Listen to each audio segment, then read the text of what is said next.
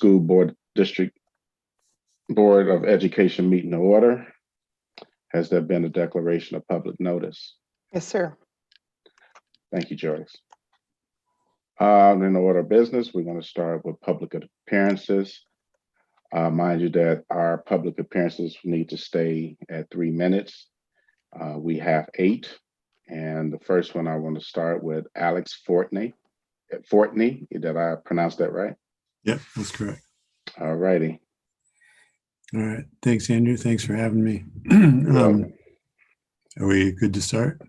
Yes, go ahead. Okay. I wanted to share concerns about the plan for winter sports. As far as we know, there is not a plan for the season at this time. I've shared a video wall with short clips from students, about 20 of them with Joyce, URL, and then also a petition with over 370 parents and students signed with over 60 some comments asking for a plan from our administration. So look forward to you all reading the comments and watching the videos. It's important that you do. Many schools in our district and in Dane County have shared detailed plans about how they will practice and compete. Some even working to make it happen outside Dane County if necessary, but we've not heard details about how we will accomplish a season at MG. We're confident it can be done, and we want this administration to be on the clock to let us know how we can make that happen. Obviously, for students, the last 9 months have been incredibly difficult, many suffering for the opportunities missed. Of course, you know that extracurriculars are incredibly important in the development of young adults. And for some, this winter sports season may be their last opportunity for a special type of high school bonding. For some, this will impact opportunities afforded them at the college level. But I'm sure you know for all, these experiences and memories will shape them significantly. And we ask you to follow through on your job in terms of providing opportunities that shape our students into the best young adults possible. This means we really want you to lead, and we need that right now. We've seen parents and teachers go to extraordinary lengths to make these 9 months workable. And now it's your turn. We ask you to help us move forward. We'd like to have a detailed plan for how we make a winter sports season happen. We're good with a plan A, a plan B, and a plan C if that's what it takes. Now's the time. We ask you to be creative. I know if you give these kids a chance, I guarantee they will make you proud. If you don't, you have failed them for lack of effort. And as these student athletes know all too well, lack of effort is not acceptable. So let's go MG, and thank you for the time. Thank you, Alex. Could we just, I just have one question. Alex, will you make sure that we have a way to access these videos so that we can watch these? Yes. Because I think that's an important piece of what we need to do. They were sent to you on email, Susan. Yeah, we did get them. I was able to watch them. Yeah. So yeah. Okay. Okay. And I'll say I did get a chance to watch the video, and I think it was a very powerful video. So if the board hasn't had opportunity yet to try to make sure you do that. Yeah, Alex, thank you. I'm gonna watch him as soon as we're off the board meeting because I'm gonna be up all night. So Okay. Thank you. thank you. My son Jack is here too, so. Okay, so Jack Fortney. Hello. All right, I'll get to it. My name is Jack Fortney, and I'm a junior at Monona Grove High School, and I'm patiently waiting for a basketball season. I'm here to talk about the best interest from Monona Grove, and I think that it's that we have a winter sports season. As you all know, in recent months, there's been demand for change from parents and the players, and we feel like there's ways to have a season, and we do it in the safest ways we can make all of that possible. But we need your help, communication, and your cooperation to make this work for all of us. Myself and many of my friends know people who are getting the experience of playing while we're sitting here waiting for a plan to play that we might not even get. The crazy thing is that some schools just 20 minutes away are playing. Marshall, which is in Dane County, they're the first school to start practicing for a new season, and they're moving forward with athletics and competing. For other schools who are in the same boat as us, they already got a plan to get a season going when they legally can. They're just waiting for the opportunity. We have an advantage because at this age, we're the generation with the best protection to fight this virus if we get the virus. COVID survival rate in teenagers our age is at 99.75%, which goes to show why so many schools in Wisconsin are playing their players right now. Experts are even saying that since the pandemic hit America, the COVID mortality rate has dropped significantly. They attribute the drop to healthcare professionals being able to provide better health care for the victims. Across Wisconsin, over 70% of high schools are having some sort of season, so why can't we? Sure, we're in the same boat as some other schools in the area, but more schools are out there playing as safely as possible. So as I asked again, why can't we?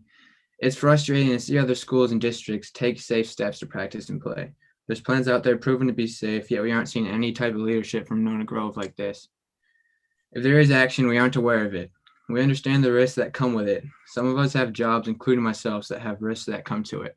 Our lives are continuing to go on around us, yet we have been forced to the sidelines, waiting to get a chance to play. We all want to follow the protocols, and other coaches want a chance too. As I said, we want our chance, but we can't do it without your time and support. I think we deserve a plan to play, even if it has some modifications to it. We played our hearts out from Monona Grove in the past, and we deserve to have the same effort put forth back from you guys. Thank you for listening. Thank you, Jack. Next, we have Max Uniton. Did I pronounce that right? Yep. I'm Max Unitan. I am a junior hockey player at Monona Grove High School. And I personally am concerned not just about my own well-being, but the well-being of other students and my friends and whatnot. Lots of people in my grade, my school use sports as kind of a way to, more as a stress reliever, so to say. Not having that, it's definitely been difficult, just like what Jack has said, to get through the school year. I apologize. I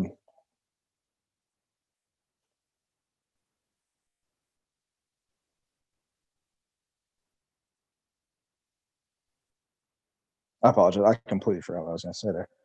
Oh, all right. Well, okay. Well, thank you, Max. Can I just ask a quick question, Andrew?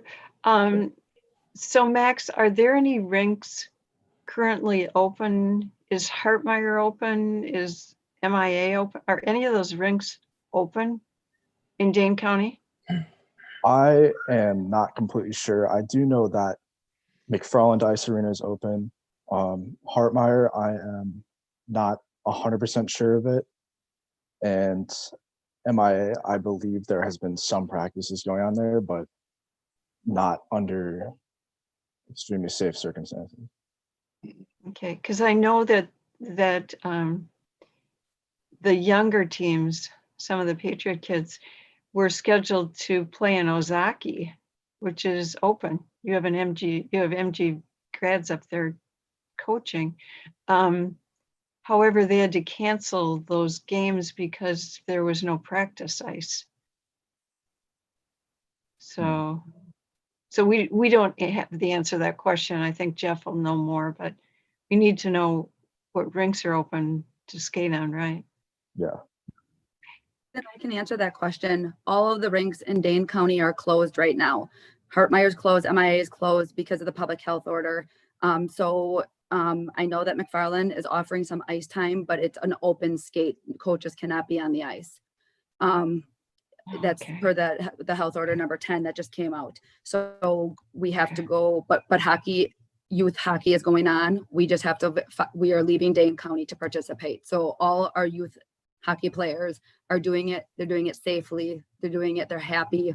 They're thriving. We've had no incidents, and we're just literally have to go outside the Dane County border and we can do it.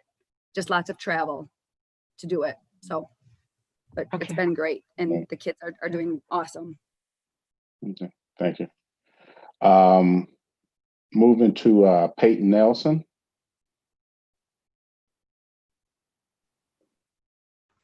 Hi everyone, can you all hear me okay? Yes, go ahead, Peyton. Okay, perfect.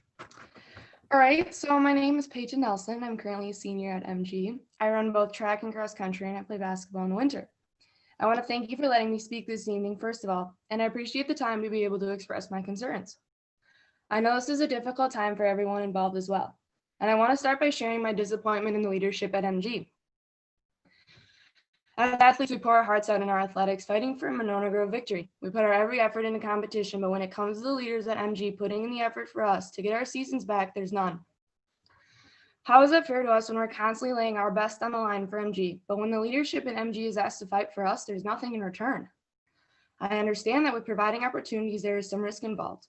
And I know as a district that you're worried about liability, but take a minute to think about the liability you're creating by not providing any opportunities, such as mental health, playing in unsafe environments, extra late travel at night, or the opportunity gap that's being created for all students.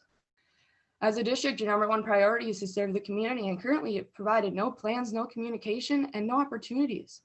Can you honestly tell us that you're doing everything that you can to get us back into our sports seasons? And if so, please provide a detailed explanation as to what has been done. And I want to make this very clear. There's no possible way that a virtual practice is an option. It's a perfect example of an easy way out. If there was so much risk to playing winter sports and there would be no one doing it, yet we see other schools and schools bigger than us taking steps forward. We're all accountable for finding a way forward, and that doesn't exempt the administration at MG. There's nothing more heartbreaking than seeing other schools in our conference, such as Reedsburg, Baraboo, Fort, Edgewood, Monroe, Beaver Dam, and Sauk Prairie, all playing their winter sports seasons. We just sit back and watch. Even though these schools are outside of Dane County, we've been talking with them, discussing what is working, and bringing that back to Dane County Public Health. Have you ultimately presented a plan to Dane County Public Health about ways to work with them about building competition for Dane County schools? For example, a competition with Oregon. Besides the actual competition, players would be spaced out, the ball would be sanitized, players would wear masks, we space out the benches, and athletes even provide their own transportation. Within Dane County Public Health's guidelines, why is it so apparent that you're looking for obstacles rather than creating opportunities for us? And I'm also curious as to why the athletic administration has yet to respond to emails from students, as well as why there has been no check-in by the athletic administration to see how student athletes are doing. Why are Edgewood and Marshall able to play right now when they're both in Dane County? And how are they overcoming the liability risk in playing? Because based on what's been mentioned, we can't do anything because of Dane County's guidelines. With that, why are we not creating opportunities for not only athletics, but also clubs and activities? You've been sitting on the sidelines for too long, and you need to get in the game and make something happen for us. Thank you again for your time tonight. I wish I wasn't making this speech, but I do not feel that the administration at MG is advocating for its students, and it's very disappointing. Thank you, Peyton. Next is Henry Walsh. Hi, my name's Henry Walsh, and I want to again thank you for giving me the opportunity to speak tonight. I'm a senior at Monona Grove, and ever since I was a freshman walking into Monona Grove, I looked forward to my senior season, especially athletically. I looked forward to winning a conference championship in football as well as basketball.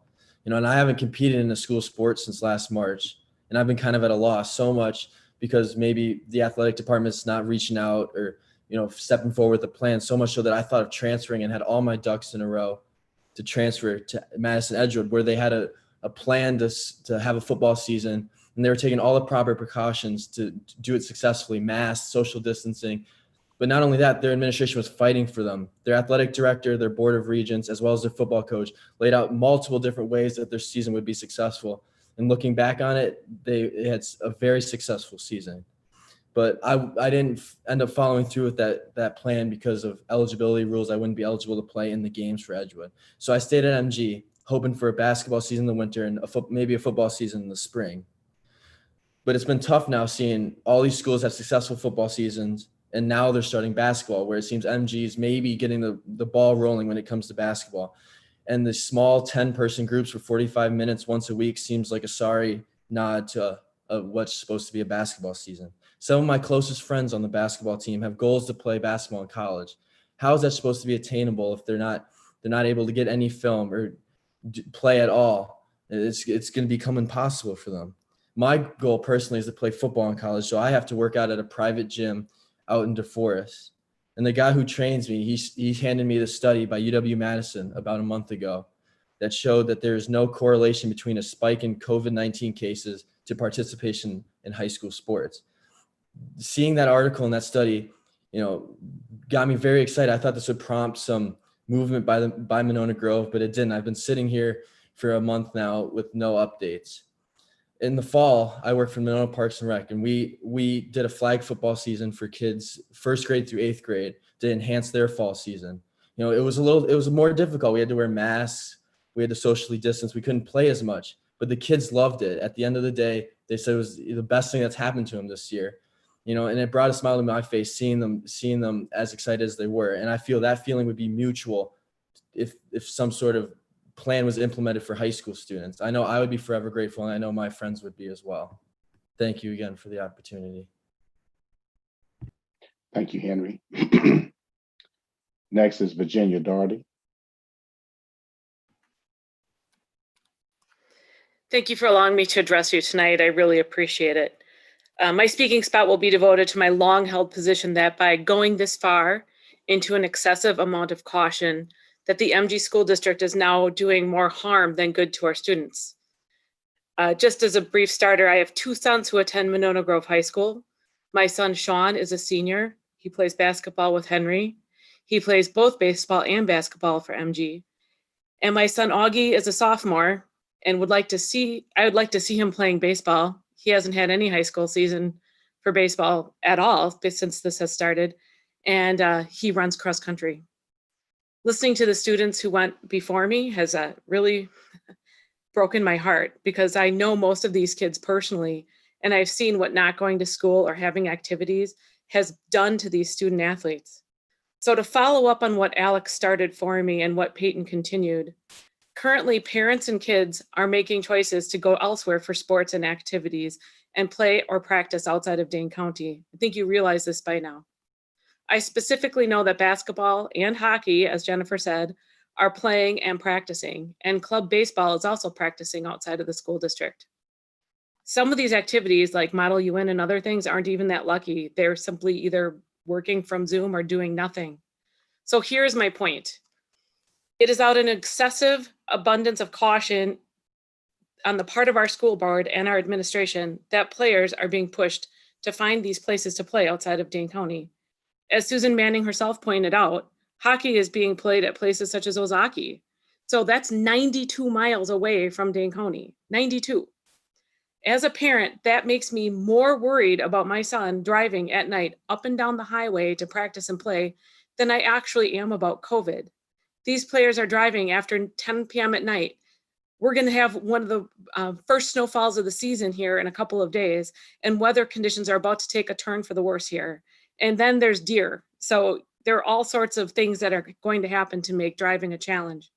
Statistics show that these children are more seriously at risk, 5 times more seriously at risk to be in a car accident than they are to having long-term effects from COVID. As a parent, I can make certain choices to keep basketball safe. Henry went through some of them. Peyton did as well. Kids are masked at practice. They are going to and from practice games individually, which is helping them spread COVID from spreading COVID, but puts more and more people on the roads. I'm personally limiting the exposure of my children to my in-laws who are in their 80s because of their participation in club sports. Those are choices my family has currently and personally made to allow Sean just to play basketball. 30 seconds. Did you say, wait a second? I said 30 seconds. Oh, I know what you're thinking. We shouldn't be making these choices, but let me address that. I believe it's time that as a school board, our board and administration face the reality that parents are concerned about their children physiologically and psychologically. And so parents will do what they need to do to support their children. At this point, the board and the district can choose to ignore us and this reality, which will contribute greatly to the further problems our children have. Or they can be part of an active solution, actively involved in the solutions that can help our children in so many ways, both now and in the future, avoid long-term effects of COVID on their psyche. It makes perfect sense to be part of the solution, while other districts are in control of the situation and ensure a high level of mitigation and safety standards are put in place to protect our children. We should be doing that too. And before you cut me off, let me just say, I think what we're asking for here is really this. We're asking for a safe and clean space for our kids to play, administrative support to schedule practices and games, maybe some janitorial support to ensure that each kid has a safe place for the next group to play within MG. We ask that you allow kids to play outside of Dane County, possibly with some sort of school support, like perhaps safe busing. We ask to understand what steps are being taken towards these goals and what needs to happen in order allow our children to go back to practicing safely, to play and pursue activities in the name of Monona Grove. And if we are stuck adhering to the PHMDC guidelines and therefore we cannot play as being asked, then I truly want to know exactly what the next steps are. And parents are being misinformed about their options. So please, let's not turn a blind eye to exactly what the reality is of what our families are doing. And instead, let's be actively involved in making it an even safer place for our children. Thank you. Virginia. Thank you, Virginia. Jennifer Halbowitz. Are there any other students that want to talk? And just in case we get cut off from our time, I'd rather have students have an opportunity. I'm calling it down the line. You're next. All right. Okay. Thank you for letting me talk tonight. I know my name is well known to all of you, as I have sent almost weekly emails and spoke to almost all of you personally since June, as I began my mission to get our children back into public schools safely. Sadly, it has fallen on deaf ears, but I will continue to advocate strongly for my children and the children of Monona Grove community. I could speak for hours on the accumulating scientifically based evidence and provide you with endless objective data and statistics that support the fact that our classrooms are safe to return and that virtual learning and the isolation is destroying our innocent children. But I've already done all that, and I'm convinced that no one's even reading it anymore. If any of you have watched the news or read the newspaper, you know that there's minimal cases of acquired COVID-19 in districts that have consistently offered in-class instruction. It's been proven that most cases in schools have been community or family acquired, and that there's been significant classroom transmission to other students. There has not been significant classroom transmission to students or teachers. Why do we continue to ignore this? Dr. Olson has repeatedly told me that it is our responsibility to listen to the science and follow our health department's recommendations and requirements. Yet, out of 16 Dane County districts, we are one of 4 that is not offering any sort of K-2 education right now. As of August 21st, the Public Health Madison Dane County stated in boldface print that they support in-person education for students in early childhood through 2nd grade. In July, they provided our schools with a list of common sense safety requirements to implement in order to open schools safely. As of December 9th, none of our K-2 children are in school doors. And as of December 9th, your staff, students, coaches, athletes, school board members, and families have yet to see any safety policies or procedures in writing specific to our Monona Grove School District. This is not following our health department's guidelines. You've decided to only follow the unattainable metrics in which our health department provided, which are merely recommendations. There is now evidence from the Harvard doctors who created these metrics that they're not necessary, and that there's a mounting evidence from our CDC, the doctors, the Wisconsin Department of Health Services, our local pediatricians, and our own national infectious disease expert, Dr. Fauci, that keeping our children at home doing virtual learning is absolutely not necessary. Not one of you is a healthcare professional, and therefore I can understand how it's difficult to sift through the scientific data, which is why I have repeatedly suggested a medical advisory board to help navigate your decisions. Again, this has never been discussed. As a healthcare professional, if something falls out of my scope of practice, I refer my patients to a specialist to get them the best possible care. It is ethically the right thing to do, which leads me to this main reason for me requesting to make a public comment tonight. I am following up about Dr. Olson's participation in an amicus brief supporting giving our local health department the authority to shut down our county schools rather than leaving that decision in each individual school district's hands, all without the entire school board voting or knowing about it. This is the second time I have become aware of our superintendent overstepping the authority of our elected officials, our school board, to make a sole decision strongly affecting our student body of 3,500 students. The first dating back to July, when Dr. Olson made a sole decision and announcement to begin our school year 100% virtual in the morning before that school board meeting and without a school board vote. I spoke to 4 of you personally, including our school board president, and each of you stated how this angered you and was not acceptable, and that Dr. Olson was called immediately and questioned about this, but there was no further communication or follow-up about the same. It was just swept under the rug like it never happened. I, as well as many others in this district, have a hard time with the fact that our leaders are not following the rules. This makes me feel as though there are ulterior motives and that your decisions about school reopening does not have the best interests of our district students and families in mind. This results in lack of trust, which in return causes frustration and discontentment in our community. 9 of our surrounding Dane County districts are working hard to do what's right by following our health department's guidelines, creating multi-page documents detailing safety policies and procedures specific to their individual schools, implementing these policies and procedures, and sending out weekly detailed communications to their staff and families. Why does our administration... 30 seconds. want to support the closing of these districts when they are functionally safely and effectively. In conclusion, I am begging you to understand that we all need a choice. We as parents need a choice for in-person education if that is what our children need for an effective education. Again, please, please understand that by not asking your district families what they need, you are creating a huge equality issue. Not everybody has the financial and emotional support at home. Those that do will get by, those that don't will not. That's what I'm seeing. Why are we not trying to put our students into the same, why are we all trying to put our students into the same mold? Isn't one of the things that our public school district prides itself on is working hard to meet our students' individual needs? Why are we okay with belittling the role of our public schools and our teachers on our children's lives? When are you going to tell us that there's no hope for our 3rd through 12th graders to get back into schools this year so we can make our family decision to pull our children from this district if we need to? We need a plan. We need a choice. We need you to support and advocate for your students and our families. Thank you. Thank you, Jennifer. Thank you, Jennifer. Great job. And last is Sarah Nope. Hi, my last name is Baumgartner. Thank you for letting me speak tonight and allowing this time to go over. I do support the kids that need to get back into sports 100%. Thankfully, my kids are not in district sports, so they've been able to continue, and thankfully for that. I have a kid at Winnequa and a kid at GDS. And recently, I have reluctantly come to terms with the reality that the educational format preferences of parents who know their children's specific needs the most seem to be of very little value and concern when our local leaders are making decisions. That has made itself obvious through a lack of two-way communication and trust with families. We all agree that the end goal is to get kids back in school, yet our leaders are complacent with slow progress and fail to represent the needs of the largest group of people bearing the brunt of their decisions, students and families.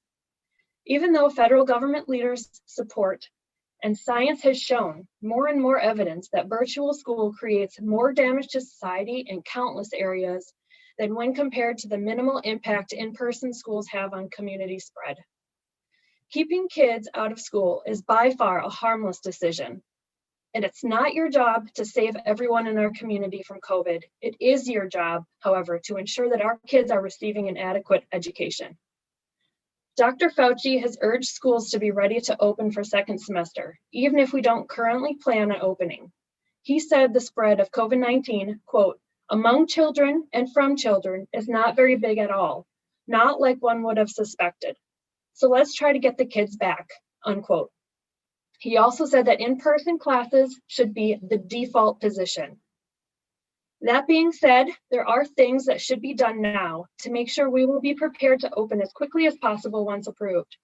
Some processes need to be started now. Things that involve long-term preparation or involve third parties.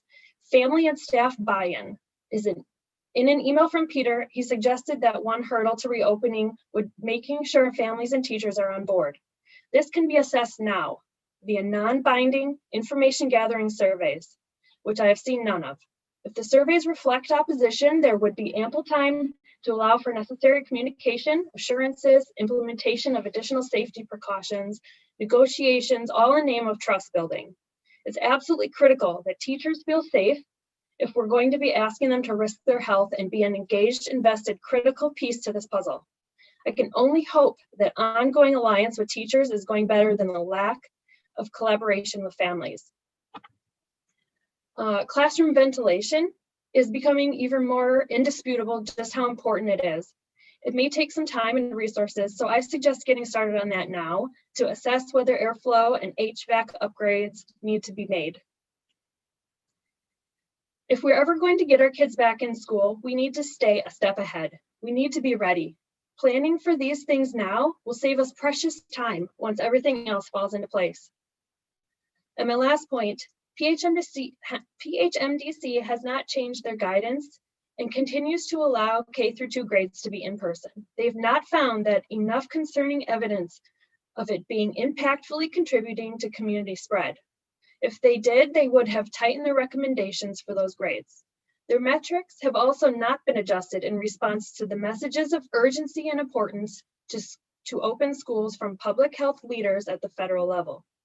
I realize we have not met the adopted metrics for the next group of 3rd through 5th graders, but I'm asking you to consider making an exception in response to the recent realizations and allow them an option to join 4K through 2 and reopening in January. Thank you. Thank you, Sarah. Okay, we'll move on to the consent agenda. Can I have a motion for the consent agenda as presented? I move approval of the consent agenda as presented. Second. Yeah, Peter second. All in favor, roll call. Susan Manning, Aye. Eric, Elizabeth, Aye. Peter, Aye. Susan Fox, Aye. Lorraine, Aye. Andrew, aye. Ayes have it, motion carries. Next is recognitions. Dan? Okay, thank you. First, we'd like to recognize our student services staff who are committed to building and expanding relationships between students. During a normal school year, student services staff offer a lunch bunch as a way to forge connections. During Virtual Learning 2.0, our student services team are offering virtual breakfast breaks and lunch bunches.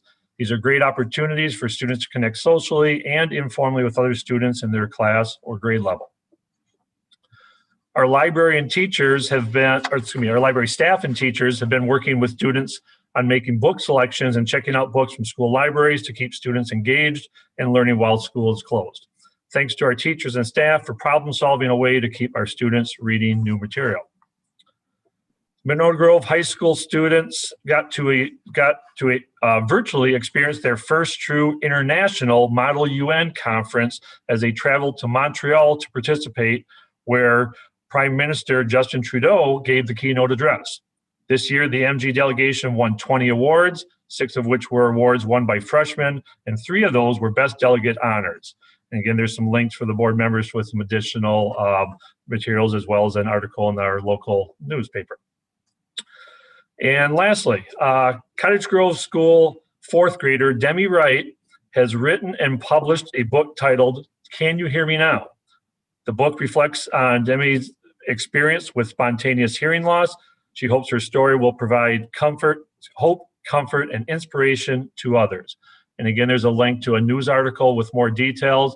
And in case you don't know, Demi is actually the daughter of our Cottage Grove principal, Danielle Wright. Very, very proud of this accomplishment. Thank you, Dan. Can I just? Oh, go ahead, Susan. Well, I just wanted to clarify one thing, that when we talked about the Model UN traveling, that was virtual traveling, just so people are clear that that's what that was. Because I was delighted to hear how successful they were. And really, to me, this was one of the areas where virtual was almost beneficial, because they got to do these meet with international groups. It was pretty awesome. Anyway, just wanted to make sure people were clear on that they did not get on a bus and ride out to Canada.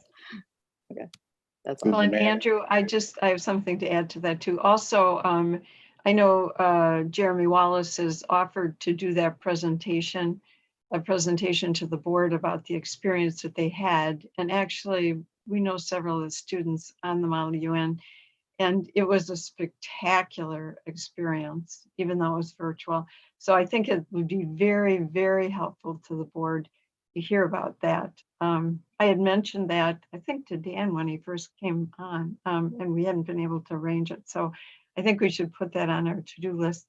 The other thing I want to mention, because I think it's really critical that this community knows how meaningful this person was to so many of us. George, better known as Dutch Durnford, who taught at Monona Grove High School for 25 plus years,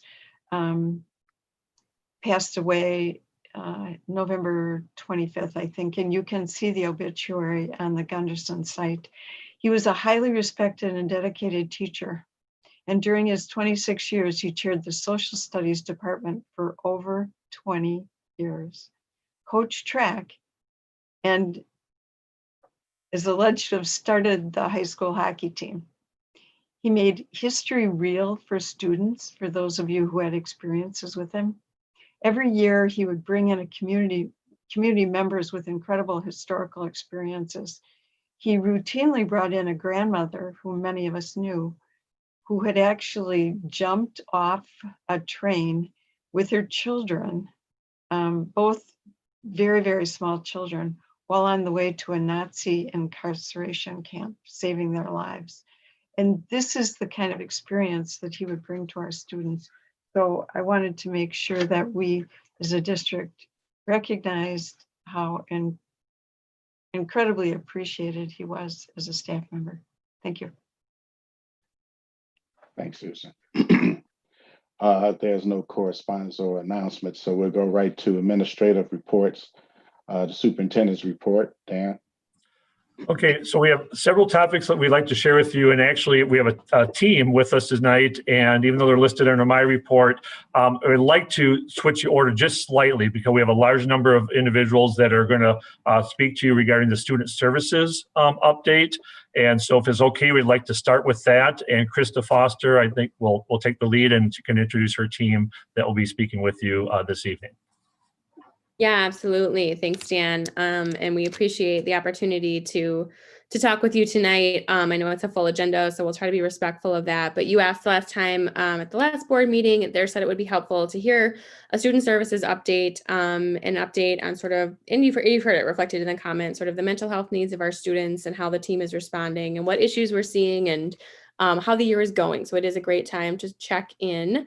Before we get started or jump in, I'll let you know, introduce, we do have a team with us here tonight. You all know Shelby Steele, our Student Services and Equity Coordinator, and Sean Bielmeyer, who's been serving as interim director while we finally did finish my maternity leave and am back full time. And thankfully, Sean is staying on with us to work on some projects related to safely reopening schools and helping with our health team and contact tracing and some pieces. So I've got Shelby and Sean. Kendra Atkinson is our special education coordinator, and Kendra, previously you have seen her report with us. She was a school psychologist at Cottage Grove School for a long time and thankfully has moved into a new role here at the district office. And Leah Kuchke, one of our fabulous school social workers from Winnequa School, will also be speaking with us tonight. So thank you. We did prepare a presentation that we're gonna tag team and go through a little bit. You had a chance to look over the slides, and I'm sure that probably generated some questions. I think it will work best if we just save questions at the end, Andrew, and then maybe you can help facilitate that piece. So we'll kind of give the overview and go through it and be happy to answer and reserve time for any questions that you might have for us. Sure. Great. Okay. So let's see. I can share my screen here, I think.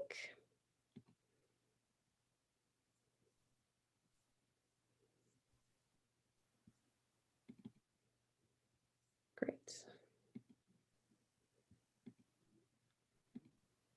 All right. So we'll just kind of kick off here. And, so what we titled this as school-based mental health and responding to needs in a pandemic, sort of framing what the work of our student services team has looked like this year. And we heard questions from you and from others about how roles and needs and things have shifted this year. In terms of how we chose to just frame this discussion, we thought this was a good chance to give a reminder, and we've had the opportunity to go through this before, but sort of what our priority areas are in the realm of mental health services and supports. We're about 4 years into the process of setting some specific goals and having some areas of focus around development and implementation of a continuum of mental health services in Monona Grove. And our mental health work group, which is comprised of many student services team members. The folks who are here, Kendra, Leah, Shelby, have been part of that since day one. We're again about 4 years into that group. We've had some principals work with us on the mental health work group. Our school nurses have had a big role. And so I mention that because this really has served as a foundation for our ability to pivot and respond and be flexible in terms of meeting the needs in a school year that we never anticipated. So we're going to go through each of these. The priority areas that are listed here are not just generated from thin air. We have been working from the Wisconsin School Mental Health Needs Assessment as a district, again, for several years, and have made some choices about our priority areas based on the team rating scales and feedback from schools in terms of which should be our priority areas. So trauma sensitive schools, we've talked about that before. That's been an area of focus. Mental health screening and response, integration of social emotional learning across the curriculum, staff self-care and wellness, and crisis response. So I think you can probably anticipate that we're very grateful to have done some background work and have some foundational understanding in these areas. It definitely was helpful as we talk about some of the specific impacts of COVID on serving on student services. So we'll just go through, I summed these here, but then we're going to go through them a bit one by one. So Kendra has been working in her role as part of the trauma sensitive schools rollout since the beginning. So I'm going to let her talk a little bit about that. So the first bullet point about trauma sensitive schools is really about that professional development for staff. And so what the mental health work group has done over the past 4 or so years is to take a lot of those trainings from DPI, from CISAs, and to then consolidate into our own training modules. We currently have 5 training modules that we've been delivering to school staff over the past couple of years, just to improve everybody's professional development about what are trauma sensitive schools and what are those best practices around providing mental health services and supports. And for this current new school year that we're in, just as an example, some of our classroom teachers have been able to provide materials for kids to have those calming spaces at home so that we can match what we have known about being best practices in the school. And now we want to take that, because a lot of our kids' learning environment right now is that virtual learning from home. And then we are also still providing this training to our new staff. I actually was just engaged in that last night with some of our new staff. And so making sure that they also are getting the same training that all of our staff have been receiving over the past few years. And it was really great last night to engage with our new staff and to have some dialogue about what it means to have that trauma sensitive lens, so that learning never stops. It's continuing. Yes, thank you. So I'll talk a little bit about mental health screening and response. This has been an evolution for us as well, but we've talked a little bit even at the board level about the priority to for us to really have sort of a robust screening and response system in place at all levels. So this is one of the areas of mental health, services, supports on our continuum that we are most proud of. We went from having no mental health screening in place to having one that serves all the levels, elementary, middle, and high school. And I won't talk about the details of all of that, but we do have an elementary screening tool and a screening tool that serves our secondary populations. And our teams have really just done an outstanding job of not only being willing to try when things were a bit new and seemed overwhelming and were unsure of what workload was going to be generated by putting a screening and response system into place. At this point, had this been a quote unquote normal year, we were at the point at all of our levels. It was not, a high school had a pilot year last year, a new year, our first year. And so there were things that were being adjusted and modified, but we were really looking forward to just kind of having another year to reflect and adjust on our system, and really positive results about, again, this isn't no screening process identifies every single need at every single level, but really allowing teams to fine tune their work and make sure that the time, the limited time we have for these professionals to be doing, we want them in front of the students and the groups and the classrooms with the highest needs. So we've been really excited about our progress in that area. The tools are listed here. I think that's relevant, but like the BIMAS 2 and the behavior emotional system and Review C360 platform at the middle and high school. So if people are curious, that's what we're using. Now, I did want to talk about this a little bit and why we are where we are this year. So we've had ongoing conversations since probably June about how to best handle screening and response in a pandemic. And, while it's been a frequent agenda item and we've been attending professional developments and being in regular, regular conversation with other districts and trying to assess best practice, we actually have elected not to engage in our same formal screening process this year. And instead, the focus really needs to be on daily contact, regular check-ins with students, along with some of the new tools which we've introduced here too, that district level request for support form, and then student, teacher, and family referrals at the building level.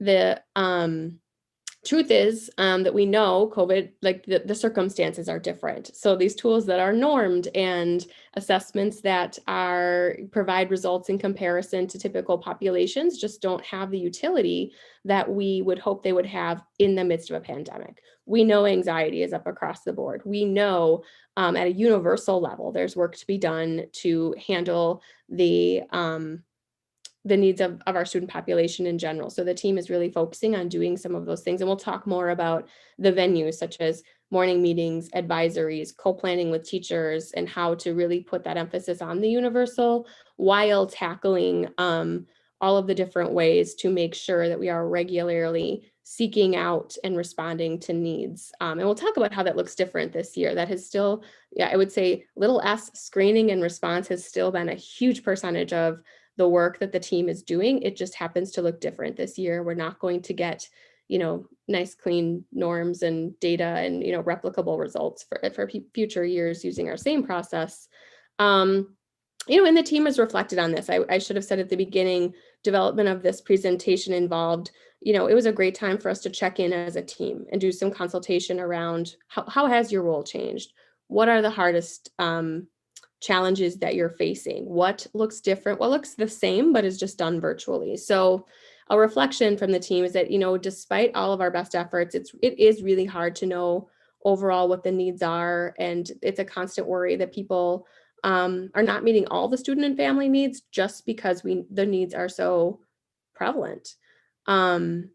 A positive note, the district level, the request for support form, and again, I think this will come up later too. One reflection on that is we had a relatively large number of families and or students directly use that tool when we rolled it out in May, I believe it was.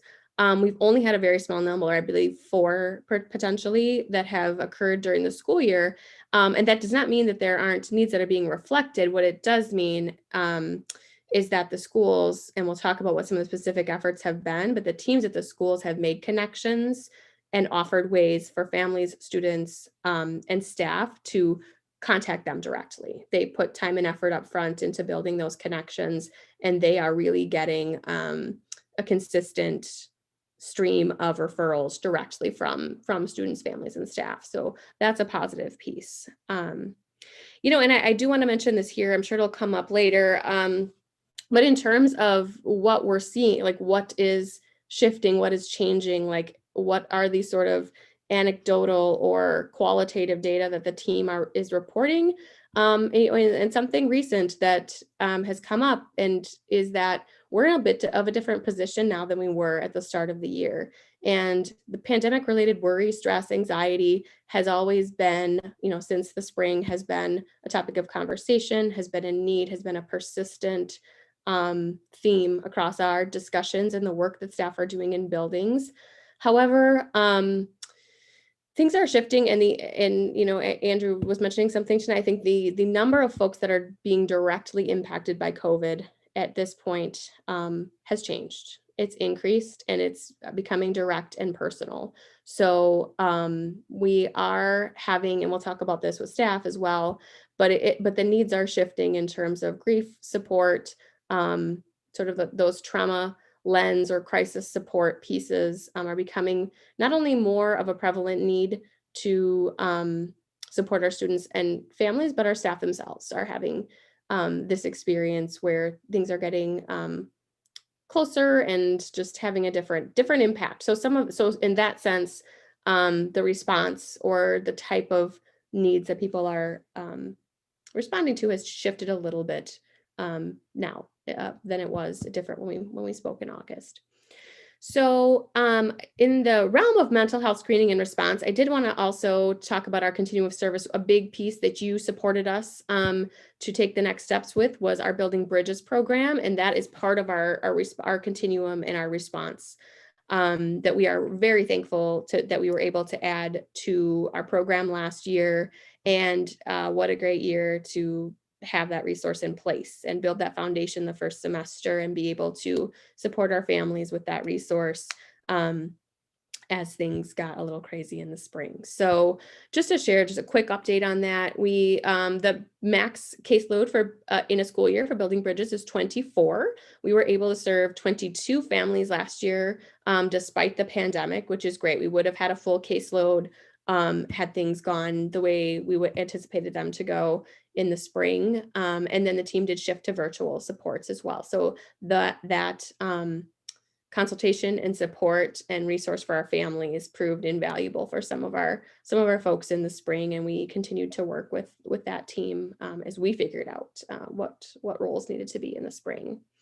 In the fall, so for 2020-21, given everyone has shifted and adjusted to needs based on the pandemic, and so this year we're doing rolling referrals, so sort of on an as needed basis as opposed to like holding tightly to those 12 per semester kind of guidelines, and that's worked really well. We are currently engaged with 5 students and their families. Our max caseload, so to speak, for the fall would be 6. We are in the midst of a staffing change. We are going to be hiring a new clinical coordinator this year. So we are currently on a reduced caseload for Building Bridges, but we are looking forward to that shift. And I can't say enough about the team's effort in getting the program off the ground in Monona Grove, as well as support from our own student services staff members. We took the time to lay the groundwork for this. We wanted it. We did some professional development with staff to understand what the program is and what it is not. And we've gotten feedback from Catholic Charities too, that really we have, and of course we get to benefit from the expertise of the other Dane County districts. And I met regularly with, the other directors with established programs, and we got to miss some of the missteps because we came on a little later in the game. So we're very grateful for that. And then I just want to mention our resource, that team, the Building Bridges team, countywide team, worked on a professional development series. So we have some excellent resources available, including the provision of some professional development around mental health, specifically during COVID-19. So this is just a little bit of feedback from our staff about Building Bridges. We've known we need more support getting students and families access to counseling and resources outside of school, just that extra voice and resource for the families. Just an additional team to really help us problem solve those challenging situations. Our families have been very, very thankful and very responsive. And I put what could make it more helpful. There weren't too many suggestions about how to make it more helpful. We're very grateful to have the program. And the piece about our staff having the training that those staff is, we have been working hard this year. Our staff do work on partnering with outside agencies, but it's been so helpful to have folks who have just a different lens and the ability to focus on that and to help our staff, kind of overcome some of the hurdles that we know exist when it comes to accessing quality behavioral health services, mental health services. And Leah is one of our strong advocates on our team, has compiled a lot of resources for families. We've had an increase in number of families and students looking to access behavioral health services. And so we're working hard on getting some consistent resources to help support families who want to know better how to access that system. All right. Well, thank you for having me, everybody. My name is Leah Kuchke. Like Krista said, I am the school social worker at Winnequa Elementary. I have been at Winnequa this is my 5th year, and it has been truly an honor and a privilege to work at Winnequa and with the Monona community. I feel grateful every single day to be a part of this educational community. So I'm going to talk a little bit about integrated social emotional learning as one of our priority areas. So this, the text that's in italics there, this priority area is one of the foundational areas of the mental health framework from Wisconsin DPI. And it's unfortunately one that we didn't really get to until this year or last year. It became a priority area that kind of we were able to put on our agenda starting last year, and then life happened. The goal of this work is to try to break down some of the silos that currently exist in our social emotional education, which is we primarily use a model wherein counselors, social workers, and psychologists come into the classroom and teach guidance lessons. And for a variety of reasons, that's just not considered the best practice. It makes it harder for teachers to reinforce. There's not always the relationships there. So the goal of this priority area was to integrate more of that social emotional learning into the day and have it be something that's directly taught and reinforced by teachers. So that was a goal that we were really hoping to work on last spring, and then life happened. But it has actually been a kind of good window of opportunity with the pandemic that and virtual teaching, we've been able to kind of rethink some of these models and do our social emotional education a little bit differently this year. So I can speak mostly as an expert from what's happening at the elementary level, and I can speak in some detail about what's happening at the upper levels. So we have really transitioned to having all student services members attending all co-planning meetings during the week to be able to chime in when we're hearing content that might relate to social emotional standards, to think of scaffolds that might help, or extensions or connections. I would say the work that I'm most proud of is the virtual lesson content that we have put together for morning meetings and for some asynchronous social emotional lessons. So I can say the staff at Winnequa, our team of 3, myself, a school psychologist, and a part-time school counselor, we put together 4 days worth of activities per week for the teachers that address various social emotional learning competencies, as well as social justice topics and teaching tolerance as identity standards. Those have been a big focus for Winnequa this year. And they're great. And we go to the morning meetings, and it's just a great touch point. And one of the benefits of this is it has really built some very, very strong classroom communities. Being able to play games with your class every Tuesday, doing silly would you rathers every Wednesday, hearing student showcase every Friday where we hear about the great work classmates are doing, have really helped us to build some very rich and supportive class communities. We are unfortunately going to be having to do some work to rebuild those class communities for our 4K to 2nd grade students, whose teachers will most likely be shifting with the shift to hybrid learning in the spring, but we're hopeful that we will be able to still rebuild those strong communities and give those students who are losing a teacher or losing classmates some closure and celebration of the school year. I do know that there are some similar things happening at the middle school with their advisory, that there is great content being produced and pushed out by teachers. And I believe similar things are happening at the high school, but it's always a little bit trickier there with schedules and time and that sort of thing. And there has been just tons and tons of meetings with students and families this year. I will talk more about this later. That's always a big part of our job, but we are seeing that need to connect and to see someone and speak to someone and have someone just say, how are you doing, has been bigger this year than in any other year. So I would say those are some of the integrated supports that we're providing right now. Yeah, thanks, Leah. Shelby, did you want to talk a little bit about the secondary in any detail at all? Yeah, I can, sure. Leah spoke a little bit about it, but yeah, at the secondary level, there's also lots of co-planning happening and some professional development for staff led by our student services teams around that integrated SEL, specifically around those social justice standards from teaching talents that Leah spoke to as well. And since the beginning of the year, all staff have really been at the secondary level and at the elementary level, all very focused on building relationships, making those connections through a variety of ways. And staff have really been very responsive to the unique needs in our current situation. And one example of this is committing to and prioritizing those check-ins and those individual meetings, even at the secondary level. That's new and hasn't happened in the past. So that's really helped build those relationships, check in with students, and provide support as needed. Thank you, Shelby. And I know Leah said it, but I just want to reinforce, this was an area we had identified. This was like a next tier goal area for the mental health work group and the work of the student services team. And this is sort of one of those silver linings of COVID, is because we were able to really intentionally put a lot of good work into this area this year. We're sort of forced into doing it, but the good news is we can capitalize on that great work that's been done. And, even for example, the elementary team really spent some time this summer, like some consistent work around standards and things like that, that maybe we would have gotten to, maybe we wouldn't have, but really proud of the work that they're done. And I'm excited to, this will set some good groundwork for when we take our integration of SEL sort of to the next level as well.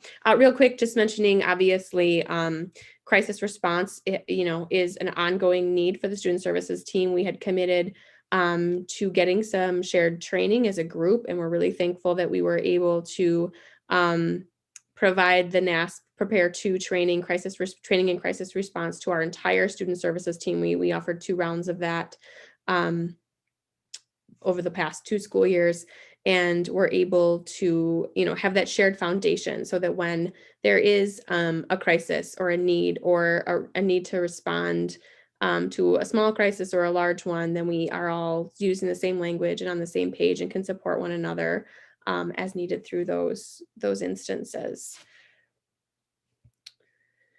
Then just segueing to, we've talked about staff self-care and wellness over time. This was one of our initial priority areas, and we sort of intentionally left this one here at the end because this has been a big one. I think when we surveyed the team to ask about what has been different in your role, pretty much across the board, there's consensus that a lot more time is being spent on support of staff self-care and wellness. We've done some work in this area, and I know that we've talked a little bit about some of those things, like our wellness camp and the introduction to all of our staff, some professional development around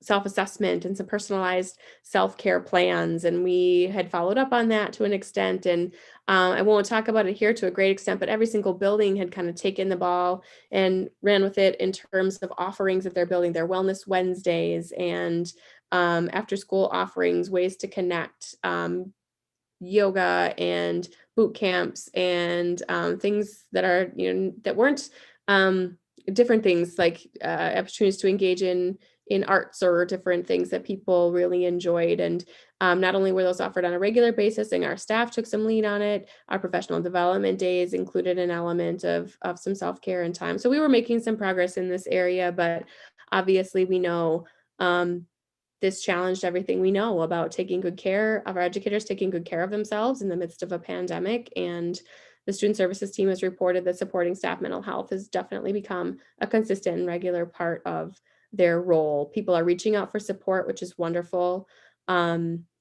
Staff members are experiencing anxiety related to teaching during a pandemic, and an increasing, again, as I mentioned a little bit earlier, an increasing number of people are reporting their own personal experiences of COVID-related grief and loss. And so it adds another layer as they support students and families who are going through the same things. There's a lot of things that we are working on, and you may hear from Nicole and I later. We just met this week to talk about some options from the Center for Healthy Minds, a couple of options for our staff that we'd like to roll out and offer next semester. Administrators and others have had Q&A, open door sessions for staff where they can just ask their questions and express their concerns. Our school nurses have been wonderful and out in front of trying to answer every question they can possibly answer, and have prepped and planned for this reopening since, just knowing that it was going to be a possibility at some point. They've been at work on safety protocols and supporting all of the needs of staff and students from the beginning. Some of the fun things that buildings are doing, in terms of just morale and wellness, that they're doing virtually, staff shout outs, recognition emails, virtual staff gatherings and connections. So everyone is making the best effort that they can during a really, really just what's really a hard time. We need to really remember that we have, thankfully, some foundation to build from. Those staff self-care plans, connecting with outside resources for our staff. And then, as a student services team, in most meetings, it's come up, I've heard it in several meetings across the, months that I've been back, is people giving one another reminders that we need to do this. We need to model and encourage those practices that promote wellness. So, our team members can't be not willing, working excessive hours and not setting boundaries and, trying to model what we'd like to see. So I appreciate their work in that area, knowing that they're under the same level of stress and pressure and have had to flip and do things very differently this year as well. All right. So I'm going to share out some themes from a discussion that we had with the vast majority of our members of the student services team last Tuesday during a meeting. And I'm going to kind of talk about these concerns in two sections. I'm going to talk about students and families, and I'm going to talk a little bit about staff. So I would say one of the main themes from the group is many of us feel proud of the work that we're doing. We feel like we are making a difference for students and families. We feel like we are helping, but there's this nagging feeling that there's got to be more. There has to be things that we're not hearing about. So we are still supporting students in a variety of ways. Obviously, there are limitations with life being virtual, of scheduling and attendance and confidentiality. It's much harder to do counseling with a student if a parent is present. So those have been some challenges for sure.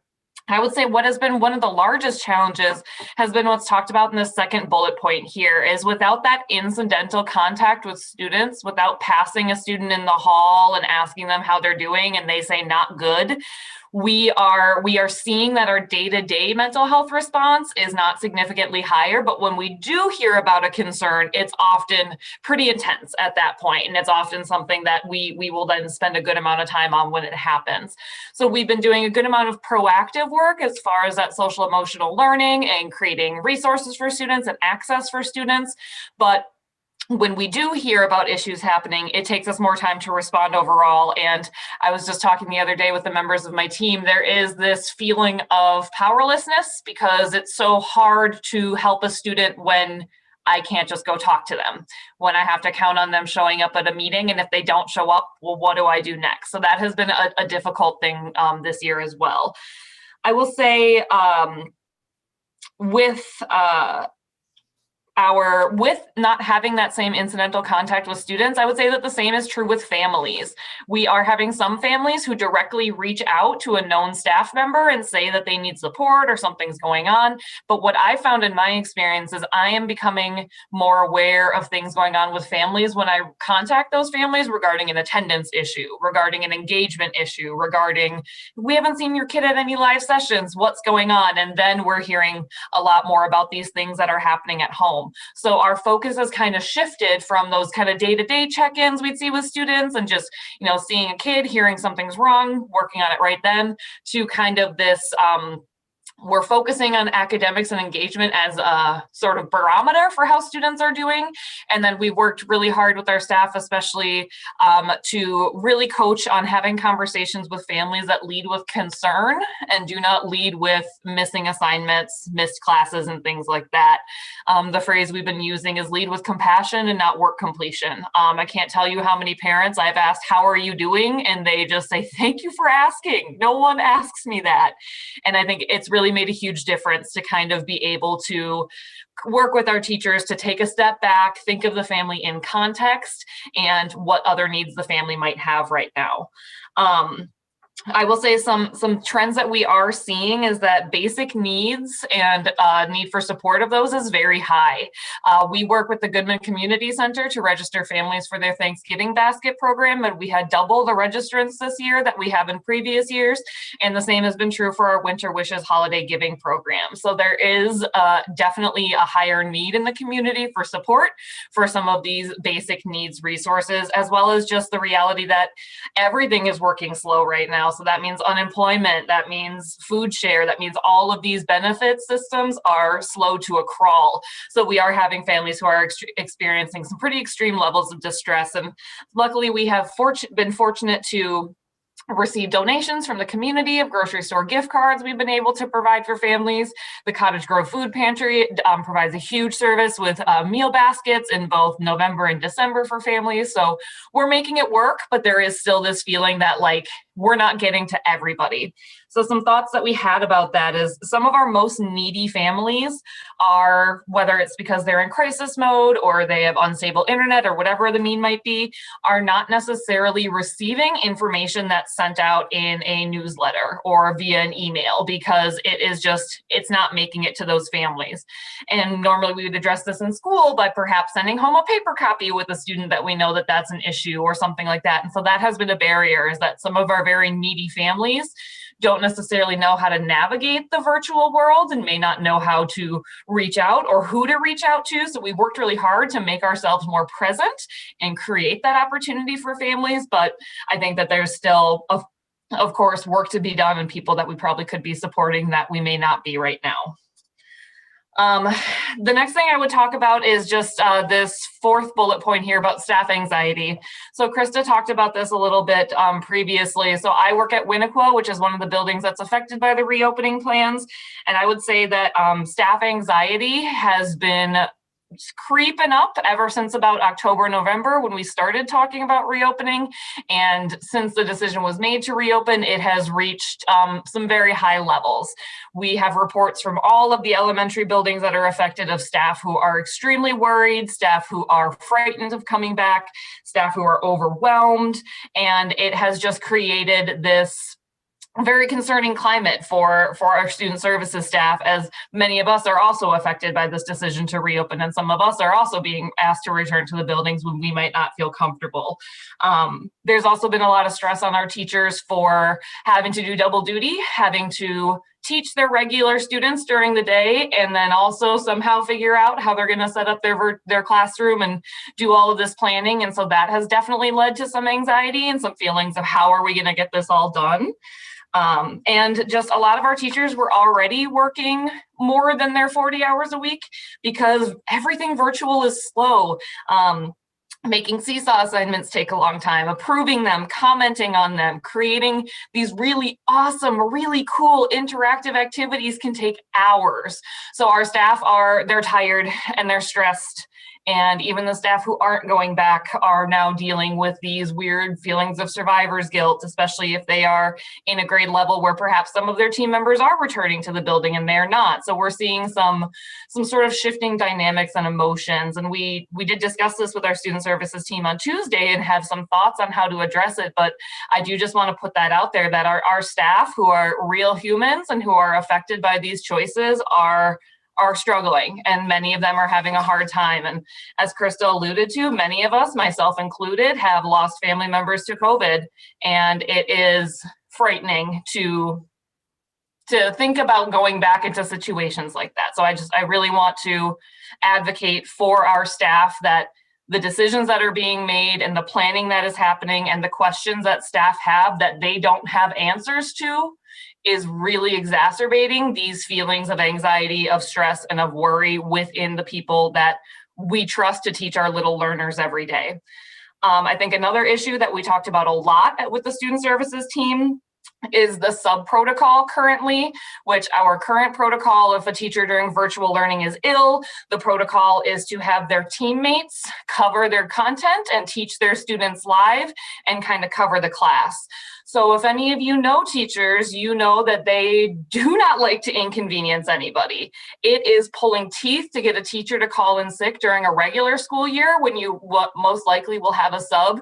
I know of many instances of teachers working when they're sick, when they're grieving, when they do not have it mentally, because the idea of making their teammates teach their students all day is not acceptable to them. One of our school counselors, Corinne at Taylor Prairie, had surgery that the doctor recommended a 5-week recovery. She only felt like she could take 1 because being out for those 5 weeks and shifting those responsibilities to her team with nobody to fill in for her wasn't acceptable to her. So I think that is certainly something that we are steering into a possibility of burnout, of people who are just working to their limit and then cracking. And it makes me very worried because we're at this point in December. And if you've worked in a school, you know, February, March is when it's bad. That's when we usually are struggling. And I'm concerned that we are feeling this way in December. I will say I have been, and this is shared by the student services team, we are blown away by our students, their resilience, their cunning. They are so smart. They are making this work and they are figuring things out. And we are so proud of our staff and all of the wonderful things that they have done. But it has been hard. It has not been an easy year. There have been many late nights and there have been many tears and there have been many meetings that don't feel good anymore because we have no solutions and we can't fix it in the ways that we want to. So there are many good things happening, and we'll talk about some of those on the next page, but I feel obligated to speak for my team and say that it has been hard for teachers, for staff, for students, for families. No one is winning right now. We're trying, but we're making it work as best we can. So to talk about some of the things that we have added that I think are things to be proud of and things that all of us feel really good doing and feel like we're having some impact. Like Krista alluded to earlier, we've had this student services request for support form, which saw pretty heavy use in the spring and has seen less heavy use in the fall, which again, I believe is because those families now do feel they have a better connection to their teacher. They have more, they know who to email, they know how to message on Seesaw.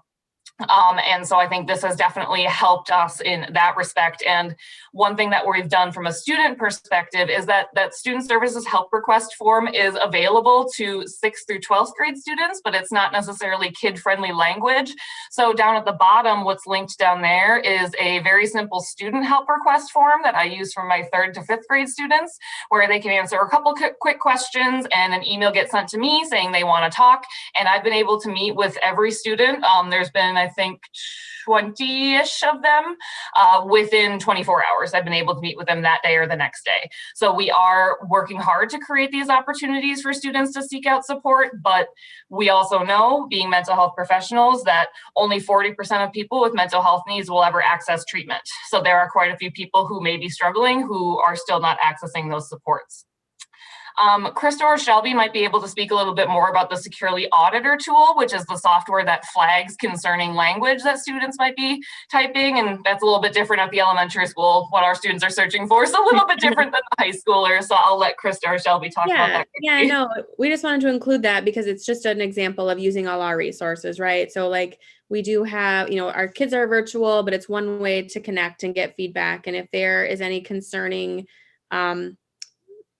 anything that's flagged as a concern that is happening online, that's a potential crisis response. We've had at least one incident where the team has been able to respond because of having this tool in place. And that's something, we may talk more with you as a board about in the future, or just, it's potentially, there's more that tool could do, but we are, the point of it being on here is just that we are using, and our administrators and student services team are just using every resource available to stay connected to students and families and to be available for those responses, even though we don't have that incidental day-to-day contact.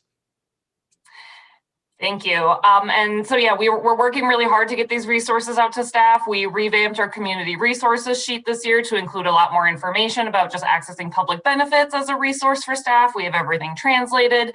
We are trying to get things out through as many means as possible. So newsletter, Seesaw, Infinite Campus, text message, whatever we need to do. And we are also seeing in especially our upper levels at the high schools, just a lot of success with socially distant home visits, porch visits.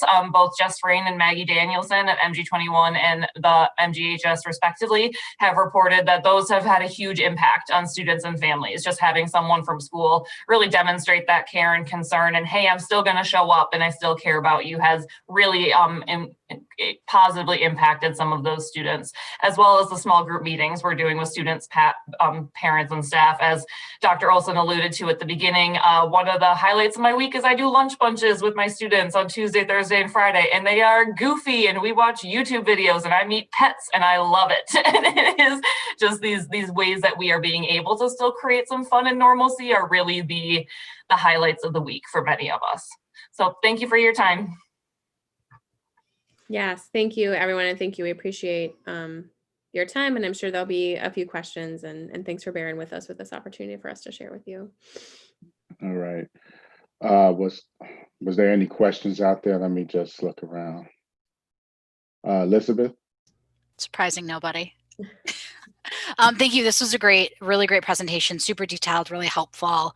I have a several questions, and also before I get into my questions, I want us to give us more credit, particularly around the trauma-informed pieces. I think if you're not familiar with how trauma-informed care really looks like, feels like, sounds like, and shows up, then there's some things that maybe don't feel like it that are missing. And so kind of just to highlight for folks, like other kinds of things, like this idea around flexible attendance and multi-ways of students responding to asynchronous activities, and thinking about even like food security. Like at my child's parent-teacher conference, they like asked me whether or not I felt food secure, whether or not I had those kinds of needs, and kind of like those small opportunities really add up to kind of really large trauma-informed care lens. And so it's been very, very apparent to me from my perspective as a parent, kind of seeing in, right, through CISA, kind of all of those small changes that have been made. And so I think that it's been very, very incredible. And I can tell that you've put a lot of thoughtfulness and planning and kind of how you do all of those small things that really add up to promote community, in addition to some of the large things that you hit, right? Integrated SCL, screening, building bridges, et cetera. So I just want to put that out there for folks, because I think it's easy things to not really see unless you know what to look for. And it's a credit to our teachers who participated in the PD. It's coming from everywhere now. It used to be maybe the student services team having that voice or asking those questions. I love that it is just coming from every direction. It's very apparent, the intentionality and the planfulness. And so kudos to you all for reading that forward. So I've got a couple of actually specific questions. One is around screening. Totally understand why we didn't do formal screening this year. Makes absolute sense. So no arguments there. Question is around informal screening. So kind of screening with small s that you alluded to, Krista. And at least I know at the elementary level, I'm not sure exactly what this looks like at the older levels, but they do have that, the students have that ability to sort of do that kind of daily checkout. And I'm curious to know whether or not there's anything usable within there in terms of aggregated screening data, or if you've thought about any of those more kind of quasi-formal or semi-formal opportunities. I can let Leah weigh in, on some of the specifics too. I think, have we thought about it? Yes. Have we prioritized, like, I guess, gathering those data? I think to date, we've prioritized making sure it happens, right? Yeah. And the ability to respond. I agree with you. And this is a conversation with my colleagues that we have all of the time. Like, I think we're all searching for, like, what is the thing that is not too disruptive or too time consuming that takes away from the actual response, but that actually gives us some useful feedback. So we're totally open to continuing to consider that as we roll into semester 2. And maybe we've talked a little bit about capitalizing on some of the just like the how it's done with some grade levels or teams, like I think would lend itself better to like if you use a form, for example, instead of like a seesaw activity, then you could actually aggregate that into a spreadsheet and then do something with it. Cool. Okay, so that was question there. Bridget's question for you. I love that we're doing rolling enrollment. I think I said that earlier. My kids walked in while you were doing that, so I apologize if you answered this question already, but are we still capped at 24 even though we're doing a rolling enrollment, or is it different now? And I should know that offhand as well. We're so reduced right now because we're at half staff that I guess I'm not entirely. It's like not even a relevant question. Yes, I believe we're still 24, but again, they're continuing to work with us this year too. So it could be that there's more flexibility.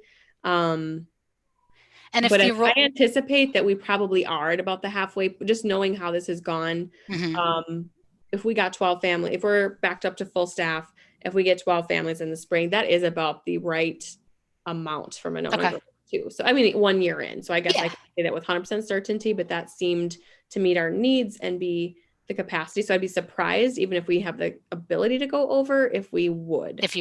Okay, that makes a lot of sense. And then just food for thought, wondering if, like, does this rolling enrollment, do we like it, right? We know like mental health issues don't have really nice, clean semester breaks, right? Unfortunately, right? Doesn't work that way. And is this something that you've talked about with Bridges in terms of maybe this is a way to do business moving forward, even outside? I was really excited that we made that shift, being a latecomer to the program. That was something that I sort of understand the rationale for it. But again, mental health doesn't happen on nice, neat timelines by state or this date or whatever too. So I think that's been a great addition, and their team is so thoughtful about how they review and make changes going forward, that I anticipate that for sure we'll discuss whether or not that can continue and what implications it might have for the program. But I know as directors and as districts, we really appreciated that shift for this year. Great, thank you. It also is very helpful with even just mental health not happening on a schedule with the old enrollment. We having to do all of the family intake meetings pretty quickly when all those families got enrolled was a very scheduling challenge. So I think this has many benefits, and I hope to see it stay as well. Yeah, great. And then I just actually have one last question on the staff wellbeing. I really appreciate Leah, in particular, like your honesty and your candor around the realities of what our staff are facing. I mean, I think this is uncertainty in general, right? And then you add all of these other components on it that you labeled. I'm not surprised that, we're seeing an increase of worry and grief and anxiety with the staff. Something that I didn't see in your presentation, I'd be a little curious about, and this is really more of a question for Nicole if she's here, and that's around EAP access and offerings and whether or not we've seen a bump in our EAP. I know a lot of EAP programs nationally have kind of like increased their offerings as a result of COVID, and whether or not we're doing any additional sort of promotional activity around EAP pieces for our staff. Or Dan, if you know it, or Krista. I'm probably not the best one to speak to that one tonight. I know if Nicole is here, maybe she could speak to that. It is something we continually, that has been shared out, and I don't know if our access has increased or not, but it's one venue for our staff for sure. Particularly for staff that might be in a sort of a more semi-acute kind of crisis, but even preventatively too for EAP. Yeah. And I will say, one of my favorite things to do is make resource sheets. It makes me feel very productive. So I did put together a document specifically for our staff that provides information on how to access mental health services, as well as behavioral health and substance abuse. That kind of goes through our insurance providers and who to call, what to say, here's what you do. And the information about EAP is on there. So hopefully when that is something that is put onto the human resources section of the website or somewhere where staff can access it, hopefully that will be helpful, because I think there is an information gap there. A lot of us hear about the EAP during orientation and then it's gone and the 5 million other things you learn about in that week. So we are hoping to get that information into our staff's hands and show how easy it is to access.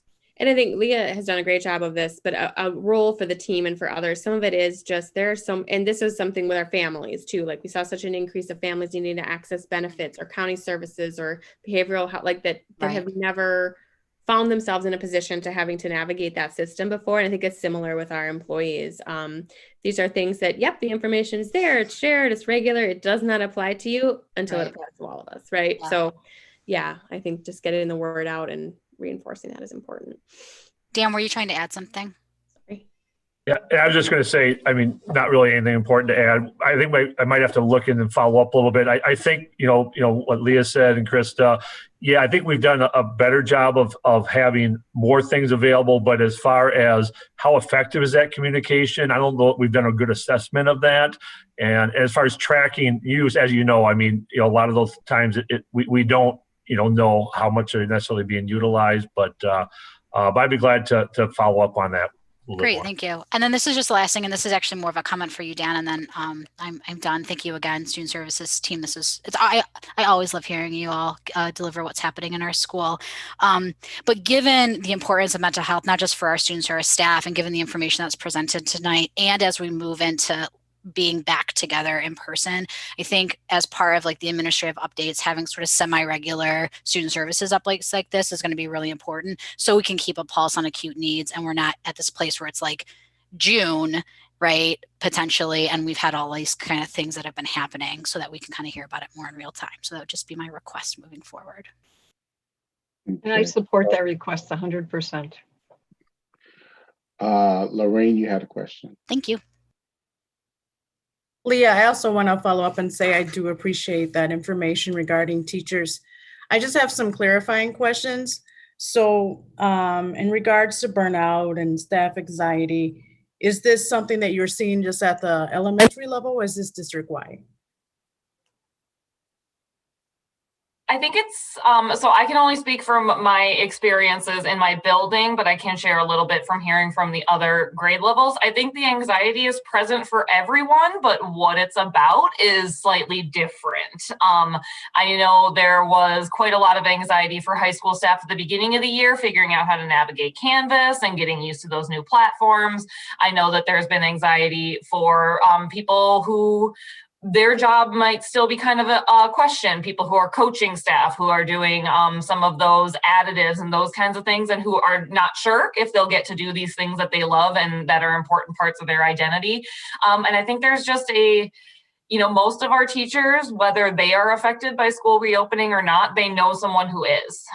They worked with someone at a previous building. Their neighbor is a kindergarten teacher and things like that. And I think people who get into education do so because they feel for others and they want to help others. And I think it's hard to see our coworkers struggling. So I think the anxiety exists at every level, but it perhaps is about some different things. And I don't know if Krista or Shelby or someone can share some more specific concerns from those levels, but I know things about like not being able to access students, concerns about student safety at home, concerns about equity and grading and the pass fail lists and things like that. I think it's slightly different depending on where you are. And Leah, how are you getting that feedback? Are they telling the principals? Or are they reaching out to you directly? How are you getting that?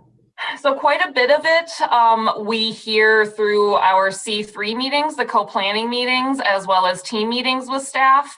We've also been doing some work during our in-service and staff meeting times, breaking up into smaller grade level teams to kind of talk about planning for transition.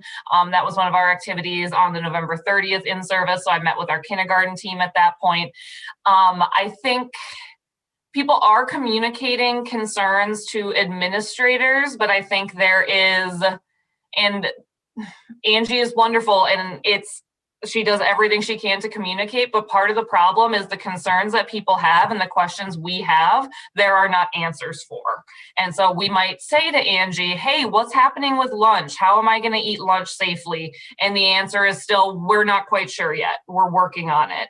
And so that, I think, contributes to this feeling of anxiety. There are all these details that, again, teachers are planners.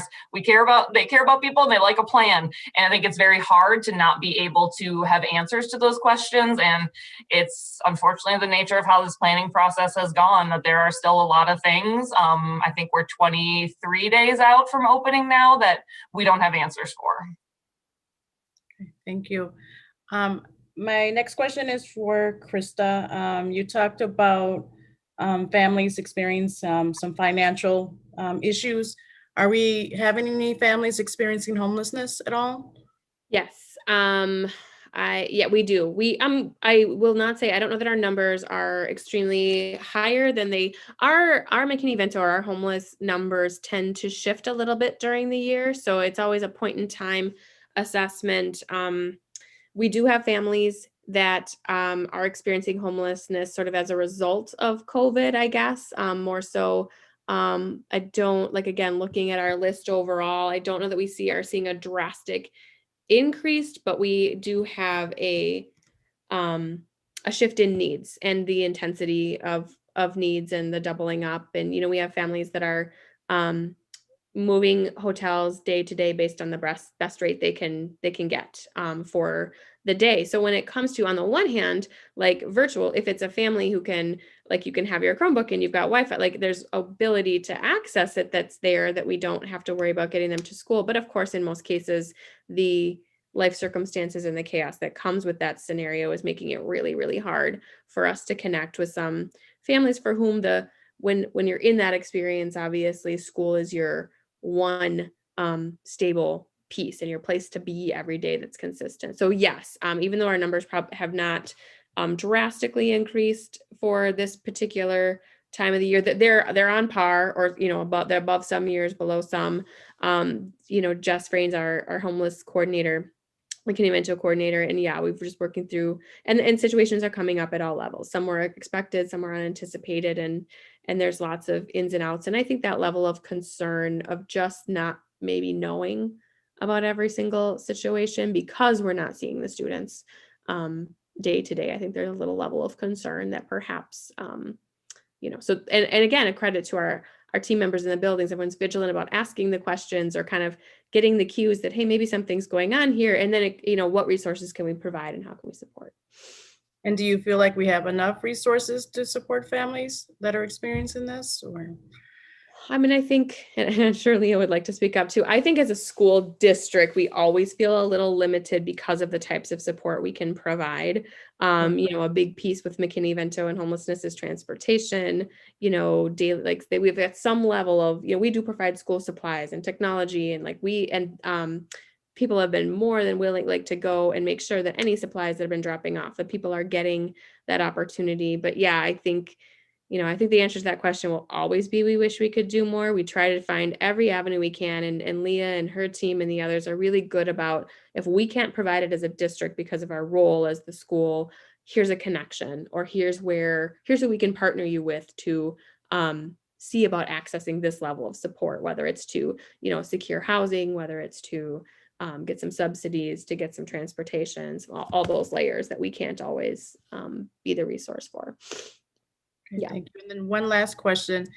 Leo, we talked about teachers with the burnout. How are the mental health professionals that are, working with teachers and administration? I'd say we're probably about in the same boat. I mean, many of us have been affected in our personal life in some way by COVID. And so there is that re-traumatization of, sharing a personal experience. My father-in-law died of COVID, and less than a month later, I was making a resource for my teachers of what to say when a student in your class tells the whole class their grandparent died of COVID. So there are these little daggers all the time that kind of get thrown at us. But I think that within every building, our student services teams are very strong. My weekly meetings with my team are great. We are a really strong team. So I think within buildings, there is, a sense of we can do it, we'll get through it. But I know in some other buildings, there are staff who, due to their own health concerns, can't come into the building during the day. So they're working at night. I got an email from a school staff at 9:45 on a Friday because people are really having to shift the way that their job looks like. And those boundaries between work and home have gotten really blurry for a lot of us. It used to be really easy to leave work at work, but when work is in the other room, it's really easy to be working till 8, 9 at night and then realize oh, I need to sleep too. And like I said, we our own staff, because of the nature of covering and no one wants to make anyone feel like they're in the lurch. I think our own staff are perhaps not taking the mental health or sick days that they normally would. I know I kind of felt like I needed to work when I was grieving, and I probably shouldn't, but I felt guilty about it. And I don't think I'm unique in that experience. So I think we're doing okay. I think there is certainly some of that survivor's guilt and those feelings of anxiety for those of us who will be returning to the building in January versus those who aren't. Those are some difficult decisions, and I think some difficult conversations at buildings. But it's the strength of our teams that gets us through it, and it's being able to share shout outs and laugh and talk about things that are going well with students. That's kind of getting us through, and seeing each other's kids be crazy in Zoom backgrounds is always good comedy as well. Thank you so much. Was there any other additional questions? All right. Go ahead, Dan, you can move on to the next. Okay, great. And thank you all for your time this evening. And I know that it was a little bit lengthy, but I think really important conversation. So thanks all for that, doing that. So there are a lot of things. So we decided to break everything up into chunks tonight. And so next we have Lisa Hype and Casey Eineken are going to talk just a little bit about follow up on what's happening. We did a recent family survey with regard to our virtual learning and technology. This will be a much shorter, presentation, but turn it over here to Lisa and Casey. Thank you, Dan. Dan, will you share screen for the slides? I certainly can.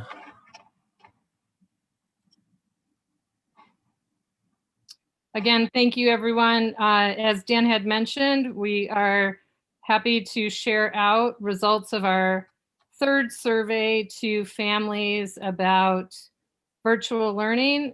Specifically, this had some technology questions tied to connectivity.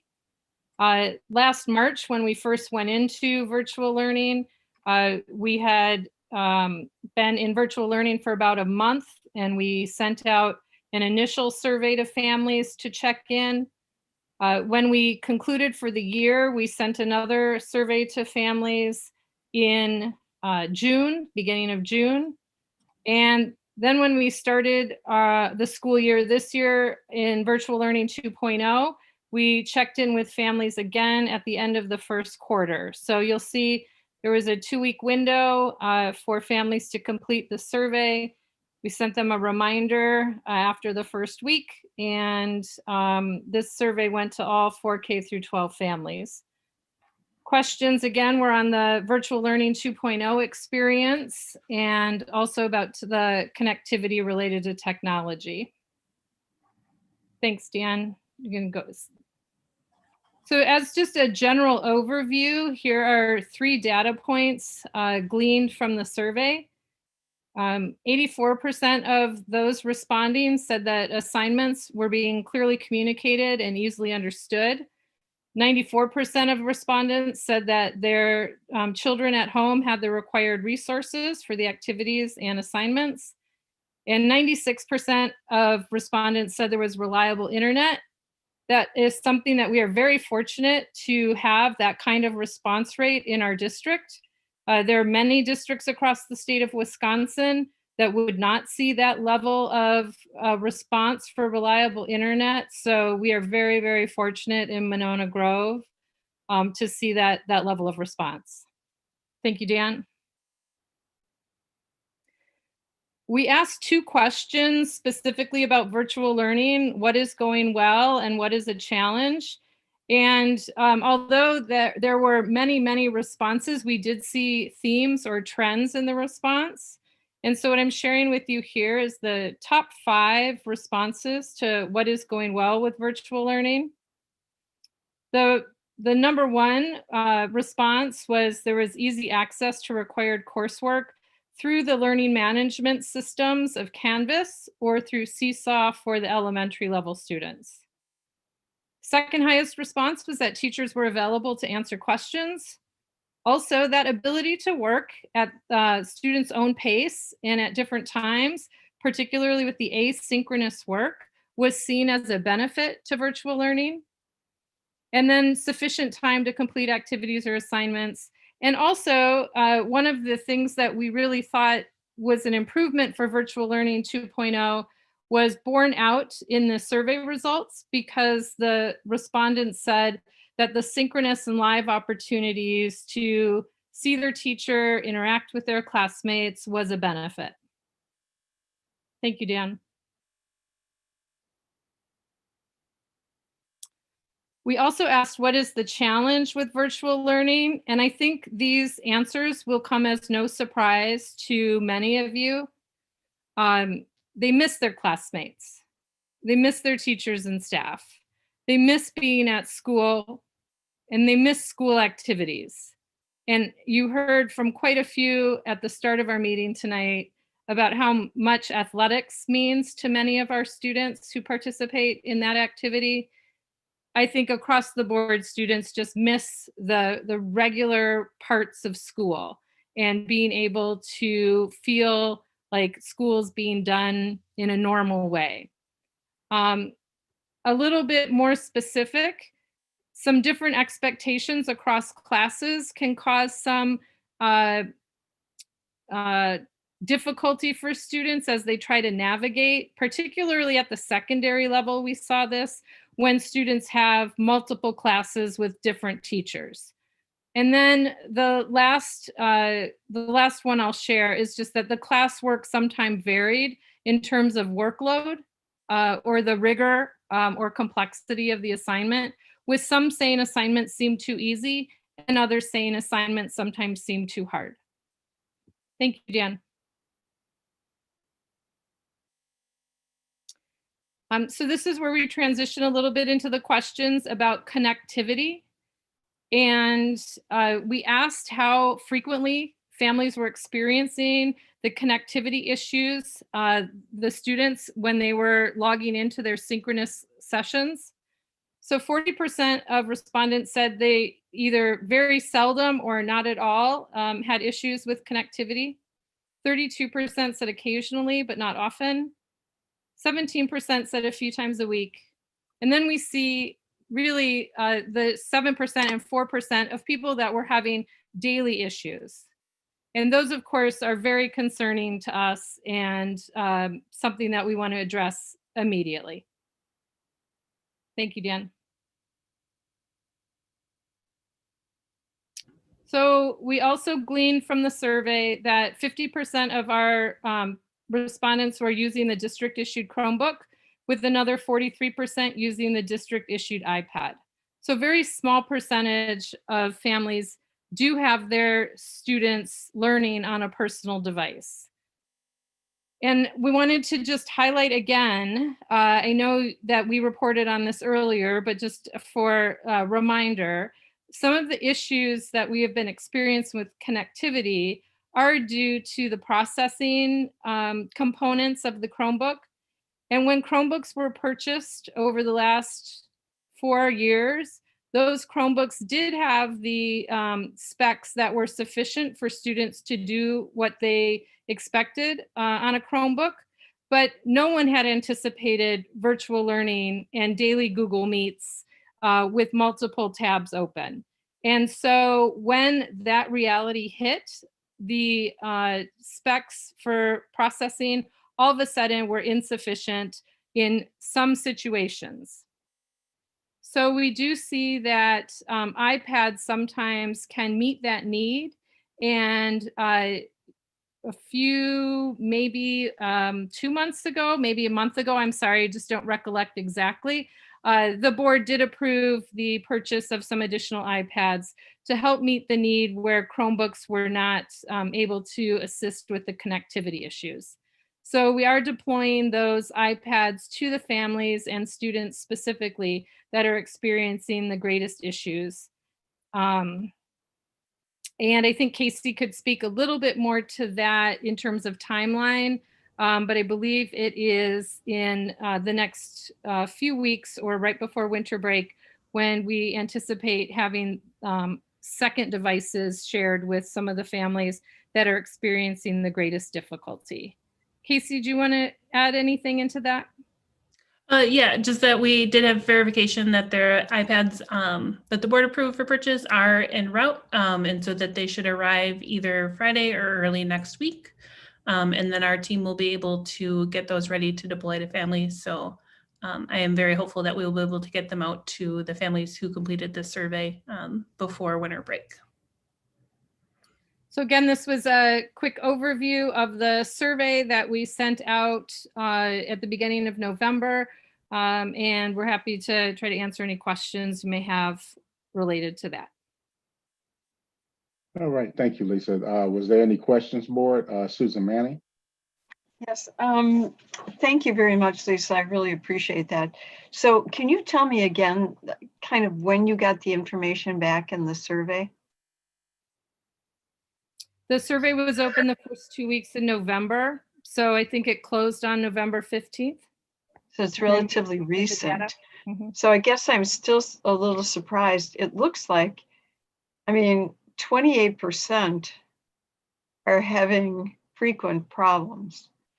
That's greater than 1 in 4 for every 100 groups. And I appreciate your comment about that this is really concerning and you want to deal with it immediately, but that's still a pretty high number that's having significant issues in relation to their ability to stay maintained and sustained in the teaching environment. What happens?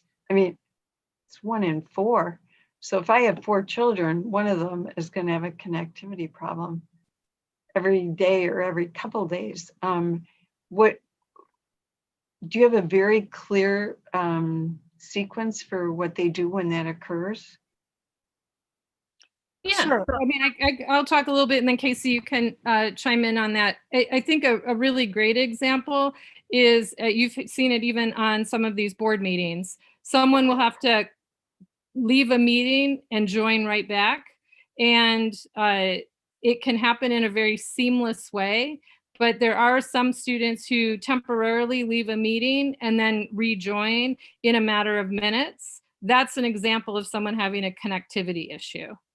So it doesn't mean that a student is locked out of an entire synchronous session, but it does mean that the student may not be consistently connected throughout.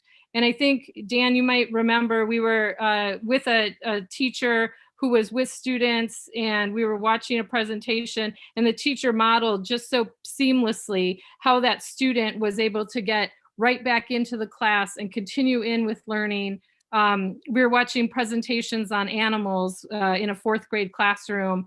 And although some students experienced some temporary difficulty, the entire class went overall very smoothly and all student presenters were able to do their pieces and the teacher navigated it really expertly. So Casey, I'll let you continue with maybe some of the things you're seeing through the tech tickets and the help desk. Well, and I just want to add just for a minute with Lisa, one of the concerns that we heard about when they become disconnected, even if it's only for 2 or 3 minutes, when they come back in, and if that happens 3 times in a lesson, that's difficult for the teacher because the student may have missed something important. So they have to stop. Again, I guess I'm still surprised that we're still at a number that's that 28%, that's that high. And I continue to be really concerned about how that affects that student, the other students who are in that section and the teacher. So, okay, absolutely. Susan, Manny, let me give you an example because I watched my son do it. Yes. We do have, like, we out here, we be having some kind of like bad connection because TDS is always trying to infiltrate Spectrum, or Spectrum is trying to infiltrate TDS out here. And we be having a lot of drops and stuff too. So what my son does is he actually sets up a meeting with his teacher to catch up on things that he didn't get at that time if he dropped out a couple of times. And like I said, I recommend the teacher that he has that stays with the students and keep them engaged. And when my son loses track on some things, at one time he used to get frustrated, but when I told him how to do it, he responded by talking with his teacher afterwards to get caught up during that asynchronous time. So that 1 in 4, that is kind of hard. But when you do have some students that are responsible, and we'll ask the questions to get the help because of some disconnect from the cable company or whatever internet anyone uses, they're there to help. But we haven't had any issues with the computers or anything per se. We just had the issues with some of our connections out here. Thank you, Andrew. It isn't always the device. Sometimes it's the device, and sometimes, like Andrew's explaining, there are other factors. And I don't want to downplay at all the importance of the synchronous sessions. I think there's so much benefit to that. But every lesson is also delivered asynchronously for the students who are unable to, for other reasons, not join synchronously. Synchronous is not an expectation. It's not mandated that students join synchronously to get the exposure to the lesson. We just know how much value that brings to the learning environment, so that we want to do everything we can to make sure that that is happening for our students. So again, Casey, oh, go ahead. So Lisa, if a student gets bumped out 3 times in a 2-hour period, and it's a little off kilter, but they're old enough to understand that if they could see it again. So is there a way that they can watch the program again? I wouldn't say watch the program, but all of the lesson activities and expectations are shared asynchronously as well. So so if I get bumped out and I wanted to go back in and watch that lesson after the synchronous lesson had occurred, could I do that? We are not videotaping or recording classes, if that's what you're asking. So I don't understand your response in that they could do it asynchronously. Sure. So if the lesson involved reading a passage in a history text, watching a video, and then completing some questions, that assignment is all explained for a student on slides or in their Canvas course. And then students can access that without needing to be live with the teacher at any time. So they could complete the tasks and they have access to the materials they need without anything being live. Okay, However, we know how much the live part can engage students a little more. They can have some questions immediately answered by a teacher. The teacher might be able to bring the content to life a little bit. So all those things that happen in synchronous that we know are important, those we want to promote, but we're also saying that if for some reason a student is unable to connect synchronously, they can still complete what is expected asynchronously. Yeah, and then Susan, also, when we talked about earlier about the mental health of teachers who are doing like overtime, a lot of the teachers, the ones that's working with my kids as well, because they ask for the help, the teachers do stay overtime to help them out too if they miss out on that time. I know. And that's one of the reasons I had heard from teachers that it tends to be, it increases the stress when they have a student that's having those issues. And that's why when I saw that the number was still that high, I was really concerned. But it's wonderful to know there is a backup plan, not as good as the first plan, but that there's a backup piece. So that's good to know. And I just wanted to speak a little bit to the support that families have gotten previous to this survey. Lots of families have submitted help tickets through the help desk, and we're able to help them with some of their connectivity problems. Occasionally it's talking through kind of their setup at home. If the students are in a separate room from the router, that can affect their connectivity. And it's just kind of talking through, even just like reminding families of like restarting your router will improve your connectivity. And so it really is that 7% and 4% that this survey has really helped us identify which models or which specific Chromebooks are having that processing power issue. I would say even the few times a week, that's really not looking at the Chromebook device itself, that it's probably an additional problem of whether they might need a hotspot if they're not having that reliable internet and things like that. And so the survey has been really great with being able to identify that and informing us on how many additional devices to order. And then again, lots of families are reaching out, and I know that not every family always realizes that we do have that help desk available, and that we do try and get that turnaround in 1 or 2 days so that families have that information that they need. So. Great, thank you. Thank you both. All right, any other questions? All right, hearing none. Thank you, Lisa and Casey. Dan? Okay, so now we're going to shift to the third document and just an update on the planning process for the reopening. So I'm going to share my screen here again. And again, there's a written document. So the slides are very short, just a highlight of some of the key areas. And I'd rather, instead of spending a ton of time on a long presentation, follow up with any questions. There's things specifically like you'd like to learn more about. So you've seen these bullet points in the last 2 months as far as the planning process. And so everything is completed on schedule as far as the planning piece. Now, this is the planning piece as far as the family choice is concerned. The surveying, getting back the parent choices and developing class sections and so on.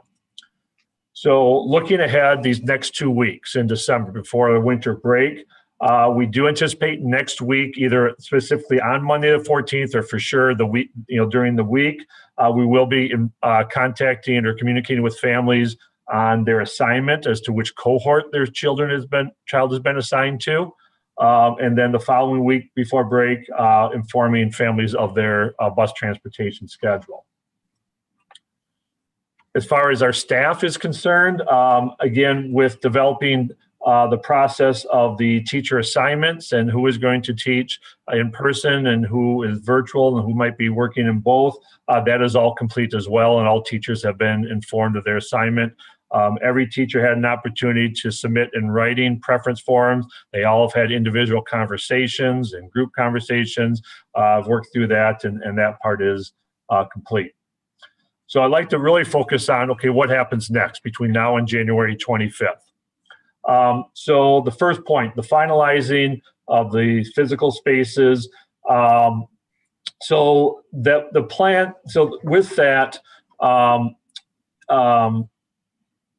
most of the, we know what needs to be done. We have some of the classrooms set up. One of the things we talked about is we have some teachers right now that are that are in the buildings regularly, ready to start setting up classrooms, and others have been, don't have the flexibility. So we talked about the idea of having our model classroom set up about here are the, minimal expectations, and that, teachers have some, choice. Obviously it's their classroom but there's also going to be some things that to create that space of moving some furniture out. And so we'll provide support. Teachers aren't expected to do that themselves. That's, our mates and custodial staff and so on. So all these things, we know what needs to be done, and most of the, it's also a work in process, and I expect the majority of that to be done here even before break, well in advance of the students returning.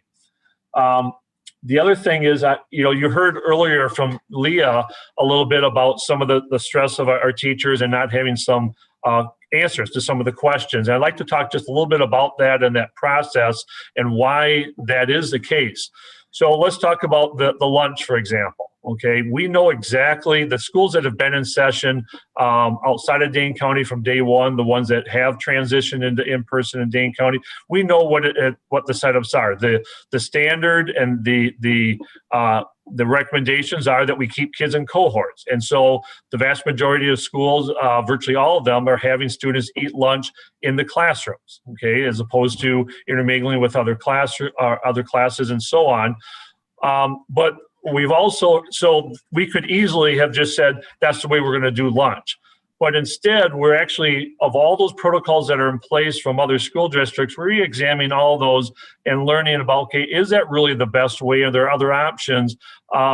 And so that's one of the things that we've heard from some of the other school districts is that is one of the stresses for teachers, because that's the time when students take their masks off while they eat.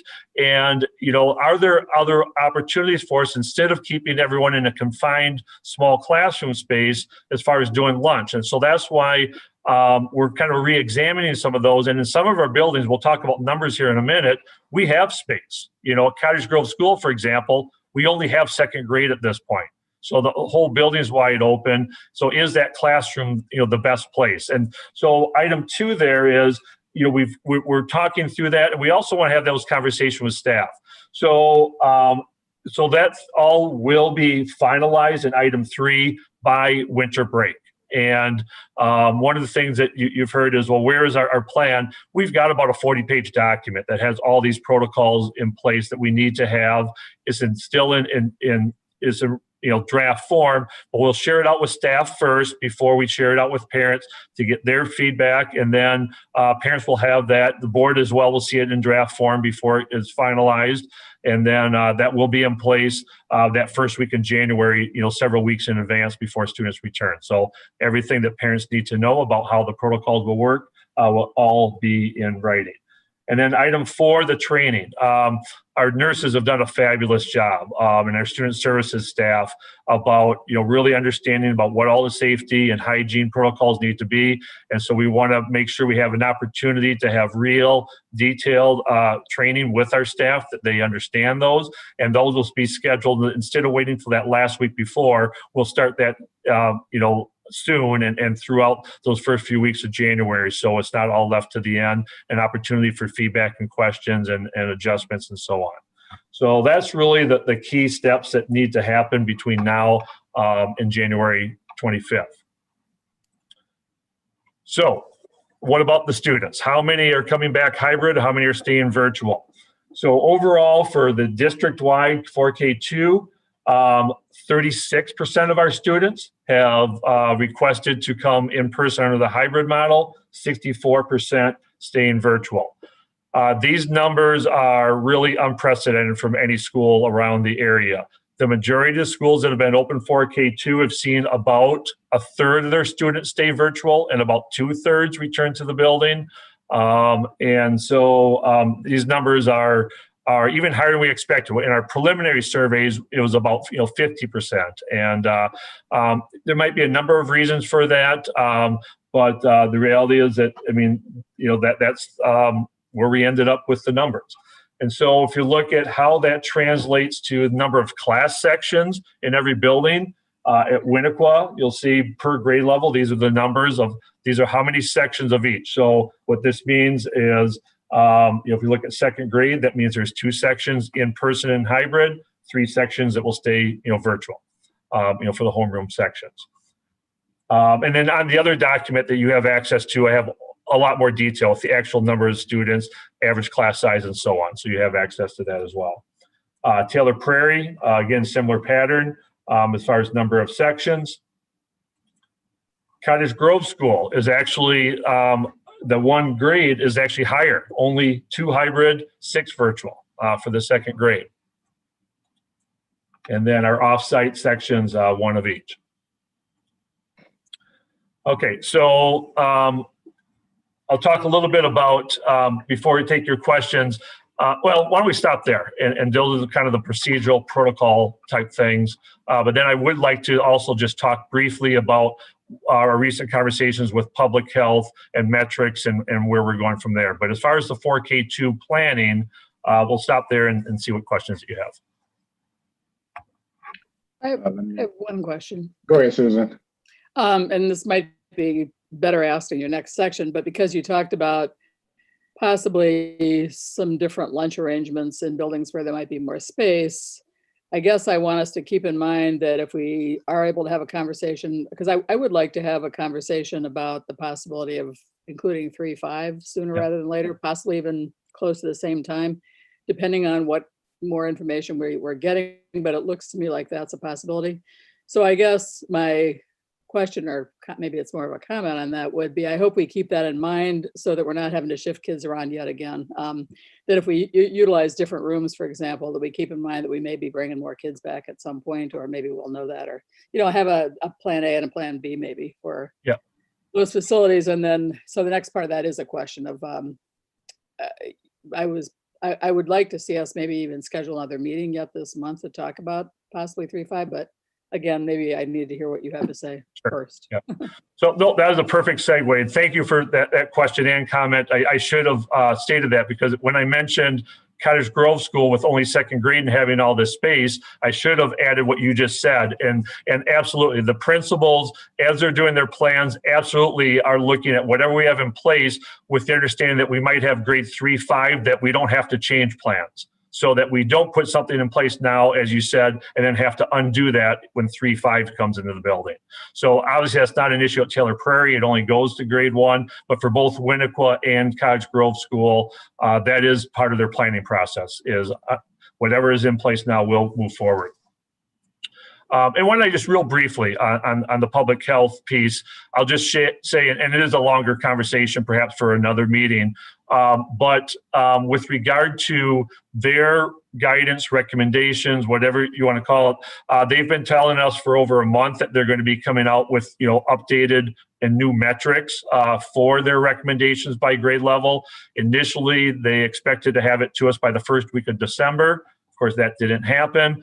At our meeting last Friday, they felt that there was a high likelihood we would have it by the first of the year, but not a guarantee. And so that is something that we certainly hope that we get sooner than later. We've made it very clear by we, meaning our group of superintendents, all of us are kind of looking at that second semester of it will be a natural time, if there's going to be any expansion, and that it would really be helpful to have any guidance that they're going to put forth here, in December. So hopefully we will get that. But I agree, regardless of whether that comes or not, as a board, we should start having that conversation about what that looks like.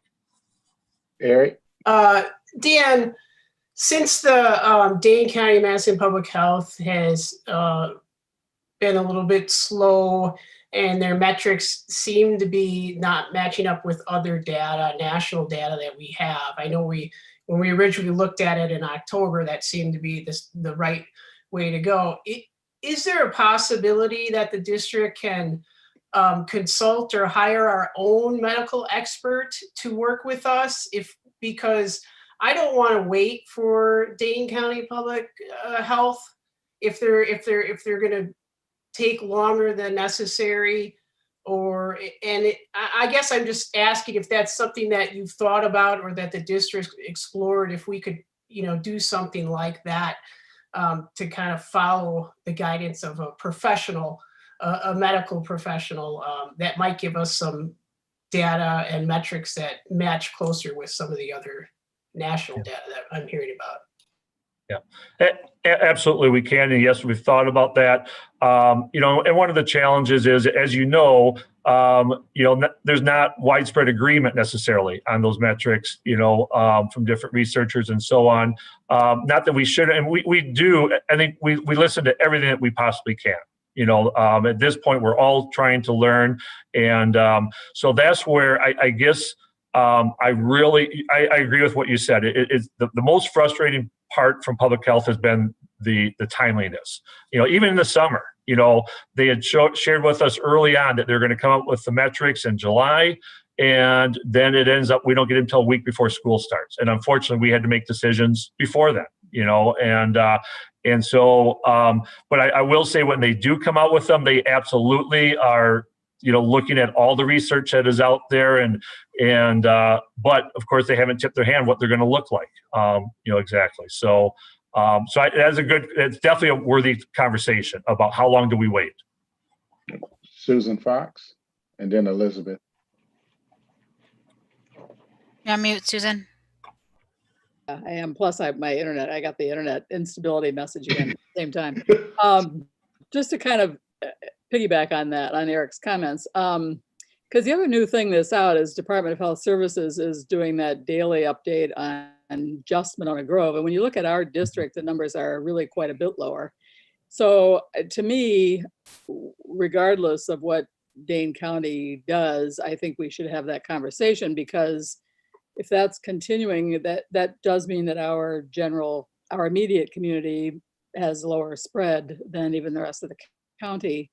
Then I think that makes a difference as well. You can find medical professionals that'll say whatever. So I don't know that I'm real big on going out and getting us. I mean, that maybe we can talk about that, but I don't know that whether I feel like we need to. I just think that because the fact that other schools have done this, and we kind of know, just nationally what we're seeing about the relative lack of spread within schools. Most of the cases that happen in schools are not coming from within the school. And the fact that our numbers are lower, to me, that justifies our having that further discussion about 3.5. I know that in high school that's a whole other ballgame, because the statistics are different for high school kids, and their whole school schedule is different. So that's a harder conversation, but we should probably be starting to have all those conversations. But I think most immediately 3.5. Just based on numbers is what I'm saying. Okay, Elizabeth, then Lorraine, and then Susan Manning. I agree with Susan Fox around scheduling a conversation to talk about the other grade levels. You know, even if we end up sticking with Public Health Madison-Dane County's metrics, which I think is appropriate. I mean, they're public health experts in the same way that other agencies are public health experts. I think that we need to at least start having the discussion. And I think I brought this up at a previous board meeting around kind of like, as we delay the timing for one grade level, right, it impacts the probability and likelihood that other grade levels are going to be able to get in. So I just think we need to keep having that discussion. But I raised my hand because I want to go back to the reopening documents that you showed, Dan. Thank you for that. I just got a few questions. You had mentioned when you showed like there was a staff page and you had said staff in both, taking on both hybrid and in person. I thought that our current stance was that staff were going to be doing one or the other. Do we have staff that'll be taking on both? Yeah, no, thank you for that clarification.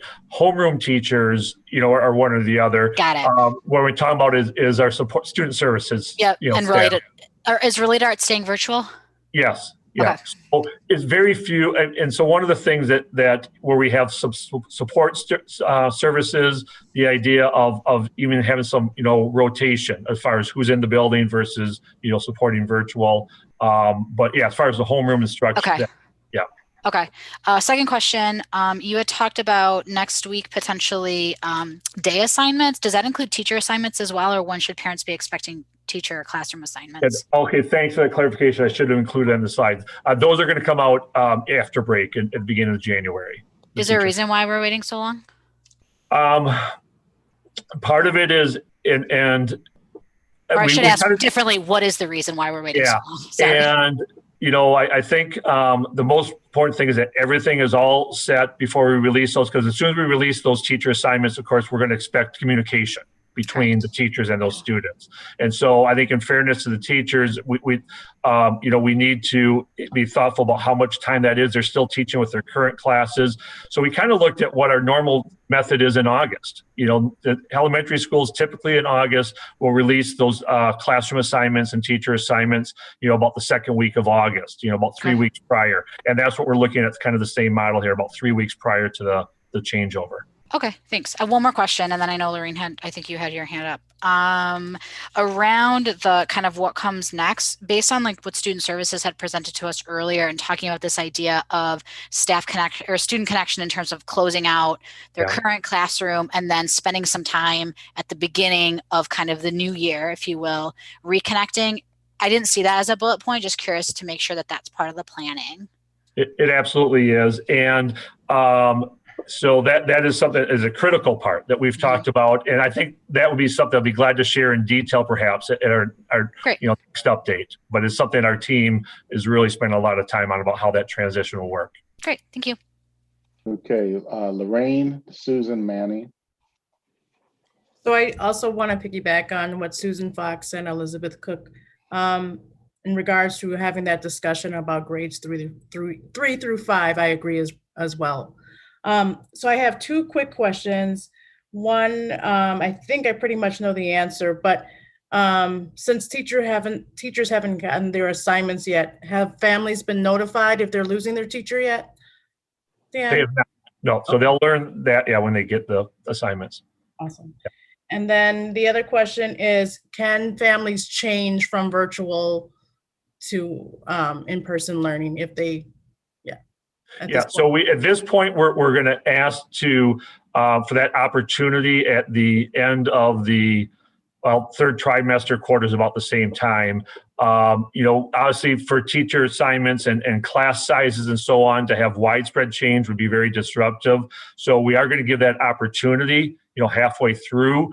Certainly, if there's an extenuating circumstance, you know, you can make an exception. But as far as widespread research, you know, asking for teacher or parents that would like to make a change, we're looking at having that opportunity at the end of the third quarter. Thanks. Susan Manning. Thank you very much. I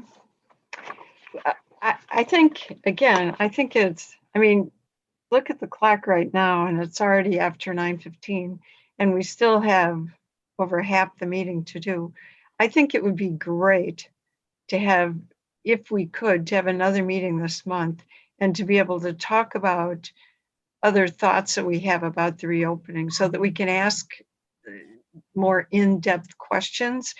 And I am also seriously finding significant new data, and the fact that we aren't getting feedback on that from Dane County is difficult for us once we've kind of agreed to follow the Dane County metrics.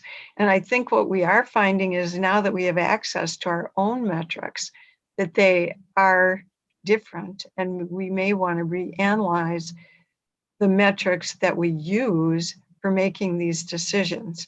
So I think that that's a really important conversation we need to have.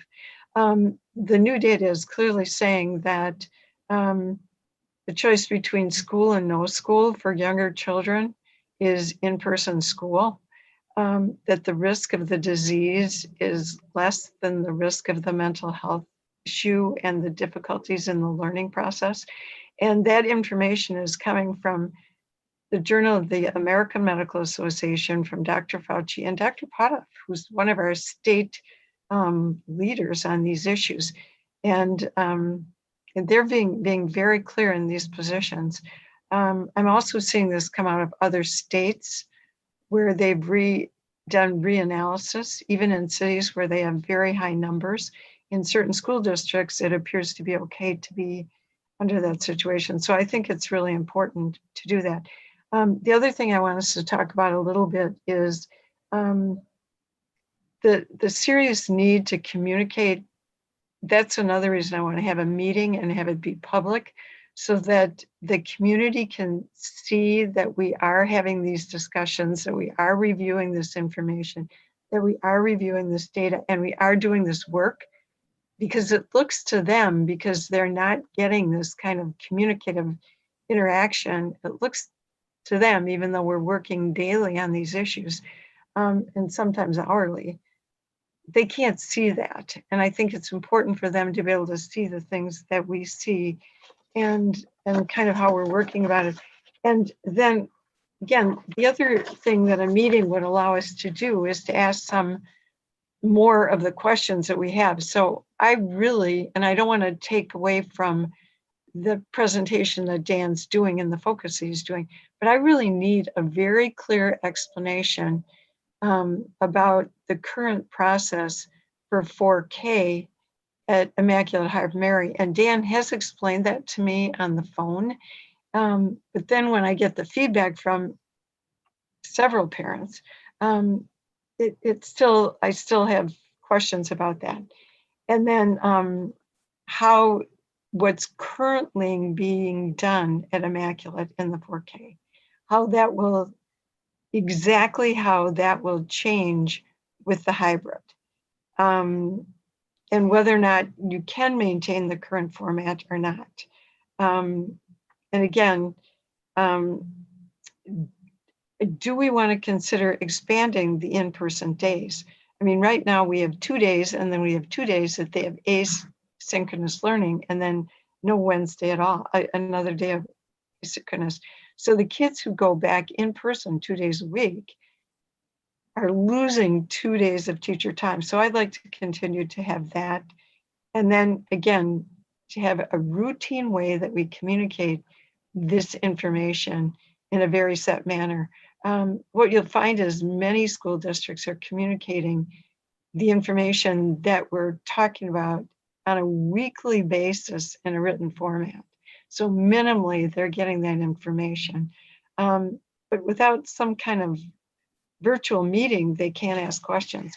So I really, really appreciate this document and these numbers.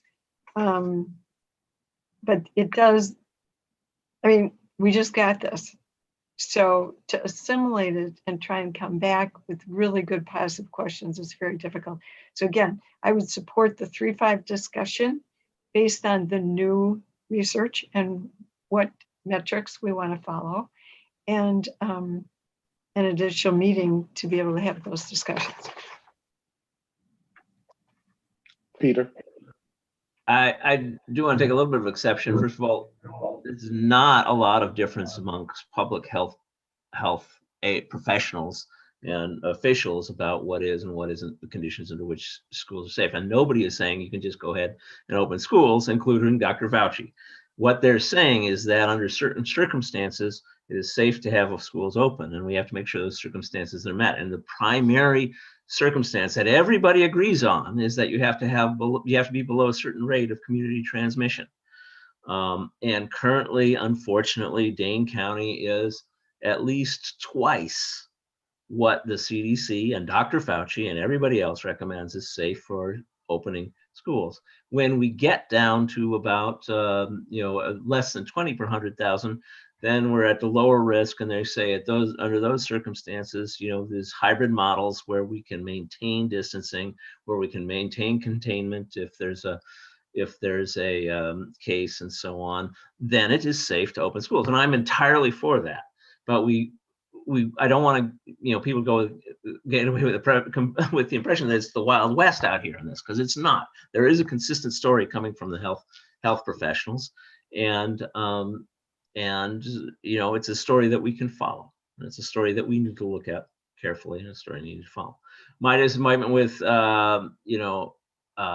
Dane County is not that their levels and so on are wrong, is that the time that they have built in, that 6 weeks that they have built in, a time of, looking at the caseload and so on, I think that exceeds what you need to do.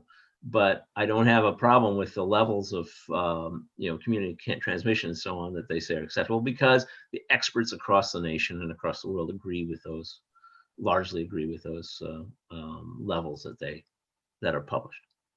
They are, in fact, presenting new information about schools, Peter. And yes, I'm sorry. I don't mean to say that they information aren't. you're presenting does not reflect that. So I have the information right in front of me. I'm sorry, Susan. I'm sorry, So do Susan. I. I have the information right in front of me. So do I. And that everybody is saying, yes, they're saying there's limited transmission in schools, but they are still saying you have to have certain levels of community transmission. One of the key factors, I'll go into this a little bit, one of the key factors is that you have to be able to keep up with testing, because in order to have safe schools, you have to have a situation where you can isolate a case. If an infected student comes in or a teacher comes into the school, you have to be able to isolate that and deal with that. And the only way to do that is to have a sufficient setup with public testing and a low enough transmission rate that the incidence of that happening doesn't prevent you from keeping up with it, keeping ahead of it. Yes, I would agree that we should be able to test in the schools. I agree with that. And there's things we want to put in place. But this is exactly as a good discussion and bringing the information that we're all researching. I say it would be very helpful to have another meeting, and we can each put in the questions that we have, and hopefully we can work to address those. I think that's a good thing for us. And it would be helpful for us to continue to focus on these issues. Susan Fox. You're on mute, Susan. Unbelievable. I just want to add quickly, because I did listen, and maybe I know some of the rest of you did too, to Dr. Allen from the Harvard Schools presentation, because a number of the parents who are pushing for us to open have been citing his work. And he was very clear about saying they are revising some of their numbers, and that Dane County uses some of their metrics in their calculation. But he was not willing to release those yet. He couldn't define what low community spread meant, because they're not finished with their work yet. He did say, though, Peter, you're right, he did say there has to be low community spread. And then, but he also had different ideas about the hybrid, which I don't know, I have some different thoughts on that, and we can save that for later. He also said you have to have testing, and he doesn't know why we don't have it. We don't have it, and clearly that's not in the near future. I'm not saying this to say we shouldn't discuss 3.5, because I still think we should. Right. But Yeah, he talked about a lot in the ventilation. I think our buildings are upgraded. I'd like to hear for sure what the number of exchanges are. My understanding is that we're pretty much on par with that. He talked about sometimes bringing in air purifiers. So there's cost to all that. There's cost to testing. There's cost. So there are a lot of issues that he brought up that. I mean, when I listened to him, I had more questions than I had answers, real frankly, at the end. But you put that together with all the stuff we're reading, and I think it still would behoove us to have a greater conversation rather than take more time tonight. But thanks. Dan, just I'm sorry, there was someone else. I just had a quick question for Dan. No, go ahead. About the testing, I know we talked about that before, and you said that there was a date in December about that. Do you have any information? I am a little baffled of why we can test a college football team, everybody, every single day, but we can't find the resources to test our teachers when they go back to work. Money. Yeah. So what I've learned is there are a couple researchers right now at UW that do have access to some tests that they would like to use in public schools, but so they're currently, of course, seeking schools that are in session right now. And so that's not an opportunity for us at this point, but it is something we're continuing to investigate. But at this point, we have not found a source, that would be able to provide that for us. Has there been anybody from the State Department of Public Instruction that's contacted you about that? Yeah, they've actually, their communication statewide is it's not available for public schools at this time. Okay. You're basically you're on your own to try to find it or fund it. Wow. Lorraine was first, and then Peter. Dan, those tests that you were referring to, do you know if those are rapid tests that you would get the results? Correct. Quickly? Yeah, those are Peter?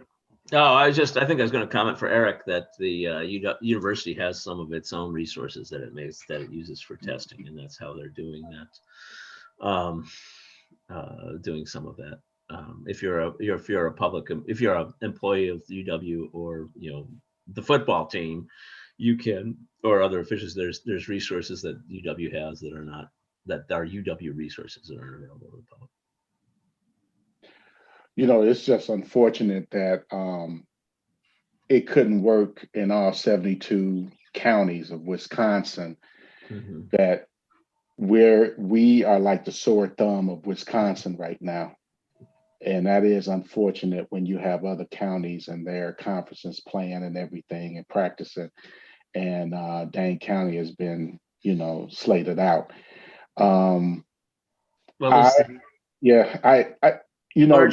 Largest population density has a lot to do with it. Yeah. And that's the issue. So if it's okay with the board and Dan, should we set up a special meeting for next week to continue with this particular report, the rest of this report, Dan? Because I know you, and then I know Shriner wanted to talk as well. Andrew, can I suggest, I agree, when we get to the end of the meeting, when we talk about, future meeting dates, I agree we should schedule something. If you don't mind, just for tonight, I just have a couple slides on athletics, just informational. Sure. And then if the conversation, we can cut it off if you want and move on, but at least if I could just share that out. Okay. So what I would like for the board, just to write those questions down so we can continue that for a special meeting, but let's let Dan finish up this and then we'll continue. And Andrew, I think the other thing we were talking about is being able to open discussion about the 3-5. What would we use? How would we go? Yes. And we'll do that next. We could do that in the special one as well, because Dan has to bring up. I totally agree. And then he can go on and give us the rest of the material. I know the community is expecting that for tonight. Yeah. Okay. So go ahead. We certainly should plan for 3-5, even if we have difficulty implementing. We should certainly start a plan. Well, yeah, and we'll talk about it in the next meeting, but yeah, we're ready to go with 3-5. Good. Okay. So high school athletics. So just to go back to the beginning about what is in place as far as orders, what we can do and can't do, to clarify. This is all information you've seen before, but I just have 3 slides as a quick summary. Back in August, Okay, public health issued order number 9 that prohibited all competitions for medium and high risk sports, which is the majority of our sports. And any kind of practices are subject to the mass gathering guidelines, which means indoors 10 or fewer physical distance at all time. And so that's what essentially has shut down our high school athletics. That is not part of the injunction that's before the Supreme Court right now. So this order still stands in place, and it's been in place ever since August. And so with that, then when it came to our fall season, we had initially looked at, suspending the season, and then WIA did create an alternate fall season to be held. You can see the dates basically in March through April. And so we did inform the WIA that, yes, we would like to participate in the alternate season. It's so same as every other Dane County school, as well as a number of schools outside of Dane County that move some of their sports to this alternate season. So at this point, nothing has been canceled. All of our fall sports have been rescheduled to the alternate spring, the alternate, season. They call it alternate fall season, but it's actually going to be in the spring. So what's the status now of our winter sports? So winter sports generally were scheduled to begin in November. We have the same restrictions in place. This is an order. We can bring kids in small groups of 10 or less for like individual type of instruction. And we were planning, and I should say Jeff and coaches were planning on beginning that this December, and actually starting with more of a general opportunity for all students to have some athletic training, as they kind of described as their reboot camp. So that was going to be available for all students to get acclimated. And then Emergency Order 10 was issued on November 17th, which even was more restrictive. That eliminated the small groups of 10 and said 0. Okay, there are no small group gatherings allowed at any point anywhere in Dane County. So every Dane County school right now has shut down sports, completely in the schools. Okay, so so that canceled those December activities. Now this order is due to expire on December 16th.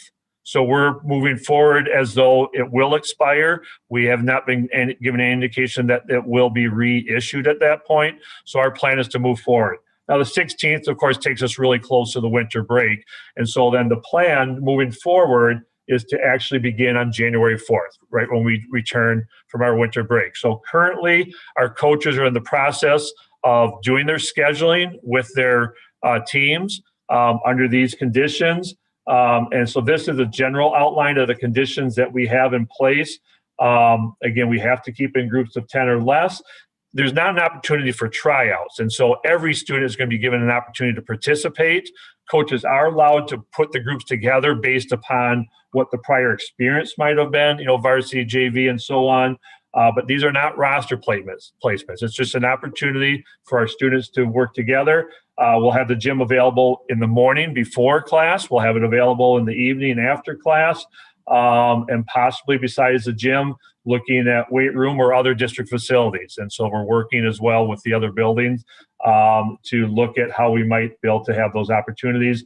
And then the COVID protocols, I did attach for you the draft of that. We have Coach Schreiner will be sharing that out with all of our coaches this next week, and those protocols as well will be in place here before winter break, for what needs to happen there. So that's really at a high level as far as what is happening. Jeff is with us here this evening that can answer any specific questions that you might have as far as what are the coaches doing and his communication with coaches. And also, as you know, Sean Bielmeyer has really been our lead person in working with our nursing staff, and he is working directly with Jeff as well on those protocols. He and the nurses as well, and I said those are essentially in place. So with that, if you have any questions about the status of winter athletics. Eric? So I guess this goes to Jeff or you, Dan. So with the assuming the order is up and it's not going to be renewed, which it looks like it's not going to be, on January 4th, that starts the practices, then will there be a schedule for games to take place between other districts? Where is everything with that regarding to that? Yeah, I can take this one, Dan. Okay. Yeah, good question, Eric. And I think that's one that parents have shared too, is that they don't see schedules and other schools have schedules. You know, so last Thursday I sat in a Dane County Athletic Directors meeting with all Dane County schools all the way from Wisconsin Heights to Deerfield. And I specifically asked that question, that this group or that body of Dane County schools, because we're all in the same position, if we are allowed to return to competitions, we will hustle back together and we will put schedules together and fill that out. Now, those will be opponents that we typically might not always see, but we are in the same position to schedule up with each other and stuff. Now, what we've done with our schedules is we cleared that away so those officials have an opportunity to jump onto other games rather than sit on our schedules. Some schools, we all have the opportunity, local control, to do that whenever we want to. Some schools still have schedules that might not reflect the way it'll play out, still in place like that. So someone could look in at that and see that they have games there. Those games might not happen for them because they're in Dane County. So you're saying we don't have anything scheduled with any other games scheduled right now because of that? That's why? Correct. We can't make commitments with any other schools because we don't know what lies ahead.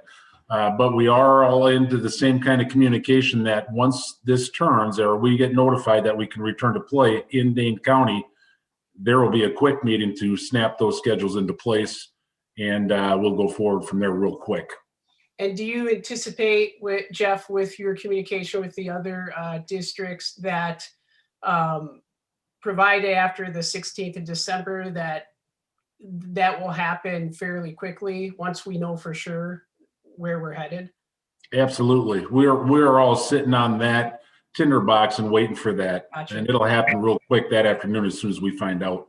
If I could jump in, I think we're confusing the dates. On the 16th, the order that expires on the 16th is the restriction on having any small group gatherings. Okay. The competitions are still, that's a different order. And there's no indication that public health is going to rescind that order anytime soon.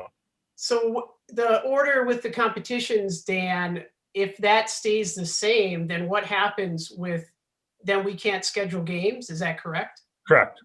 If the administration would present a plan could the administration present the plan to the board to not follow that order in order to have games? Is that something that is within the guidelines that we could do? Well, we've talked about that with legal counsel, and we've been advised, against that, that we'd be risking, with the risk of liability, and we would not be following. That would be outside of the order as far as outside of Dane County. And you're aware that there are 2 schools that have chosen to do that. Right. That's why I asked. Yeah. So it's been done. It would not follow the order. The reason I'm asking is because I look at athletics a little bit different than school, because it seems like we have, one, it's completely 100% volunteer. It's not, something that has to be provided as part of public education. It's an addition to that. And it seems like the majority of the coaches and the student athletes would choose to participate knowing the risks. So I'm just wondering if that's something that the administration has thought about. And I don't know if you may not have to, procedurally present to the board, but there would be something I'd be interested in hearing if that was the case. Okay.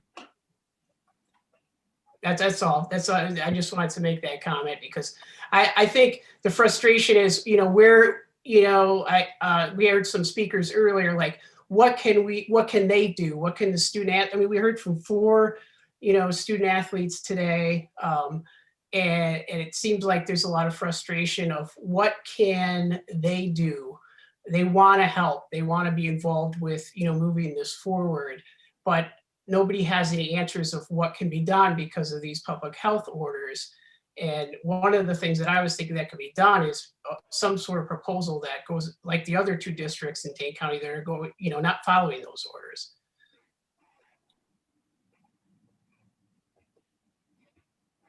That's all. It's just a comment. I don't know how anybody else on the board feels about athletics, trying to get them jump started, but I would like to see something. Well, I'm an athletic guru, so I like every sport from football to water polo. Don't make a difference. I like to see sports.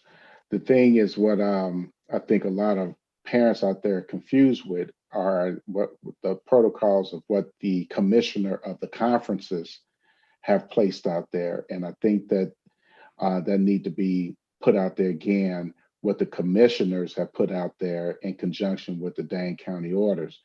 But still, we do have groups around these school districts here joining AAU or doing something outside of Dane County to keep going. I'm not going to sit here and tell everyone to go out and do what others are doing. That's going to be strictly up to you. And I know that we are trying to follow the guidelines, which is really strict on us being, again, Dane County.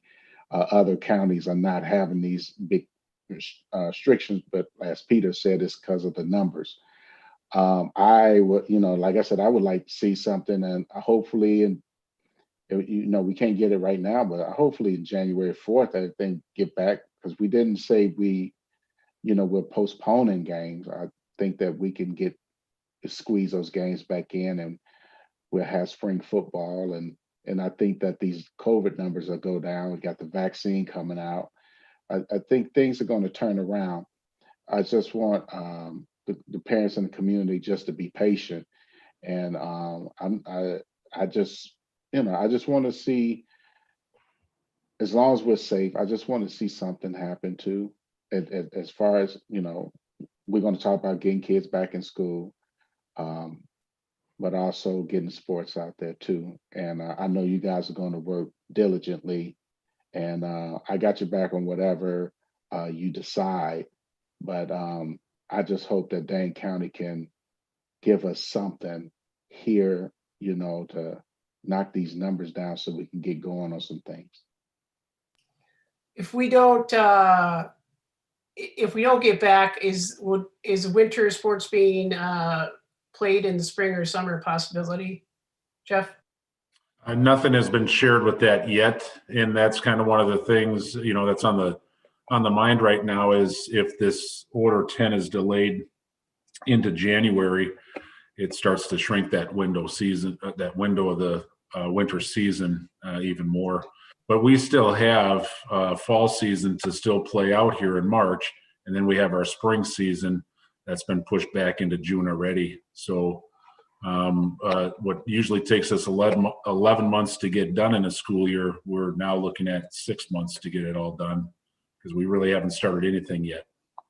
Is it possible that we could lose the winter sports season? Is that a possibility? Yeah, it is.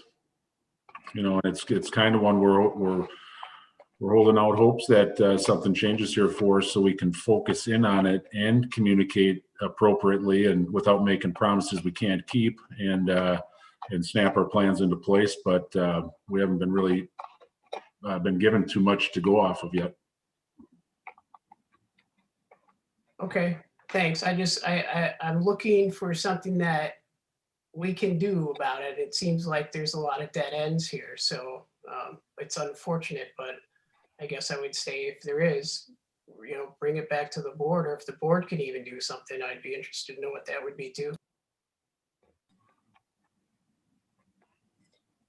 This be part of that special meeting we're discussing, because we might have, it's possible we'll have some more information by then. And yeah, I think we should have more conversation about this also. We had 8 people speak about it today.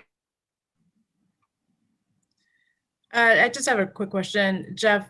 If parents have concerns, do you want them to reach out to you? What's the best way to communicate their concerns? Yeah, they can. I have no problem answering it, you know, with what I know and what the opportunities are there for us and being honest with them. You know, like I said, I can't make promises I can't keep to them, or if my messages to them aren't what they want to hear, I'm just being honest with them with what we have to work with. That's what I was going to say, because Dan did send us the messages you sent, and I did skim through them all, and I can't remember if, you know, I think sometimes it's important to be able to tell parents the uncertainty that you're facing as well, and that might have been in that last one, I can't remember. Whether, in other words, to say, this is what's happened now, this is what we're waiting to hear, we really can't tell you any more than that right now because we don't know. Sometimes I think it's important just to say that so that they know that you're thinking about it. It's not that we're not thinking about it, but it's just, you know, they think when they hear nothing that nothing's happening, and that's not the case. And so I just, so you already, but that might be something to keep in mind too, that just if things don't send it, you know, in another week, if we don't know more, maybe send someone out and say, you know, we're still waiting on this. This order may expire in a week, but we don't, the game part has not expired, you know, I don't know. Yeah. I just think it's important to tell people we're still, you know, that we just don't know. Yeah. So why don't we go ahead and we'll put this into a special meeting and continue. Hopefully we can get more information next week, or whenever we get we set up the meeting at the end of the meeting. Okay. So I'm going to go ahead and move on. Is that okay, Dan? Yeah, absolutely. And can I suggest, Andrew, that just before we do the board reports, item J1, we do have Doug Plowman waiting online, our city planner. We did actually have the consultant that was not able to stay with us here for this, you know, almost 3 hours. So I don't want you to consider necessarily action tonight, but if you could just take a couple minutes with Doug and just, you know, to talk a little bit more about that process and why we have this on the agenda, and then you can, you know, at least discuss whether you want to bring it back for further consideration a different evening. But I think, like I said, just because of the timeliness, if it's okay for you. I was going to ask the board, can I table the board reports till the special meeting as well? Because I know you have one coming up. I do need to talk about ad hoc sustainability tonight. Can we just switch I and J? Yeah, switch the order, which we should have done. Switch the order of I and J. All right. Yeah. Okay, I'm gonna go ahead and do that. Let's go right to J1, to the resolution to authorize the city of Monona to nominate Winnequa Nichols schools to the National Register of Historic Places. Okay, well, thank you. And if you recall our last meeting, we had this up and the board did actually take a vote, 3-3, it failed. And unfortunately, I did not invite Doug to join us that evening. I thought between Jared and I, we'd be able to answer any of the questions that the board had about this process. But I think there were a couple that we did not give, you know, complete or sufficient answers to. And so we just thought, in fairness, like an opportunity to at least to make sure that you were fully informed, and then you could decide whether you wanted to reconsider or not. But and we did. The consultant was going to be with us. She was not able to stay with us, you know, this long. But as long as Doug is here, if we could at least take a couple minutes, a little bit, and Doug, if you could maybe kick us off just a little bit about the process. And the other thing that I had told the board last month is I thought we were under a timeline, and that's why I had asked for them to, you know, recommended they vote as opposed to table it. But if you could even address that about, you know, where we're at with that process. Absolutely. Thank you very much, everybody. Good evening. For those of you who don't know me, I'm Doug Plowman. I'm the city planner for the city of Monona. Thank you all for your time this evening. So I'm here tonight representing the City of Monona Landmarks Commission. They're requesting approval to proceed with the nomination of both Nichols and Winnequa School to the National Register of Historic Places. I believe it was shared with you, but this sort of built upon a report, a study that was published in the summer of 2019, which went through Monona, through all the buildings in Monona, sort of looking for those that would be potentially eligible for National Register nomination. Those that were deemed eligible could then potentially proceed with nomination. The two properties, both Winnequa and Nichols, were deemed eligible. The city on behalf of the commission applied for additional grant funding and received that to be able to commission and sort of proceed with those nominations from those that were willing to sort of proceed. So Chair Christy Goforth and I have spoken to both Superintendent Olson and Mr. Rossing about some of the benefits of this, including the tax benefits available to the school district, which would be through respective sale of those of the credits rather than a direct benefit, of course, but also being able to address some questions about the ability to modify the buildings should the designation be pursued. So we were hoping to be joined with by the consultant that would be working on this if the board decided to proceed. She wants to apologize. She's been out all day with a migraine and just had to drop off, but did say that, if there's any follow-up questions, she would be happy to answer. I will say that she would be the subject matter expert on this, but I'm happy to field questions as the board has them. In terms of timing, there is a timeline on the funding itself. The work needs to be substantially completed by September of next year. The commission has already chosen the consultants they would like to proceed with. Because there's different projects, they're looking to sort of split the work between different consultants. We were hoping it does need to be approved by the city council before they can move on these.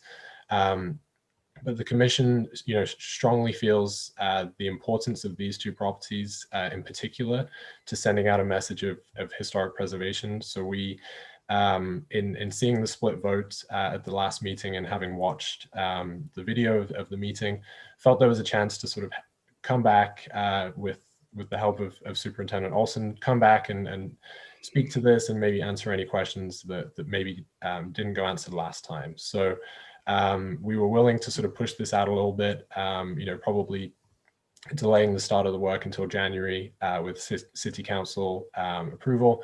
But we thought it was a worthwhile endeavor to come back and answer any questions that there may be. So with that, I'm happy to open it up for questions as best I can. Peter? What are the value of the tax credits? So my understanding is that it is 40% of up to 40% of the project cost, and that would be sort of the face value of the credits. What project? Any improvement that is taken upon from the school. Now we're not taxed because we're a public entity. I don't understand. How does this work? And so that's where the credits would be, they're sold on a secondary market is my understanding. So there would be some washout in terms of the overall value versus maybe a private entity doing it. But that is where the opportunity comes in for those. So there is still benefit to public institutions, even though they're not directly taxed. Jared, are you familiar with that process?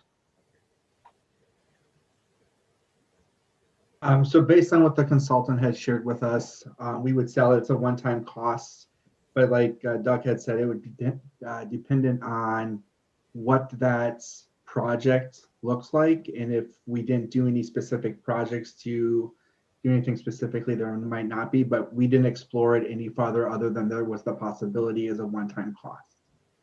And so it's similar to like when we've worked with McKinstry and some other energy efficiencies where there's tax credits there, but since we don't pay taxes, that they can buy that at a reduced market and then use it for their tax purposes. So it's a benefit to that second party. I can't speak to you specifically on this one. I can only relate it to like what we've done before with some other of our tax incentives for borrowing with energy efficiency and stuff. Mm-hmm.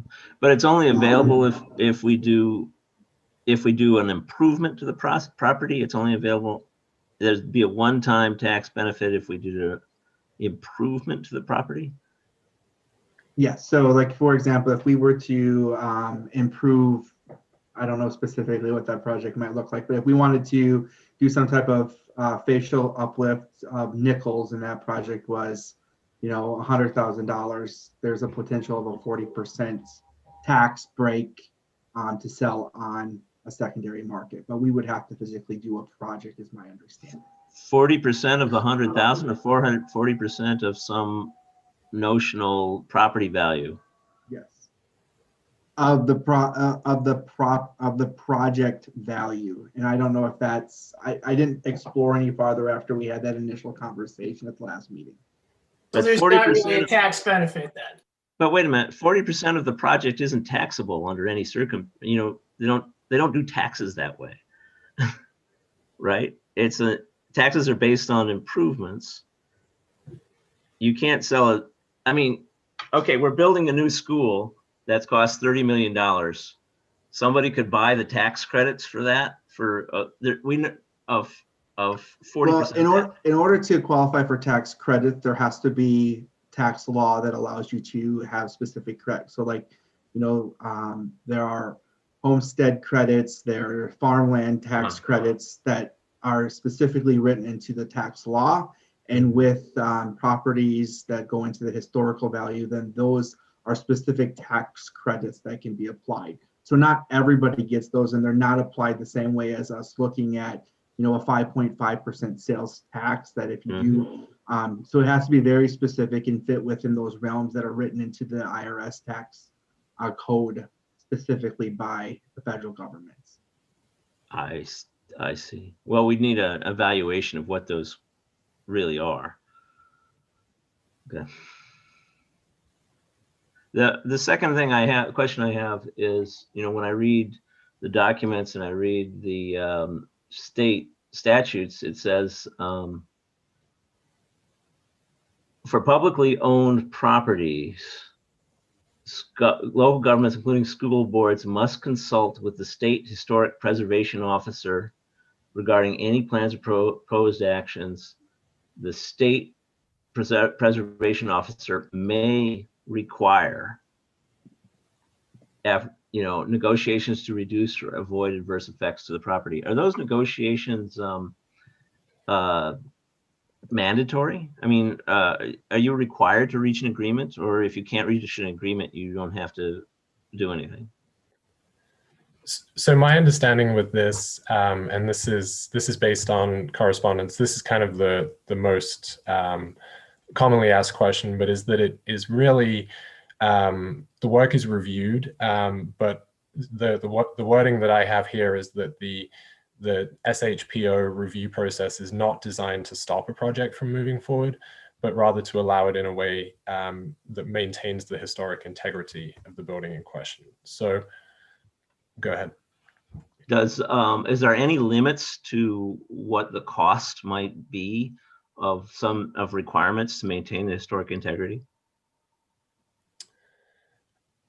I couldn't directly answer that.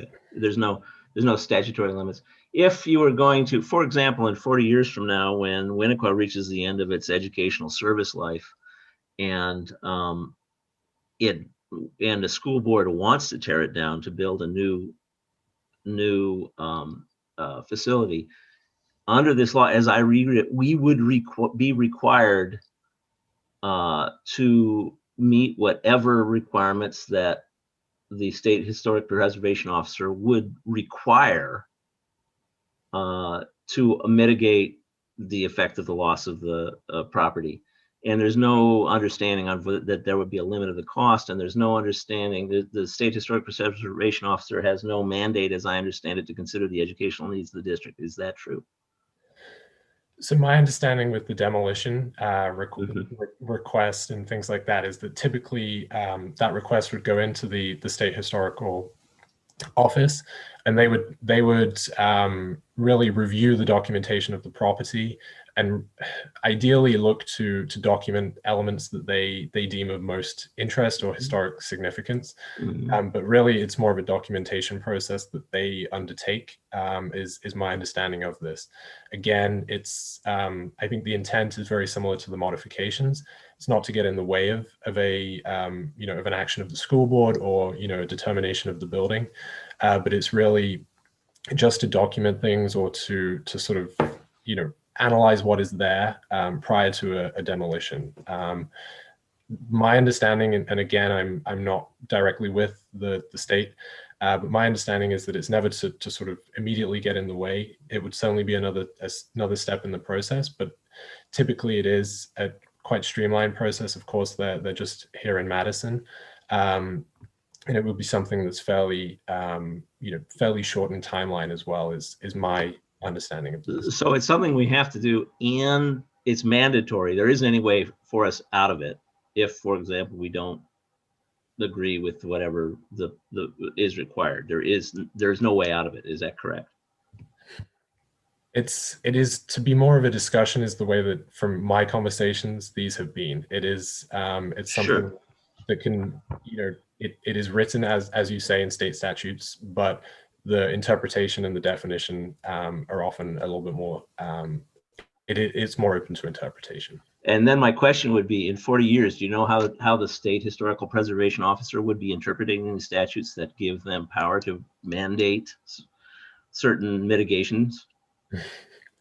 That's my concern. And the answer is no. And that's my concern, is what happens in the future and tying the hands of future school boards. Has the city nominated any, is the city considering nominating any city-owned properties? There were no city-owned properties that were deemed eligible. We, as part of the report, there were 16 properties that were deemed eligible, and they spanned everything from commercial, retail stores, all the way through to private residential. But the city isn't taking any on any of this process itself? Well, the city through the commission is coordinating this. Oh, but none of the properties? Because none of ours were listed or deemed eligible, no. Okay, thank you. Susan Fox. I just wanted to point out that, and the state statute, I don't know, but in the local ordinance, there is an economic hardship variance also, which enters in. So when it comes to demolition, potential demolition of a building, if you can show that a rationale, like, Winnequa, we've just redone the whole infrastructure of it. So it should be good to go for 40 years. But you're right, at the end of 40 years, it might need more work.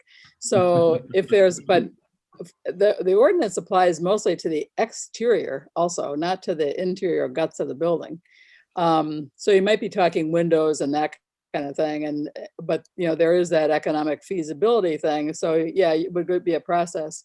I guess the other maybe question I had too is, my understanding is Nichols is already deemed a local landmark. So we already need to go through that process with the Landmark Commission if we want to have to do anything different to the exterior of Nichols, not the interior. None of this applies to the interior of these buildings. It's all the exterior. So if you were going to replace windows, they might be a different material, but they'd have to look similar to what they are now. It would be my understanding.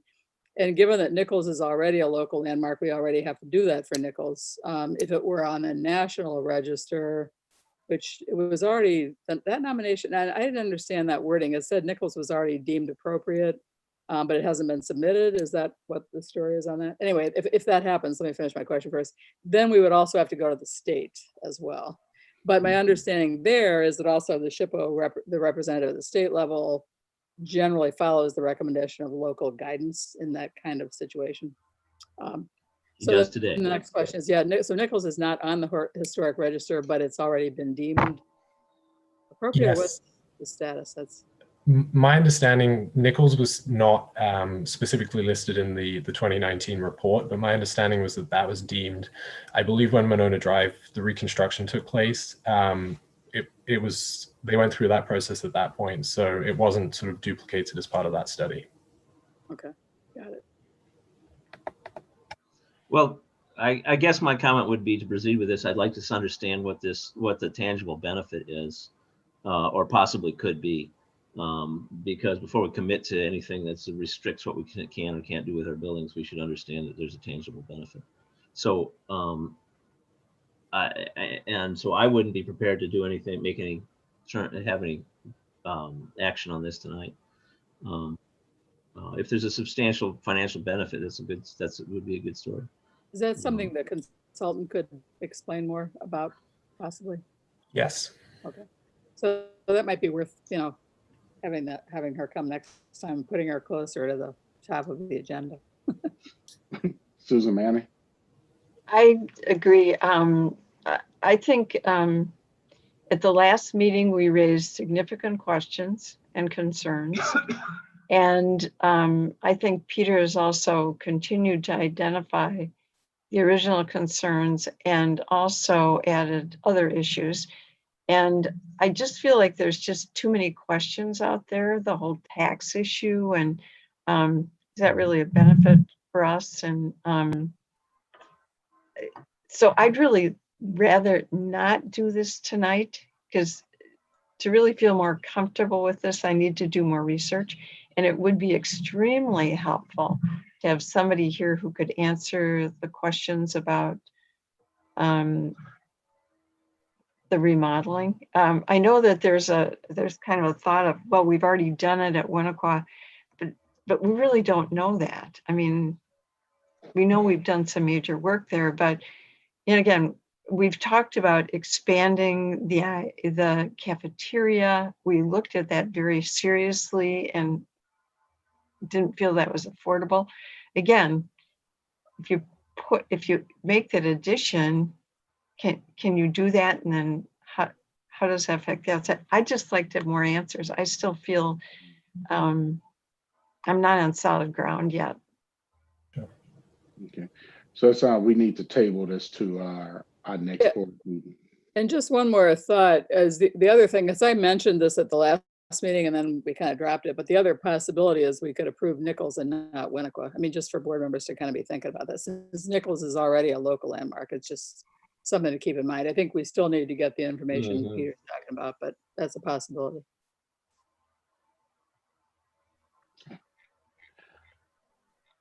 So Dan, you're on mute, Dan. We're going to go ahead and table this to the next board meeting.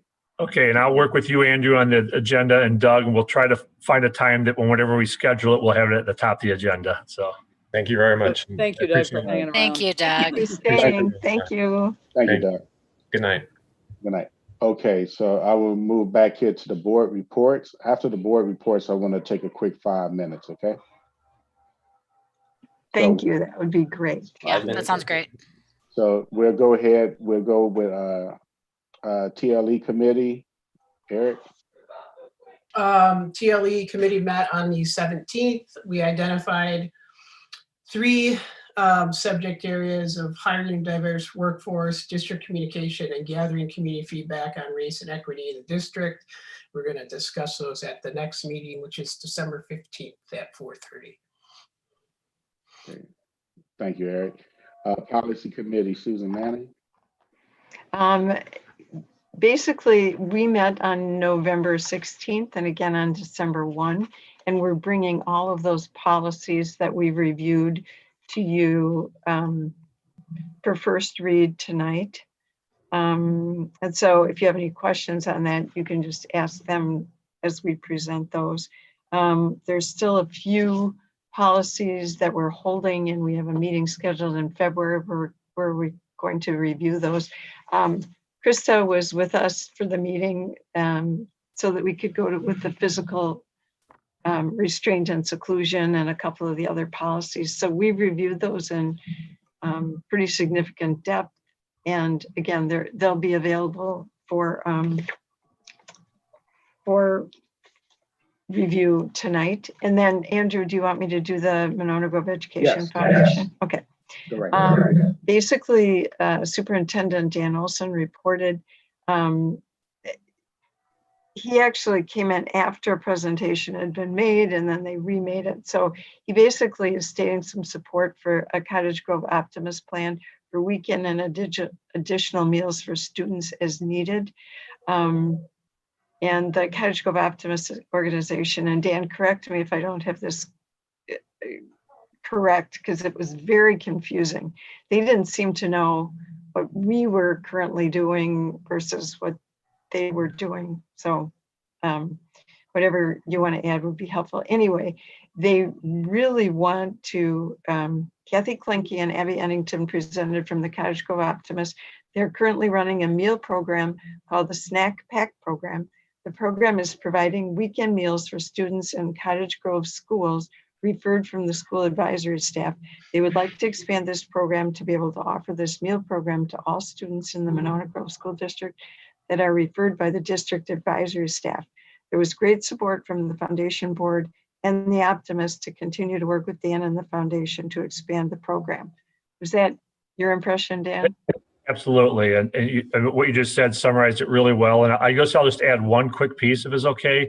So as Susan said, that the Optimist Club of Cottage Grove has been providing it. Now this is outside our school nutrition program. So weekend, snacks and so on. But because the Optimist Club is located in Cottage Grove, they can only support Cottage Grove schools. And they recognize we have a similar need in Monona, schools, and they would like to be part of that. And so they cannot do it through their Optimist clubs. They're looking at, how might they be able to assist and perhaps they're not, perhaps using the foundation as a 50C3, and so on. So there's a little bit more to work out on the logistics, but the intent, and this is something that in the foundation's Pay It Forward program they're trying to get going. A couple of their members met with Krista and her student services team last spring, and I recall that was one of the things that was identified of having that support in all of our schools. So I think more to come on that. Something we're really excited and appreciative that there's people in our community willing to step up and help in that way. So. Yeah, and then I was a little confused about, they implied that they were using our buses to deliver meals. Again, Dan's going to work on that, and I think it's a great idea, and they presented it very positively to the foundation. The traditions. Susan, Yep. I just have a question about that really quick. Can I ask a question? Sure. I think this is great, so I'm glad that you're working it out. I'm just curious about who is the district advisory staff? Who are those people? That would be. Is it Dan? Dan would have to answer that. I'm sorry, I want to pull up the. Yeah, no, it's okay. So it just says that they're referred by district advisory staff. Is that student services? What okay. they told us. Yeah, the service. Thank you. Yeah. Yeah, just want to know who they were. Thanks. Yeah, it was my impression they were actually the counselors in the schools.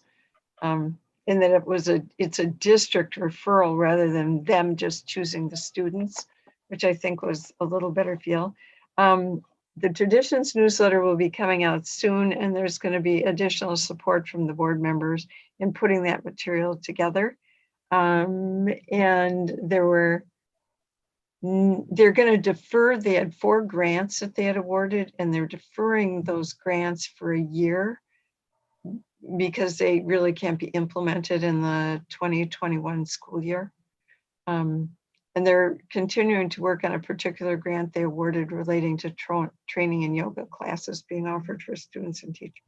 Their next regular meeting is January 12th at 4 p.m. Okay. Thank you, Susan. Ad hoc Sustainability Committee, Peter. All right. I'm going to take a few minutes. The Ad hoc Sustainability Committee met on Monday, and we did so because an opportunity had come to our attention. We have not been meeting because of COVID and all the disruption, but a member brought to our attention my attention that the state of Wisconsin had is opening up what they call the EIGP, Energy Innovation Grant Program, and it offers substantial amounts of money, and it was suggested that we take a look at taking advantage of that money. And so the committee met and discussed this issue. And we had looked at some of the work we had done earlier and some of the projects we had sort of put up, but we didn't have a good way of funding them or moving forward on them. And what we did is we've sort of picked that one of the projects that we had last year. If I can share my screen, is that going to work? Yeah. Yes, does it work? Can you see that? So what we did last weekend is we all ran out and put solar panels on the high school. No, this is a mock-up proposal that was done last year, and it's for a 600 kilowatt DC solar panel array on the high school with a $900,000 total cost. What this would do is offset 40% of the high school's greenhouse gas emissions. It would essentially produce 40% of the electricity that the school uses. And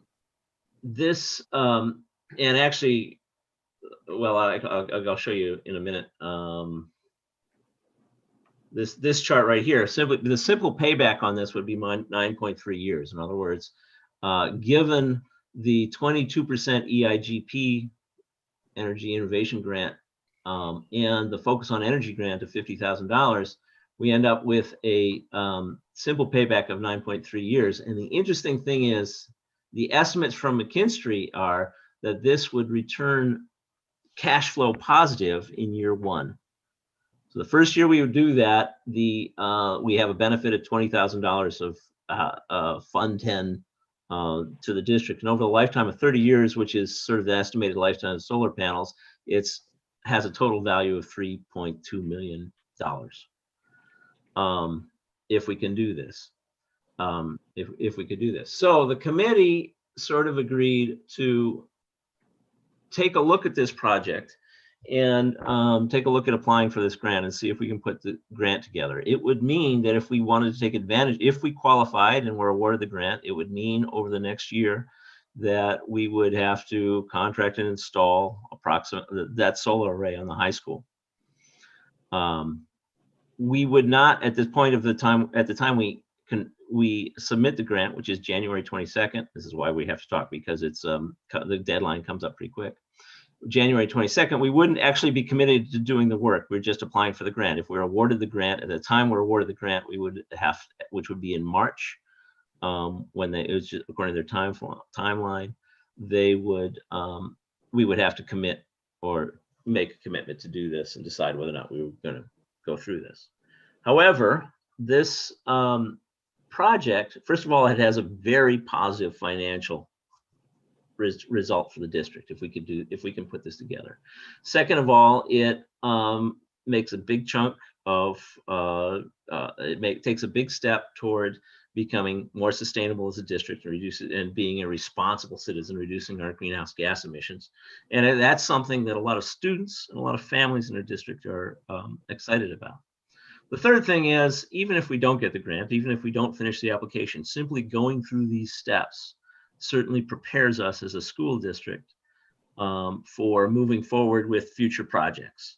Because, you know, once we've done it, you know, you do it once, you do 90% of the work the first time, and then we'll be ready when other opportunities come up. So the plan is that the committee will look at this, we'll do what we can to try and fill out an application and bring this to the board in the January meeting. So I want to talk about it in a little bit of detail today, so that you have time to think about it and you've time any questions that would come up regarding this option, regarding doing this, because if we manage to go forward to it, we're going to have approval for the grant application. Again, that's not a commitment, but for the grant application itself in January, because it needs to be filed on January 22nd. Any questions so far? Oh, good. Well, no, I have some. Go ahead. I mean, well, one, I guess, is so if the total cost is almost $1 million, yep, and we are getting $50,000, where's that money coming from, and how does that impact our budget? And the other thing is, who's going to write this grant application between now and then? I mean, well, okay. Those are two questions, I guess. So the second question, first. We have we've got Ken Walls, who's done this at MATC on the committee. We have a good committee, yeah. We have Lynn Lazuski, who is the worldwide chair for sustainability for the Pepsi Corporation on our committee. So we have some expertise. We have a lot of enthusiasm. We have a couple of students. And I think that we can make a pretty good stab at it. We have McKinstry. Jared and I, we need to talk about that relationship, how going forward. They have the ones who did these initial numbers, but they give us a lot of expertise, and it's a really good question, Susan, but I think we can do it. And your first question was, budget. So where's the budget from? So the budget is an open question. And what we've done here, what they've done is just taken a 2.5% bond issue for $693 $693,000, which would be the remaining portion for the district to pay, and pay that back over 15 years. That's $56,000 a year, and on top, and you make that payment, you still get $20,000 out the first year. The fact, by the way, that this is cash flow positive in the first year means the financial risk, as I see it, is very low, because the cost of electricity, it may not go up as much as they had planned, in which case you reduce this benefit. But you know what? If you're making money in the first year, you're going to be making money at some point throughout this schedule. When I look at this at positive cash flow first year, it's very low risk. But yes, your question is, how do we finance this $693,000? That has to be determined. If we could borrow for that, the intention is to talk to folks and see if we can arrange a significant fundraising effort, similar to what they did at West High School, where they raised, I think, close to $200,000 from the community, from the students in the community. I think that would be ambitious, but I think that there's a significant fundraising opportunity that we could put on here. There's also additional grant money, so this original payment from the school district might be reduced because there are additional sources that may be available. There may be some incentives from MG&E. There may be there's something called the Couillard Foundation that's maybe worth $50,000 for this. We have not explored all the options, but the fact that they're cash flow positive doesn't means that right now I can say we can go forward, and anything on top of this would be a benefit, would just improve the economics. But none of that is required to make the economics work. And yeah, this process we're going to have to move fast. We have to have a lot of discussion, and we don't have all of the answers yet, but we may be able to do this. The point is to try and see where we end up. And if it doesn't work financially, obviously we won't do anything. We won't do anything. We won't do the proposal, the grant application. But a lot of folks are, and students and folks at high school, from what I've heard, people are enthusiastic. They were enthusiastic about this project when we started talking these kind of projects when we started talking about them last year. And this is a good entry point to this problem, and it comes up, and it sort of just came up. They announced this right at the beginning of November with a 90-day window. Elizabeth, if I can call on her. No. Okay, can you call on me? Is it okay? Right. I think it's great, Peter. I think it's ambitious. I think that you are right that it gives us a big foot forward in terms of just sustainability and good stewardship as it relates to environmental justice. And so I think that part's great. I think an application costs you nothing but time, and it sounds like you've got a committee that is willing to spend that capital. So that part's good to me. I have the similar question to Susan, which is like, when the rubber meets the road, how are we going to pay for it? And I'd be curious to know, and Jared, not to put you on the spot, but I'm going to, like, your initial reactions.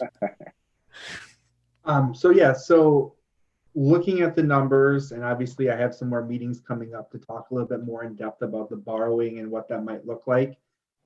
It is a positive cash flow, which is something that you typically don't see. It usually takes 4 to 5 years before that starts to flip around. Obviously, it's very beneficial that way. And if there are other options, such as fundraising, or even if you end up getting an additional 100,000, that even makes it more cash flow benefits. So, obviously, some of the first initial is we don't technically see our utility costs go up as much as they're necessarily looking or estimating. They're being pretty ambitious, but that doesn't mean that it's a bad project. Obviously, like Peter mentioned, year one is cash flow, and they're using what we are typically using because they monitor our utilities. So I am meeting a little bit more, obviously, and so just when we talk about funding, this would be something that if the district did borrow, it would come out of Fund 38, which is a direct transfer from Fund 10 over, so it comes out of that general. But how it would work is we would then budget less in our utilities for the high school, and then increase our Fund 38. So that's where the offset comes in. So technically, if all the financials work out, And it is a true budget neutral. That's how it would be paid for, is that we would reduce the cost in our budget side of it for utilities at the high school and just transfer it over to Fund 80 for the number of years that until we pay off that bond. Great, thank you, Jared. I mean, you have my support on it, Peter. I think it's great. And I will address the issue that Jared raised, which is that the numbers I showed you for future, not for current payback, but for future payback down, 25 years from now, they assume that electricity goes up. They assume that the value of the solar goes up by 2.3% a year. Electricity costs, that's taken from sort of long-term averages, but electricity costs tend to not be particularly stable. And first of all, they go in big jumps. They'll be stable for 10 years, and then they'll jump up when the Public Service Commission grants a rate increase. And so it's hard to sort of trend them where you'd see, a 2% increase a year or 3% increase a year. And it's also, of course, dependent on commodity prices. So, but that's one of the reasons I was so excited to see, oh yeah, it's positive cash flow in year 0. Actually, year 1. Year 0, you're building it. And then it's positive cash flow. The only thing, and the experience with solar panels is they work well for 30 years. No one has any questions about that. The major maintenance issue is that that after 15 years you have to change out the inverters, and that is the better part of a year's revenue from this thing is to change out the inverters. But that is factored in. Other factors that are positive here: we just redid the roof for the high school. It's ready to go. Last time we talked about solar in this district, which was a while ago on Winnequa, we were concerned about roof penetrations. The technology no longer requires roof penetrations. These are what they call ballasted panels. They set them out on the roof and they hold them down with bricks. So you don't have to put holes in the roof to hold them down. So there's a lot of positive things here. A couple of things that are of concern. This is leftover ERA funds from 2010, which means that there are Buy American provisions, and the market for domestic photovoltaic panels has changed dramatically in the last 10 years. And so that may be a stumbling block. Again, we don't know, but that may be a stumbling block. Might be a problem. There's also the prevailing wage provisions of Davis-Blake can apply, which also was raised as a concern, may be a stumbling block. But we may be able to get past those. We maybe not. It's a good exercise to get started down this. The only other issue is that the other funding source, which is Focus on Energy, which will give you Focus on Energy. You do certain projects, certain things, like if you put solar on your house, they'll give you $20,000. You just do it, they'll give you $20,000. For large projects like this, they will fund this $50,000. Their money, you have to reserve the money, which is first come, first serve.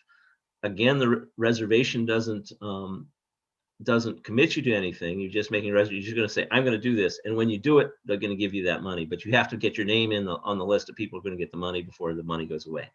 One of the issues is they announced last week that they're going to open up their reservation for next year on Monday. And we want to be near the top of the list. So we will have to find a way to sign and say, get our name, a reservation. And normally, again, I bring that to the board, but we need to act on it. We need to figure a way to act on it promptly. And I'm wondering if anybody has objections to Jared or Dan getting us on that reservation list, signing up without board approval. Either that, or we can have a special meeting probably early next week just to ratify that. Again, it doesn't commit us to anything. It just puts us on the list and then they hold $50,000, and when we complete the project, they give us $50,000. I don't see no problem putting us on the list. Yeah. Anyone else? All right. Then just on this, my last point on this, if you have questions, concerns, I'd really like to hear them, not necessarily now, but in the next week or two, because we're going to have to move quickly on this. So if something occurs to you that, an objection, question we need to answer, please forward it to us. Also, I'm looking for additional board members who'd like to be on the committee. If you'd like to be on the committee, please send that to me and to Andrew, and he and I will look at. There's currently 2 openings on the committee for board members, if there's interest. And then we're meeting again Saturday morning. We're not asking Darren or Jared to participate, and we're just going to sort of do assignments for what's the next on the application, and we'll keep everybody informed. And Susan Manning was good enough to attend the meeting on Monday. Do you have any comments, Susan? I just unmuted because I did want to tell the board that I listened to this meeting and it was incredibly helpful to hear the information that was presented and the way the committee asked the questions, and to have that background as that report came forward tonight. It's really helpful. And there were 2 of the McKinstry reps there who also spoke. There was a lot of expertise in that room, and I was impressed by the discussion and the way that it's summarized for the board tonight. Okay. Thank you. Susan? Well, yeah, and I don't have a problem with our going on the reservation list again, as long as it doesn't by understanding, which I'm taking your word for it that it doesn't. I will have a lot of questions. I'll look at that really carefully. Okay. Before we will look at that. Everybody will look at that really carefully before we sign up for that. That'd be good. Whoops. She froze. Yeah, not saved anywhere near what they thought they were going to save. And I know there have been some issues with theirs. They had a different setup in that they were leasing the panels, and then the company wanted them to buy them, and they couldn't get the maintenance. There are maintenance on these panels, so there are expenses to having them as well. And I guess that's going to be one of my questions. Is I really want to know a lot more about the financing of it, especially going to the kind of year we're going into, and this is a tight time frame. But again, as long as your committee understands that if they get this application, there is a chance the board won't approve it. Right. As long as they understand that going in, because I think we have to have a lot more information before we would approve something like this. And otherwise, I mean, it's an exciting opportunity if it works. So that's the big question. Someone at the committee said, "Isn't this a no-brainer?" And my response at the meeting said, "Isn't this a no-brainer?" And my response is, purely financially, it is a no-brainer, but that's not the only consideration, right? I mean, the financial information we have right now, it's a no-brainer, but that's not the only thing that's involved in this. There is financing, and there's a lot of other parts that we have to consider that before we commit to this. And I perfectly understand that there's no commitment. I will ask for approval to submit the grant application. And then, of course, we would need approval further. If we do proceed with the project, we'd have to approve that, because we'll, put out for bids, and there'll be a different, we'll get the actual number of the finance, for example, of how much it will cost. You don't get the actual number until you bid it out, right? Right now, we only have estimates. So that would have to be approved down the road. Well, and I would also add to Susan's thought about that. And I have watched and observed probably 80 to 90% of the committees that I'm not on. I really think it's critical that the committee understand going forward, especially if they start putting this work in on the grant. And it looked like a lot of work, that their advisory,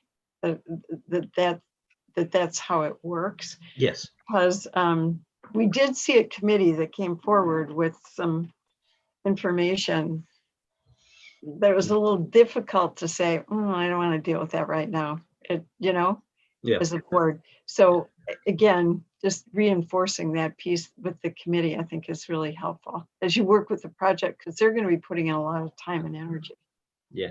And my goal and the committee's goal is an understanding there's a lot going on right now in this year, and we do not want to have to put another thing on Dan and Jared's plate that's a lot of time consuming, requires a lot of energy.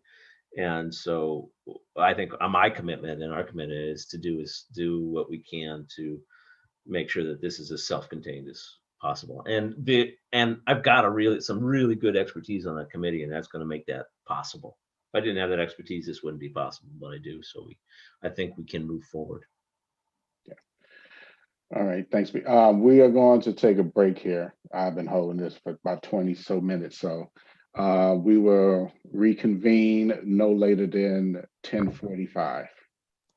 Andrew, so you know it will continue to live stream. I have no control over that, so. Oh. I said perfect. They can see us go to the bathroom, do what I've got to do. Here. Okay, Joyce, can you just like put a note that says on recess and pop it up, share your screen on the panel?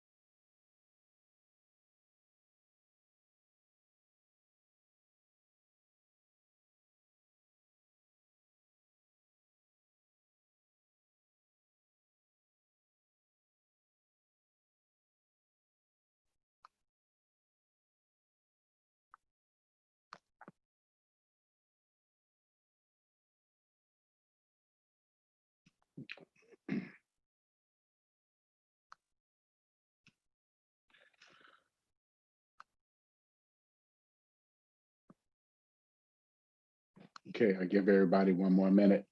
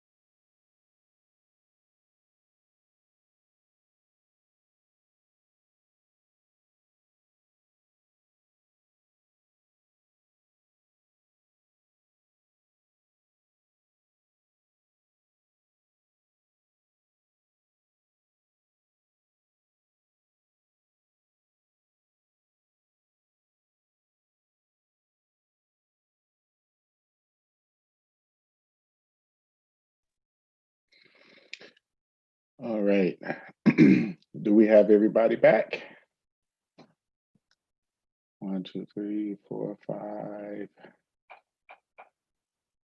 All right, I'm just waiting for Elizabeth and Peter. Okay, there we go. All righty. So we're going back to possible action items. We're going to number 2. Ratification of participation as amicus curiae in filing of non-party brief in support of respondents, including Public Health of Madison and Dane County, and pending Wisconsin Supreme Court cases. I will go ahead.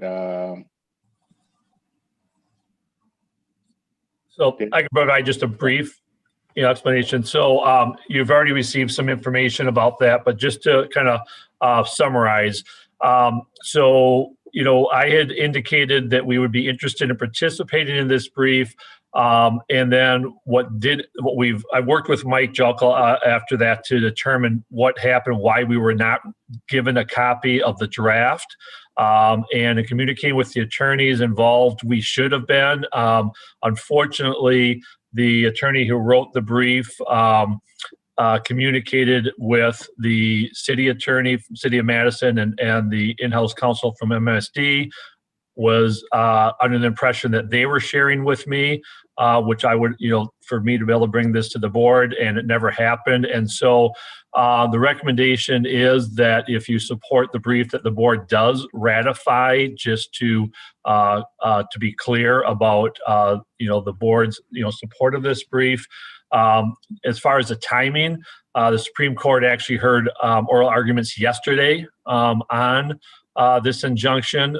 This amicus brief is not part of the oral arguments, but this will be considered as they go to chamber, and really as a policy issue. So procedurally, if the board supports this brief, we're asking for ratification this evening. Dan, I was a little confused by this. So when you got this, you consulted with some board members, but not other board members. Is that correct? Right. So I never received a draft copy. I found out about it when it was in the newspaper, like everyone else. When I found out about the opportunity to participate, yes, I had consulted with a couple board members before indicating an interest, but that was not binding interest. And so, the intent would be to bring this back to the board for consideration, and that didn't happen until now.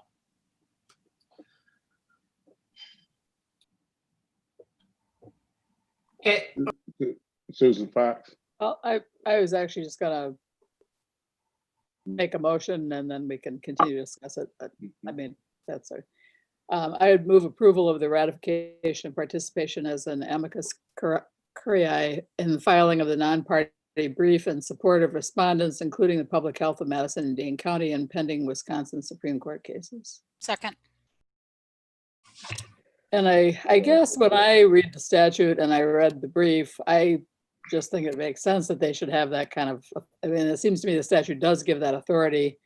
It doesn't mean we can't work with Dane County Public Health to talk about the kinds of numbers we're seeing in our school district and that kind of thing, but it just seems to me that they do have the statutory authority. So to me, that it seemed like a kind of an obvious thing, but that's just my feeling. Peter? Can I ask somebody to summarize Dan, I mean, you, the brief or the issues addressed in the brief and what's going on? That was my question as well. Okay, so again, the intent of an amicus brief is not to state as a matter of law. That's what the attorneys that will do that are involved in the actual lawsuit. So this is meant to be a statement in support, basically as a policy issue, and what would be the effect of the ruling on school districts, in Dane County. And so the summary of this really is a pretty short argument, and it really is on pages 2.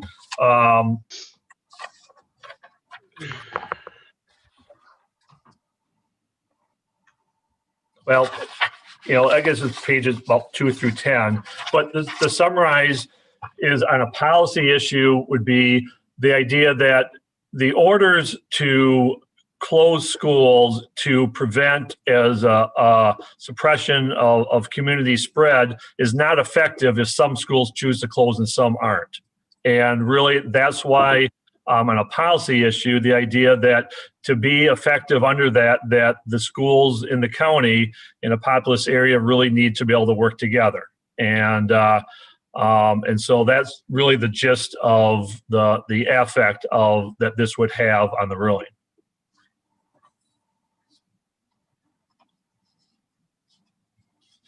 And this is just what they call a friend of the court brief. Because nobody uses the Latin anymore except on the documents themselves. Right. Yeah. Well, plus Dan, I think what I'm looking for is if I have people who are watching this meeting who have not read this brief, I'm looking for that simple statement that basically says the brief would support the argument that local health departments should and do have the authority to close schools. I mean, that's, in terms of asking you just for a 2-3 line summary, I think that would be helpful. Susan Fox? Well, it refers specifically to the statute, which is 252.03, duties of local health officers. And here's what the statute says. Every local health officer, upon appearance of any communicable disease in his or her territory, shall immediately investigate all the circumstances and make a full report to the appropriate governing body and also to the department. The local health officer shall promptly take all measures necessary to prevent, suppress, and control communicable diseases and shall report to the appropriate governing body the progress of the communicable diseases and the measures used against them as needed to keep the appropriate governing body fully informed or at such intervals as the secretary may direct. The local health officer may inspect schools and other public buildings within his or her jurisdiction as needed to determine whether the buildings are kept in a sanitary condition. And it goes on. And it says the local local health officers may do what is reasonable and necessary for the prevention and suppression of disease, may forbid public gatherings when deemed necessary to control outbreaks or epidemics, and shall advise the department of measures taken. And then it goes on from there. But to me, that's kind of what they're arguing, is that the statute does in fact grant local county public health agencies this authority. So to me, it's, and then the Supreme Court will make the decision, but Or we just, I can't argue with that, I guess, myself. well, I can't argue with it either, but although previously at the board meeting, we were discussing about how we didn't like some of the requirements about what were coming through. So I don't know. I originally, common sense would say to go with the science and the public health officials, but right now the public health officials aren't really working in our favor as a local district. So I don't know. Do we want to give them full control over everything? Well, I think I guess I didn't say this before, but I think part of the reason Dane County is doing a little better is because Dane County behavior is a little better than other counties, not entirely, but somewhat better. And to me, it just makes logical sense. I mean, I think I personally do think if the entire state had been a lot more careful from the get-go, we wouldn't be in as bad shape as we are now. And based on what I'm hearing from a lot of science. So I think at some point, to me, it makes sense. And when I said before, it doesn't mean we can't continue to have conversations with Dane County Public Health, and I think we should, about saying, well, look, this is your metrics for the county, but look at how far below that our school district is, and have that conversation. And it may influence what they decide as well. I don't know, but I guess that's where I thought in general, hopefully we won't have a pandemic like this again for a while. But I think it's important that there be leadership at these top levels from people who have a lot more expertise than we do that can help nip it in the bud. And that obviously didn't happen this time around, but. Oh, please. There's been zero leadership at the top levels. It's all been kicked down to the school board. There's no leadership at any top level. Everything has been pushed down to us at the very local level. So why would we trust that level, that level to make the best decisions what's for our district? I'm on the fence about this. I have some reservations now after thinking about it. Peter? I think the principle, I think what we've learned, you can't go at the problem of addressing a pandemic on a local piecemeal basis. If one neighborhood is open and one neighborhood is not, you're going to have a problem in both neighborhoods, and you do need. And so the argument that higher level authorities need to have authority to implement measures on, and you can argue about those measures and what's appropriate measures, but I think that the argument that you have to have higher level authorities with the authority to take action, I think that is both valid and beneficial to the public. And I also believe that it is in alignment with the law as written. So, which is really what this is about, which is that we have entered this brief supporting that, with noting that we believe that this is the correct interpretation of the law. We're not supporting, this does not mean we support what Dane County Health is doing. What it means is that we support that they have the authority to do what they are doing, whether or not we agree with the precise details of where they are. Elizabeth? I can quibble with their details, but. Yeah, I agree with Peter and Susan Fox around kind of the substance of the brief. I don't have any problems with, and I also agree that the issue at hand, I think, is whether or not like Dane County Public Health has the authority to say the things that it says. And I think that I agree statutorily that seems pretty accurate. My question actually, Dan, is not actually about the content of it, but around the signing parties and noticing that it's MMSD and us. Where's the rest of Dane County in terms of school districts? Yeah, that's a great question, and I don't have a good answer. So when it was, again, it was brought to us by Carolyn Jenkins from MMSD with our entire Dane County group, and I guess I was surprised to find out, after the fact, that other districts did not sign on as well, because there has been no debate. Throughout our entire conversations these last 6 months about the need to have a collective voice and really work together on this. And so I don't know why the other districts haven't signed on. And you haven't talked with anyone just to get a general feel or anything? It just seems so odd that it's like us and MMSD and then all the other sort of neighboring districts are non-existent. Yeah. So no, I apologize. I have not had that conversation. Yeah, especially since we know at least Middleton, Stoughton, there are other districts that have taken similar positions that we have in terms of. So yeah, well, I was surprised too, but I don't. I have, oh, sorry, Peter, I just quick Oh, comment. go ahead. I have more of an issue with the fact that this is coming to the board now after it's already in motion, that we didn't have a chance to discuss this before the decision was made. Dan, I wish that we would have had been able to do that. So I'm a little disappointed that we're having a discussion after it's already been put in motion. I think the board Eric, should- the decision was made through the newspaper. Dan was not even aware of the decision that was made.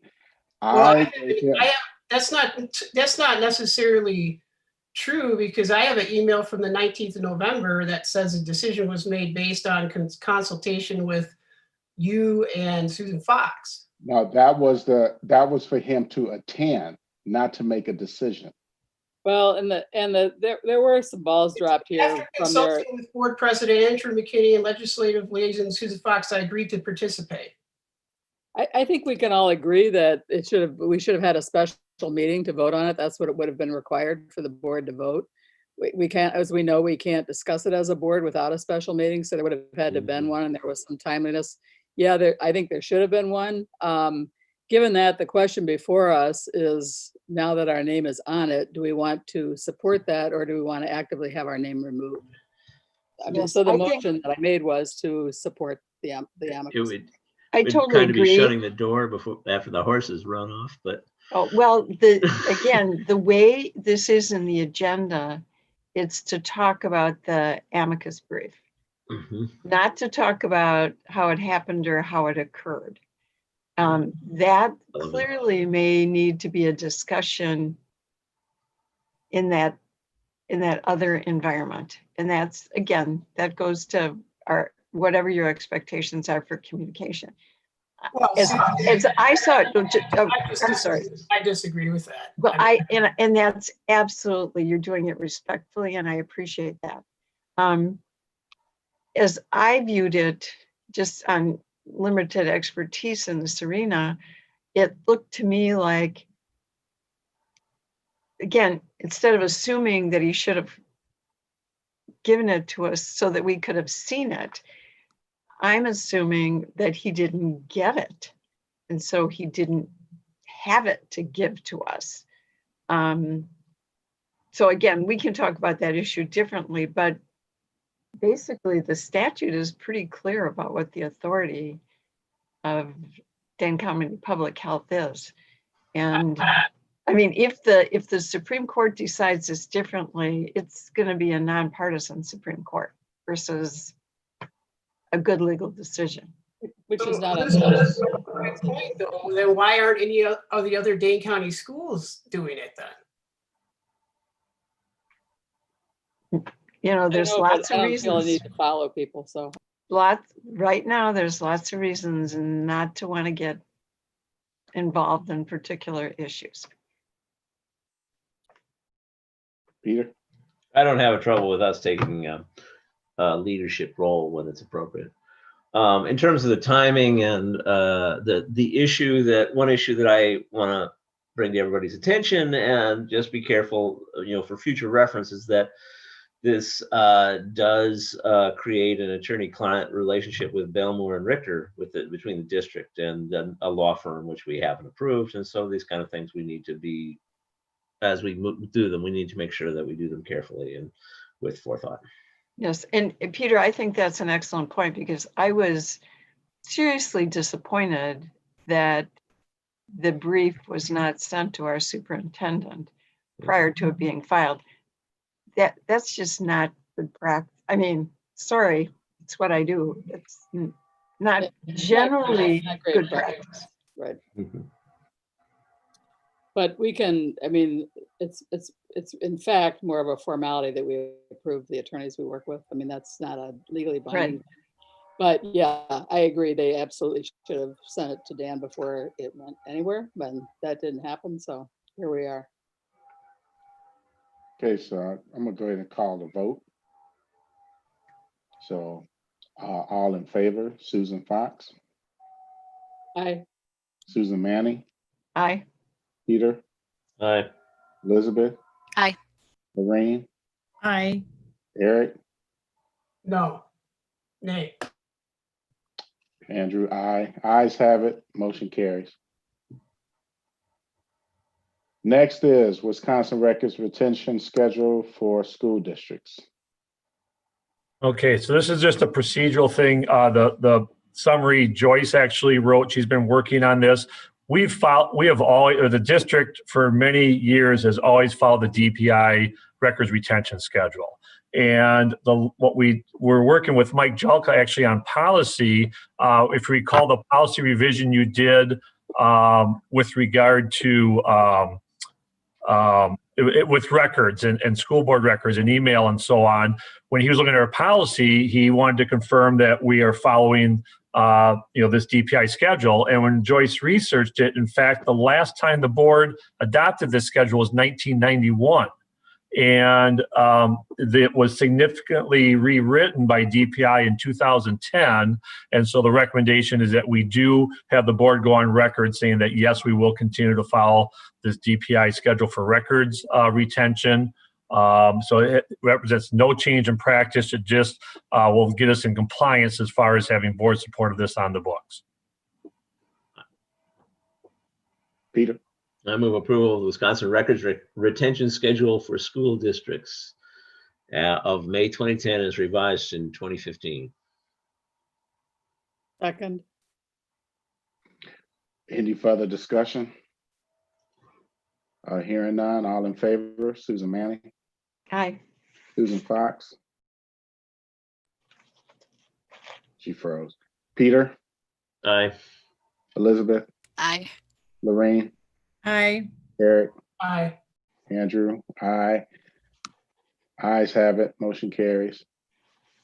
Next is new high school course proposals for 2021-2022 school year.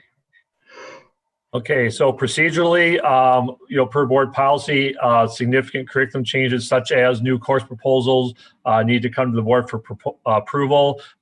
Pretty consistently annually in December, you have something to consider. So the course proposals have been written up by our teachers and approved by our high school administration to bring forward to the board for consideration. I think they're very well written and pretty self-explanatory, but Principal McGrath is here this evening that can answer any questions on any of the course proposals.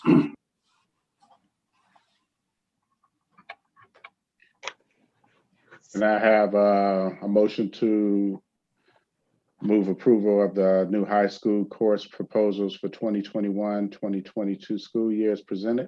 So moved. Second. Any discussion? Yeah, can we hear about them? Yeah, I'd like to have. I can talk through them real quick. I can certainly do that. So I'd like to hear the rationale. Well, Yeah, not I'll only give you a the little. changes, but the rationale for making the changes, because that's not in here for us. Oh, yeah, So, it is actually, if you read Well, that. It should be. But I'd like to hear it from I'd Matt. like to hear it spoken about as well. That's fine. Thank you. So we'll take the business and marketing department first. There's two course proposals there. Basically, for each of those, we are taking a year-long course and splitting it into 2 semesters. So we're taking the marketing principles course and splitting that into, which is a year-long course, splitting that into marketing principles 1, marketing principles 2. And we're doing the same thing for our marketing 2 class, splitting that into advanced marketing 1 and advanced marketing 2, which includes a capstone project for students. Really, the rationale there is trying to open up those courses and have them more accessible to more students so that more students have at least some exposure to marketing. Having them be semester courses rather than a year-long commitment should certainly help with that. Junior year in particular, we have Phi-Ed offered, or required, I should say. And so that's a semester class. Sometimes kids are looking for, that other class to fit opposite of Phi-Ed for that semester. So this would give them another option to fit in there. So much more flexible setup. Students could take marketing principles 1, for example, as a junior, and marketing principles 2 as a senior, or as a sophomore and junior. So they don't have to take it consecutively in that year. I know Ms. Sorensen surveyed her class and asked a little bit about, asked specifically about the interest in semesters versus year-long. And the students thought that they would be more interested in continuing with the semester, and they thought that others would be more interested in just that semester commitment as well. So that was the rationale with the business and marketing. Not really a new course, but just structuring those two courses differently. In the science department, it's an additional semester of a Nat and Phys. And so currently we have one semester of a Nat and Phys. We only touch on 3 or 4 of the 11 body systems. There's not a lot of depth or breadth there. And so this would really allow us to add that depth and breadth over a full year. Students could still take one semester of a Nat and Phys and choose not to take that second semester. And that would be fine. But for students that want to pursue and continue studying an Nat and Phys, this would give them the opportunity to do that. And then finally, the last one is in computer science. And we would keep our current computer science offerings, which include Comp Sci 1, Comp Sci 2, which are both year-long classes. This would be an entry-level computer science class, fundamentals of computing. And really the reason for adding this class is to cast a wider net in our computer science area and hopefully expose more students to computer science, as well as a more diverse population of students to computer science. This would be a project-based class. It's designed to be highly engaging, fun, and to create some excitement around computer science. When you get to Computer Science 1, you really jump right into computation and algebraic thinking, and it can be a tough introduction to computer science and kind of a flat one too. And so this one being project-based, not jumping right into that computation, algebraic thinking, hopefully getting students excited about computer science and pursuing it into Computer Science 1, 2, and even matriculating up to our AP Computer Science. So that's the goal with that. This would be a prerequisite for all students to start at this one point. So we wouldn't have different groups starting at different points in computer science. Everyone starts with the fundamentals, has that base, and then continues to head on to Computer Science 1. And this one also with freshmen and that Phi-Ed offering, or that Phi-Ed requirement freshman year, this would give students, freshmen, another opportunity to lock something in opposite that semester of physical education. Again, semester-long commitment versus year-long commitment. So not, hoping more students will dip their foot in the pool, so to speak, with computer science. Peter? Given what you're talking about, semester versus year-long commitments, what's the rationale for making the A&P year-long rather than just, and for going from one semester to 2 semester class rather than just having us A&P 1 and A&P 2 semester classes? So the A&P, you can actually still just take the one semester of a Nat and Phys, and you could pick up that second semester at another point, Peter. So even though it's a year-long class, you could plug it in later. Okay. Yeah. Just, there's the issues with high school scheduling and, giving people the opportunity to be flexible and take a little bit of something, don't lock them out by making it a year-long thing. Yeah, that's what I saw here with the proposals generally was more flexibility for students and hopefully more accessibility. When I look at your fundamentals of computing, it says right at the top, this needs a catchier name. I'd suggest digital literacy, and I'd make it, if it was me, I'd make it a requirement for every student. Digital literacy. Looking over to the team, looking over the curriculum, yeah, I would think that this is essential for everybody because this is the new world we live in.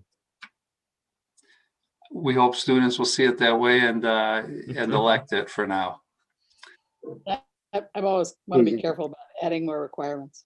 Yeah, I know. Because they already have a hard time making choices. Yeah. But anyway, I thought these all look great. Thank you for that additional. Susan Manny. I thought they looked great too, Mitch. I really appreciate that.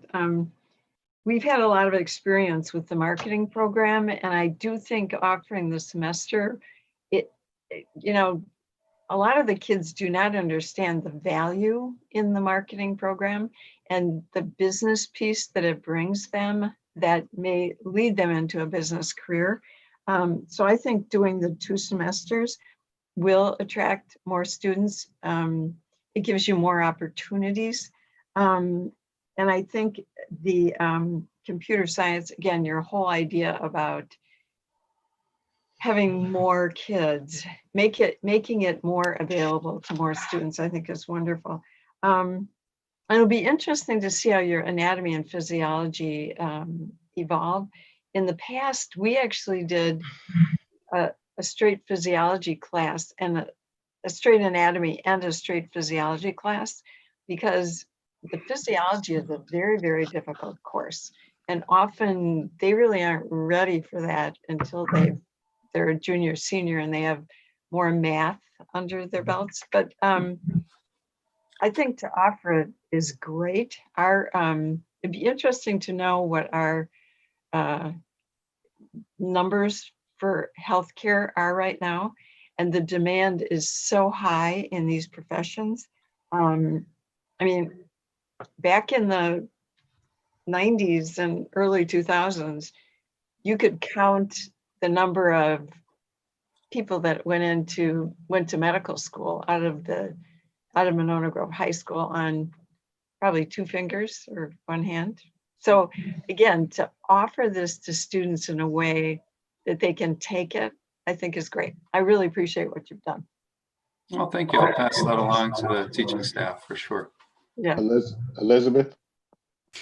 Yeah, I agree. I think these classes look great. And I just wanted to call out around sort of fundamentals of computing or name TBD and the obvious thoughtfulness that went into thinking about how you can cast the widest net possible for kids being able to get essential skills, in addition to just like the traditional demographics that are either in or out of things like computing.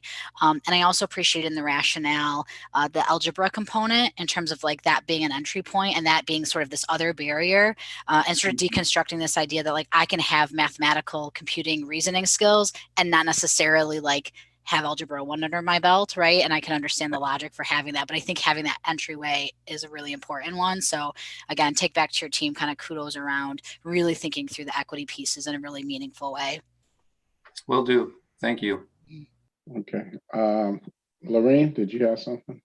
Yeah, I just want to echo what Elizabeth was saying. Definitely the fundamentals of computer science, thinking of diversity is awesome. And then also the flexibility of offering semester-long classes is wonderful as well. Because a student may not be particularly, initially they're interested in something and then they don't really like it. So the fact that it's a semester long versus a year long provides flexibility. So I like that. Definitely what we're hoping is more exposure and students get hooked. Peter? And I got a fundraiser for a big solar photovoltaics project in mind, and so to market here. So we'll be in touch. There is a capstone project for advanced marketing too, so we'll keep that in Yeah, mind. actually, it's just like, oh yeah, Peter's got to get his new project paid for. That's right. All right. We're going to go ahead and call a vote. All in favor, Susan Manning, Aye. Susan Fox, Aye. Lorraine, Aye. Elizabeth, Aye. Peter, Aye. Eric, Aye. Andrew, aye. Ayes have it. Motion carries. All right. Thank you, everyone. Thank you. Thank you, Mitch. Okay. Next is the 2020-2021 collective bargaining agreement with MGEA Educational Assistance. Yeah, I think for this item, there's not a lot of explanation. You know, we're the base wage is just the first part. That's the formal collective bargaining. The next item with the supplemental pay, you know, requires a little bit more explanation about what the personnel committee did there. So I don't know if you want to take one at a time or talk with, you know, kind of about both of them as before you vote. But like I said, the base wage is pretty straightforward. That is not enough to give everyone their full step increase on the scale. So that gets them partway there, and then the supplemental pay gets the rest of the way, plus some other adjustments that were made.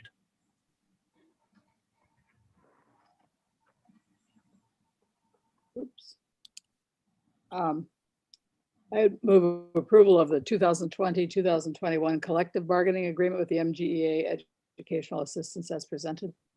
Second. And again, that is just the Yeah. CPI. So, yeah. Okay. Any further discussion?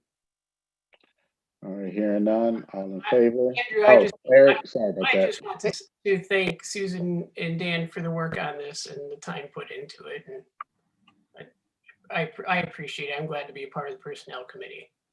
And I think it's a good thing that we support our EA staff.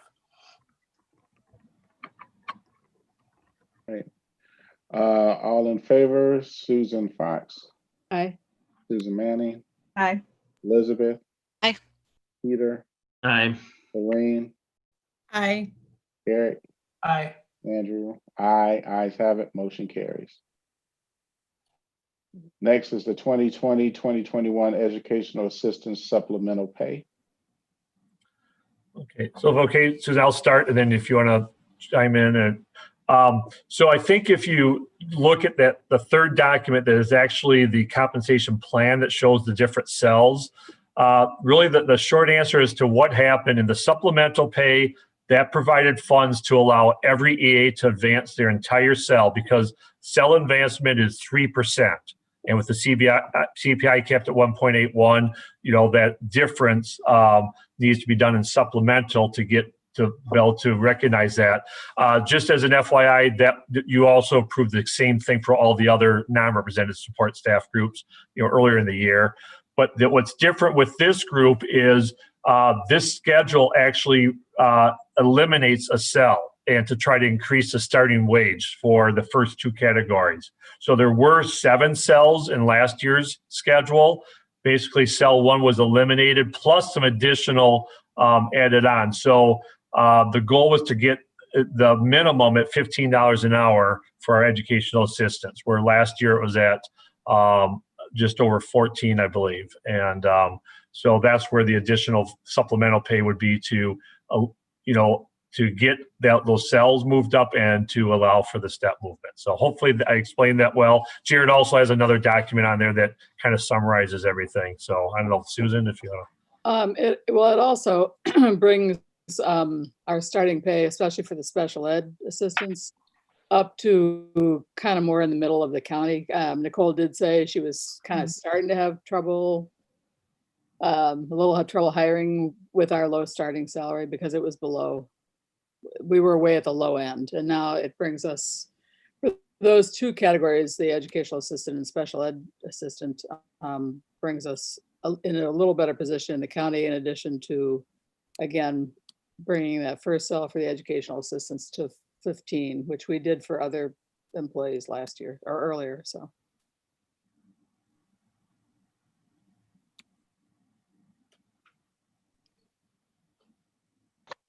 So, did we have a motion to approve? I don't believe so. Okay, go ahead, Eric. Well, I just make a motion to approve the educational assistance supplemental pay for 2020-2021. Second. Okay, any further discussion? Hearing none, all in favor, Susan Fox, Aye. Susan Manning, Aye. Elizabeth. Aye. Peter. You're on mute, Peter. Sorry, aye. Lorraine, Aye. Eric, Aye. Andrew, aye, ayes have it, motion carries. I'd just like to point out too is that want to thank the school board for this, because now all of our employee groups have a minimal starting wage of $15 an hour. So we've been able to move that forward. Part of that is because of obviously changes in health insurance to help the budget and bring us in line with other Dane County schools. But $15 an hour has been obviously a goal for the district for a while. And so we've been able to achieve that now. You're welcome, Jared. Anything for you. I wasn't going to do it for anybody else. I don't think it's your money, Andrew. But Jared has been a huge help also. Oh, big time. Oh, yeah. Yeah. Resource for us to have. Yeah, we appreciate your work to support our ability to do that, care. Thank you. Thank you. Okay. Next is consideration of scheduling a listening session with 4K through 2 teachers. Okay, I think the board had some discussion, or at least it was brought up, in previous board meeting. And so if you're going to, have a listening session, obviously it has to be a notice meeting. And so I think as a board, you can decide about, the timing and how you'd like to approach that. And we'll go ahead and get it noticed and set up for you. So. Susan Fox. Well, I think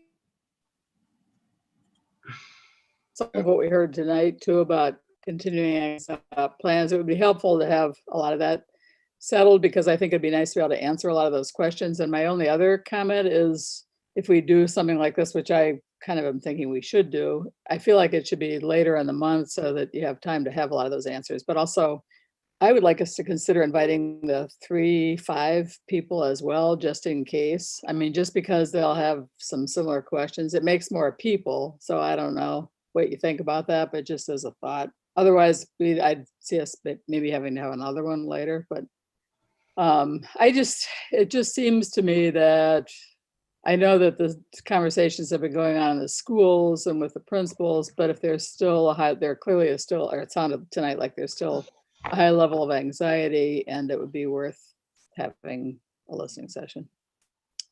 Lorraine? I guess I have concerns about it. And my concerns is that it's a public forum. And if a teacher has issues with health, they may not want to publicly share that. And there may be some backlash if they share that. So I'm a little concerned if teachers don't want to share information in a public forum. Elizabeth? I agree with Lorraine. I'm sort of on the fence about it. Theoretically, I think it sounds like a really good idea. And it's the public nature of it that I just worry about, in wanting to make sure that we have a forum that is focused enough and goal-oriented enough and purposeful, so that the people that are coming kind of are prepared to know what they're going to say or what they're going to be asked, so that we're not setting anyone up to get put out. Or what if a community member is watching and their child's teacher says a thing, and then it sort of, spirals out in a particular way. So I think I'm not opposed to it. I think a question I have for the board is, what is our purpose? And if we could really clearly define that purpose and narrow the scope in a particular way, so that we actually prepare the folks coming in for what it is and what it's not, and what their expectations should be in terms of any board action that could potentially be taken as a result of it, and what things that we would want to have off the table, or that wouldn't be appropriate for an open forum, given kind of the concerns that Lorraine raised. Susan Manning, and then Eric. Yeah. I appreciate that input. And I know that that's always a tough balance. But without this, the teachers have no opportunity other than individual emails, which are also public and accessible, to present a voice. It's what I call, I mean, you may not feel comfortable taking an opportunity at certain times, but at least we're offering the opportunity. And the other piece I'm asking for is the opportunity to, with Dan and maybe Katie, like they did the referendum, meeting with the parents as well, and being able to talk about the setup and the plans. One of the things we clearly heard tonight in the public comments was the words lack of communication. And so I would rather open the door. If a teacher feels uncomfortable, I think they'll come to us, but I'd really like to offer them the opportunity. Eric? Well, I brought this up because I had some feedback from some teachers, and we also all received a letter from all the 4K2 teachers as well. And while I respect that this may put some teachers in a position in the public, which we certainly don't need to put any more pressure on them, it still would be a volunteer basis for them to speak. So they'd be making that decision themselves. But I do think it's important that the teachers feel that they have a voice directly to the board, especially under the circumstances of the pandemic and the risks that we're expecting them to take by going back to in-person learning.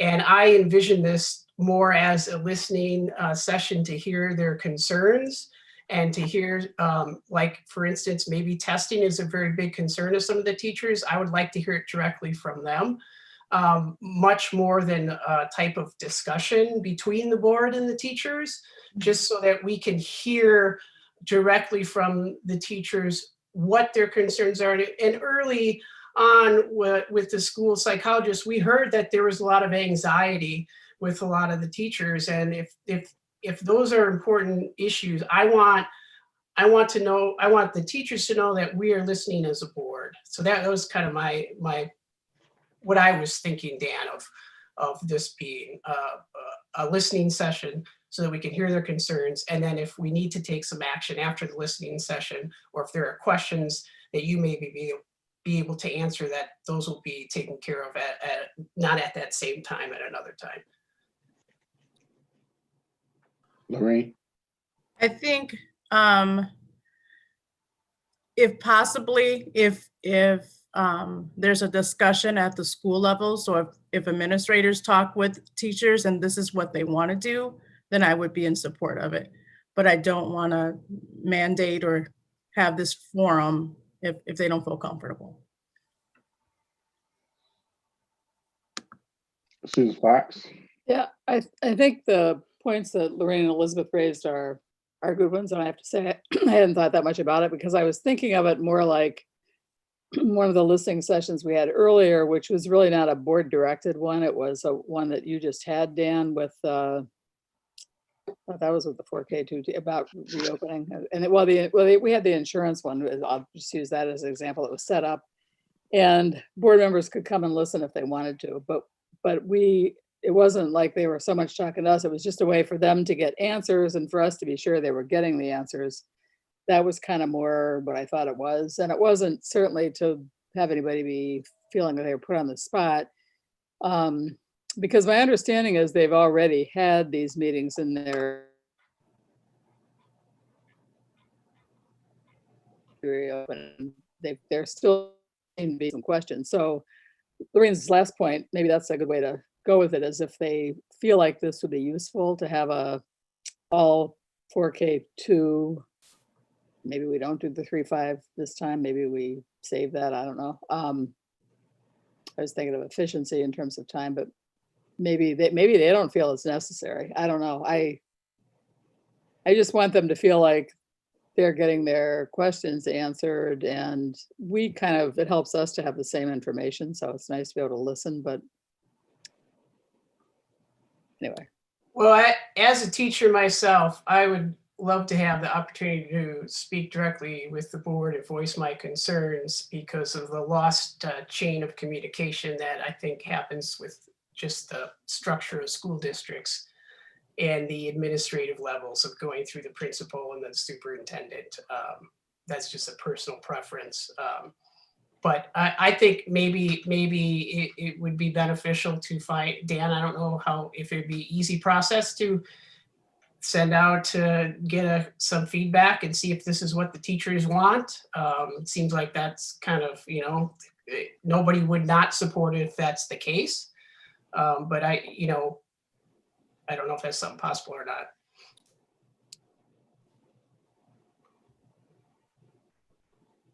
Peter and then Elizabeth. Sometimes we just have to deal with the fact that we are a public agency and we're bound by the fact that we have to have these discussions in public. And it has downsides, which I understand about privacy, but I think and other concerns with saying things in public, but I think that's for the best. We have to just deal with the fallout of that, and teachers are always empowered to approach us privately if they so desire, but having a listening session, I think, is is a positive to help everybody. A, because of the benefit of listening and hearing what people have to say, and B, because we want to give the appearance that we are there for people to talk to and to listen to. Elizabeth? Yeah, I mean, like I said, I'm not in disagreement that it's a good idea. I do think that it's worth our time to like have this discussion and think about both the, intentional and potentially unintended consequences, right, of a particular thing that you do. And so just kind of continue to ideate on that. And then again, I'm going to sound a little bit like a broken record here, but I really want to emphasize us making sure that we have a really clearly defined and clearly articulated purpose. I think there's a potential, right, when we talk about potential impacts, to open up a forum for folks to be able to come and talk about what's happening with them. And I want to be able to do that. And I want to be able to make sure that we're able to bucket things in problems that we can solve as a board, problems that don't belong to us that maybe are more administrative, and problems that just exist in the world that we need to name and that aren't solvable. And oftentimes when you have, listening sessions or problem solving sessions, those things tend to get a little bit conflated. And if that's the case, a potential consequence is that our staff leaves feeling more frustrated than they did when they came in, because now I gave voice to a thing in hopes that there's going to be a change. And in some cases there might be, but in other cases there may not be. So I just want us to be very clear and upfront with staff about kind of what the forum is and what the purpose is, so that they leave feeling the way that we want them to feel, right? Which is seen and heard, and to the extent that we have capacity, solution oriented. Susan Manning? The other side of that, however, is that if you make it so I want the teachers to understand, and I think Eric said this well, that this is an opportunity for them to talk about the reopening of 4K2 and to say, this has worked well. This I think we can improve. They're bringing their expertise to us in relationship to this process. And I want them to feel open in every way to voice the positives and negatives of how this is evolving. And I think it's important that we hear that. It's as simple as we got an email from a teacher about a scheduling issue. So if we had had this meeting, maybe 10 teachers would have said, I have some issues with scheduling, at which time that's an opportunity for us to say, maybe this isn't, maybe they're all going to come and say the hybrid program needs to evolve into more days, or, it's an opportunity for them. And I think, as Peter said, we're elected officials. We need to hear how this process has gone. And Well, I think that what you just did, Susan, is exactly my question, right? Like, you articulated a purpose, and you articulated like a structure by which that purpose comes to fruition. Like, it doesn't have to be this rigid thing, but even this idea of come prepared, talking about what's working well, what challenges you still have, what questions you have, right? Yeah. That at least gives a thing to the purpose of exactly what you just named. And so again, like, I'm not in disagreement. I just want to make sure that we're fully iterating on what it is that we're asking for before, we ask our staff to do it. So we meet everyone's expectations, ours and the staff's. Exactly. And then you did it, and it was great. Well, I have full faith in the teachers that they will be professional and voice their concerns without trying to limit what they're going to say or put them in a box. So, Eric, that's not what I'm saying, Eric. And you know that. That's not what I'm trying to say. So please. Well, I didn't mean it like that. I apologize. Let me rephrase. I guess, and I take this a little personally because, I as being a teacher for my entire career, I often have the feeling, and I'm sure many teachers would voice this concern, that our voices are not heard by administration and the board, no matter what we do. So I think I do want to, I didn't mean to say that. I just meant it as, I think a lot of the times the voice of the teacher isn't heard the way that it should be heard, because there are very specific limitations to how that is. And I just wanted to have this be a little bit more open, but I'm willing to set some parameters, like I said, with the listening session. I mean, I'd actually, you know, I would like to make a motion tonight.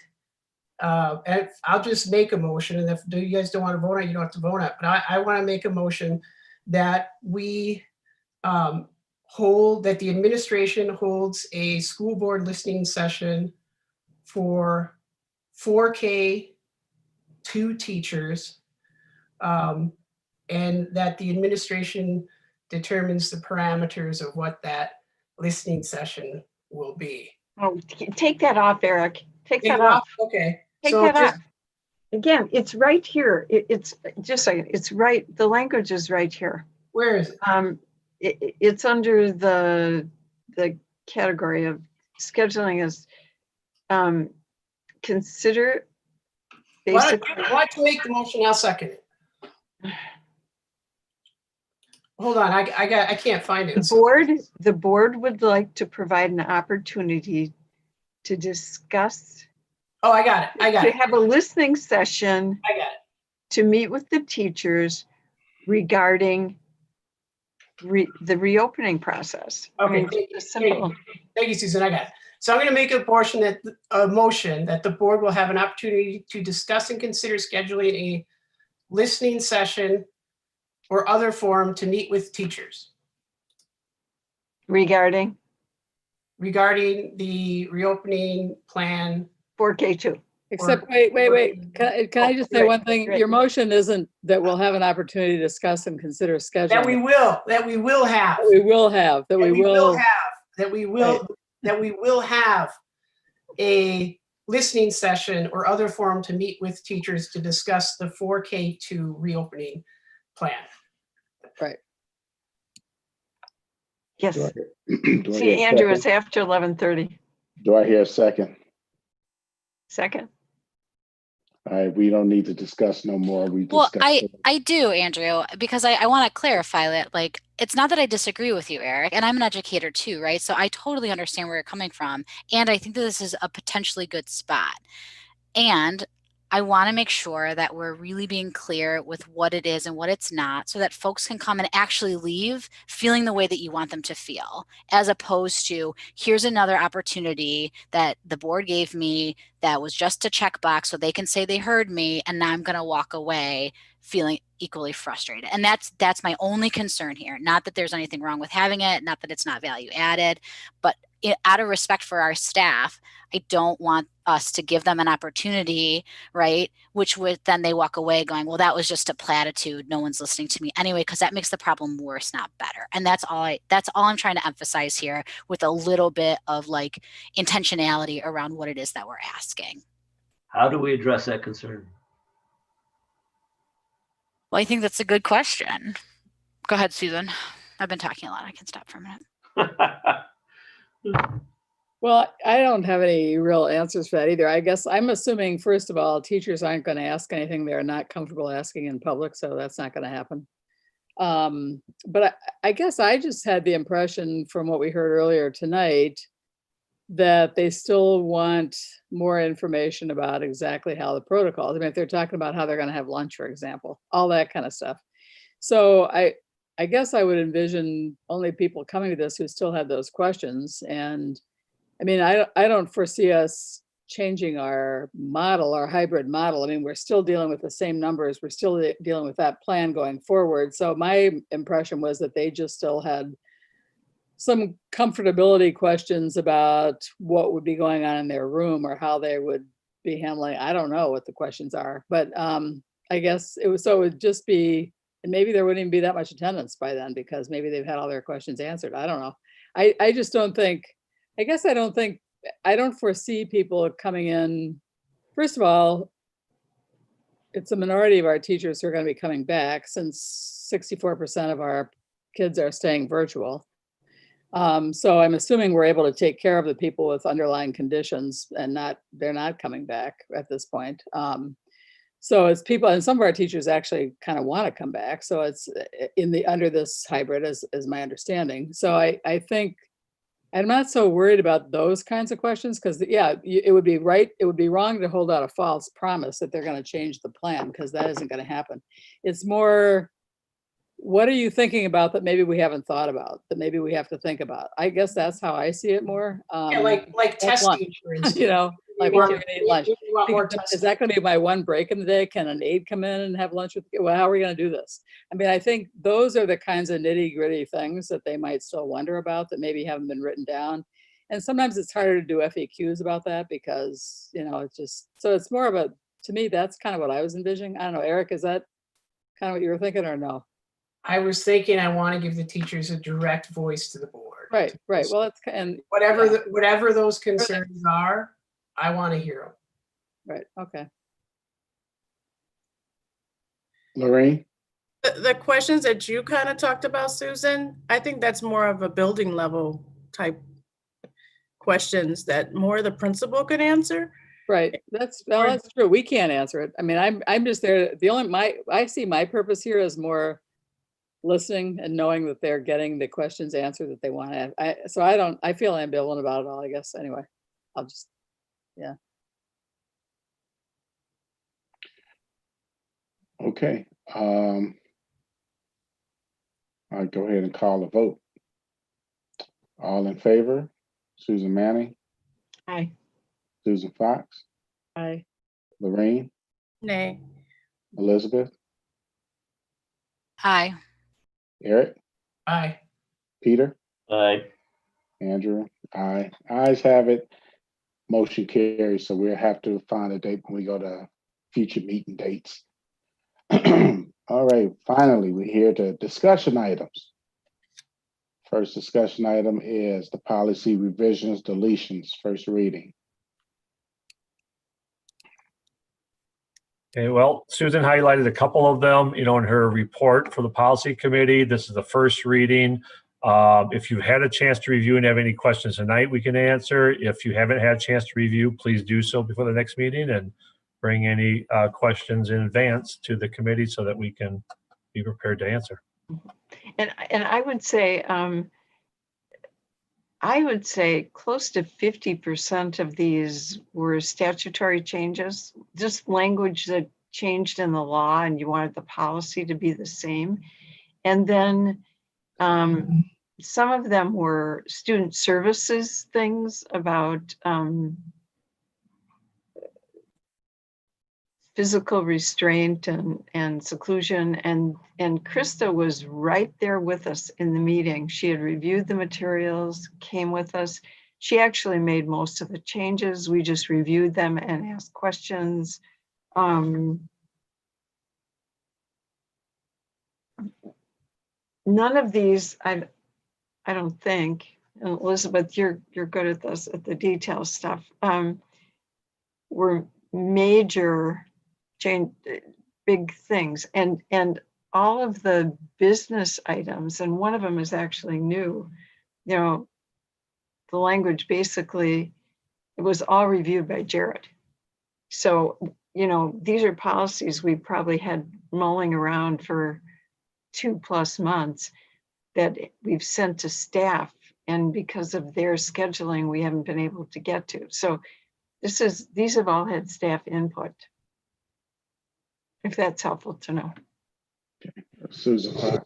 And I would just say that there's a couple of student services related ones, like the 2260-02 English language proficiency and the 5630, the seclusion and restraint. There were some kind of steps and protocols put in that you don't always see in policy. They used to be in guidelines, but the law has changed and they want them now in policy. So that was a question even Krista had, but it's required by law now to have them. So that's a change. And then the animals on district property, we had some discussion about therapy animals, and that was a request by student services that there be something in there because they have had those requests and it gives them a way to deal with it. Those were kind of the only unusual things, don't you think? I think from Susan and Elizabeth that I remember. The rest of it is pretty. We also added, didn't we add something about indigenous tobacco use to the tobacco? We did for tobacco Am I use, remembering that yeah. correctly? So that would be the That's only other like sort of addition little bit different. And then in regards to seclusion and restraint, so Krista was at our meeting, and like Susan Fox said, it's statutory, but we also talked about the staff training components that would need to be adjusted as a result of that. And so that'll be something that she'll be working on. Right. All right. Any further discussion? And again, we would suggest that if you have specific modifications for one, if you would just draft those and send those to us so we can follow your thought flow well. That's really helpful. Okay. All right. Thanks, Susan. Next up is school safety drill reports. Okay, this is an annual statutory requirement. This is the third year this has been in place that our school board, or excuse me, our schools are required to do annual school safety drills and then report out to the board. This year, with the school being closed, we did receive guidance that the drills do not have to be performed. Obviously, it's difficult to do it with no students in the building, and so the reports reflect that. So again, what we wrote in here, the fact that it's been presented to the board, the minutes will reflect that the board has reviewed these, and then Jared needs those minutes to send in to the Office of School Safety in compliance with our Department of Justice school safety grant. So, okay. So no vote is needed, but it is an opportunity to ask any questions.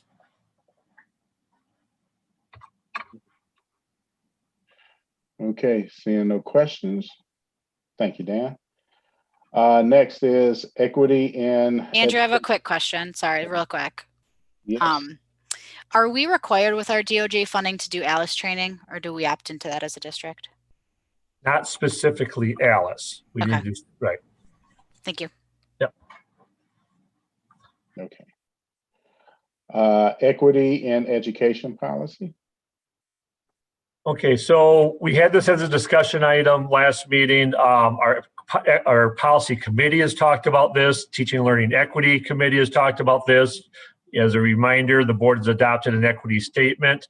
And I had, in some discussions that were formal, some informal with board members, had kind of run up the idea of, to really look at creating this with a committee approach, similar to we might with a strategic plan. And I'm ultimately recommending that we streamline that a little bit. I think it's still really important that we get an equity policy on the books.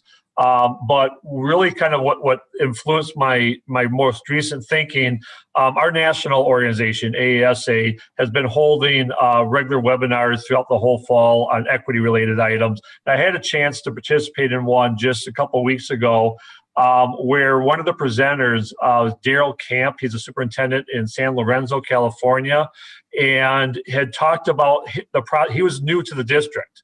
And again, found that they did not have an equity policy.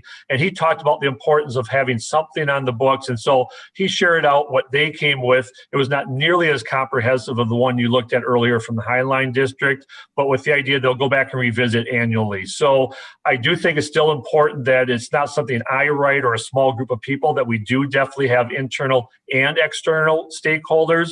And so what I'm recommending is that, as opposed to, I think I heard that at the last meeting, that the board committee approach may not be the best one, but that I would work with, obviously we have a great student services team and people internally we want to have part of it.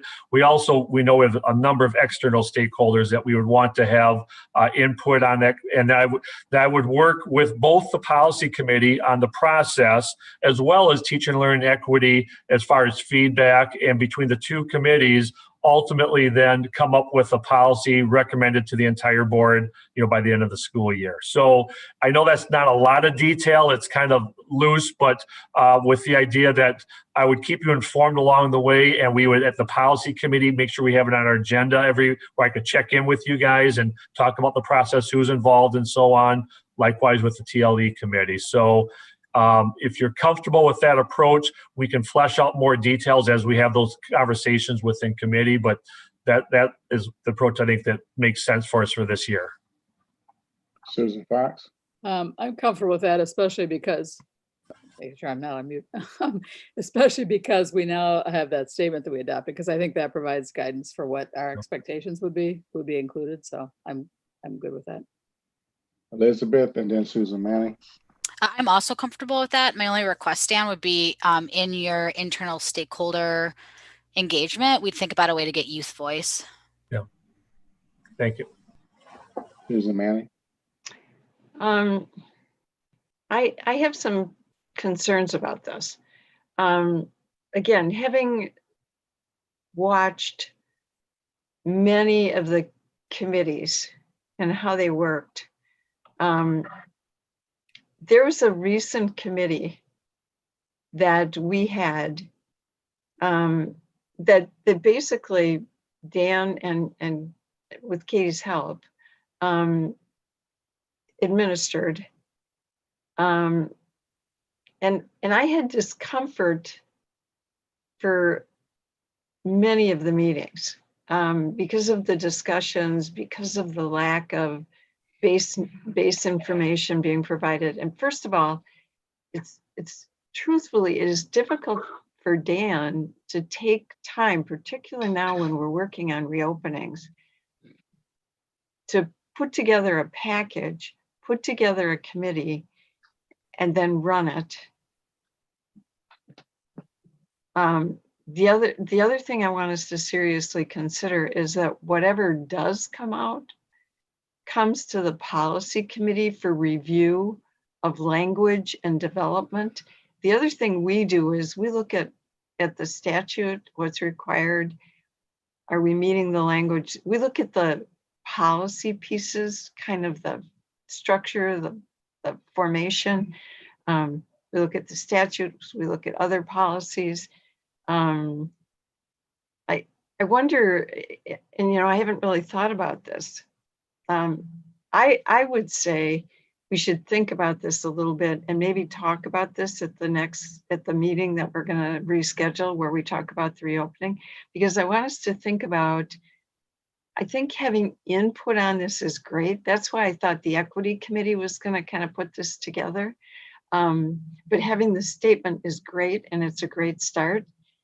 But basically, as a policy committee, what we do is we take a whole bunch of samples and see what seems to fit in our district, and then we bring it to you for you to review it. I just am a little uncomfortable that Dan is going to have the time to devote to this, and I don't know. I mean, there's a lot of different resources you could use. You could use Shelby's parent committee.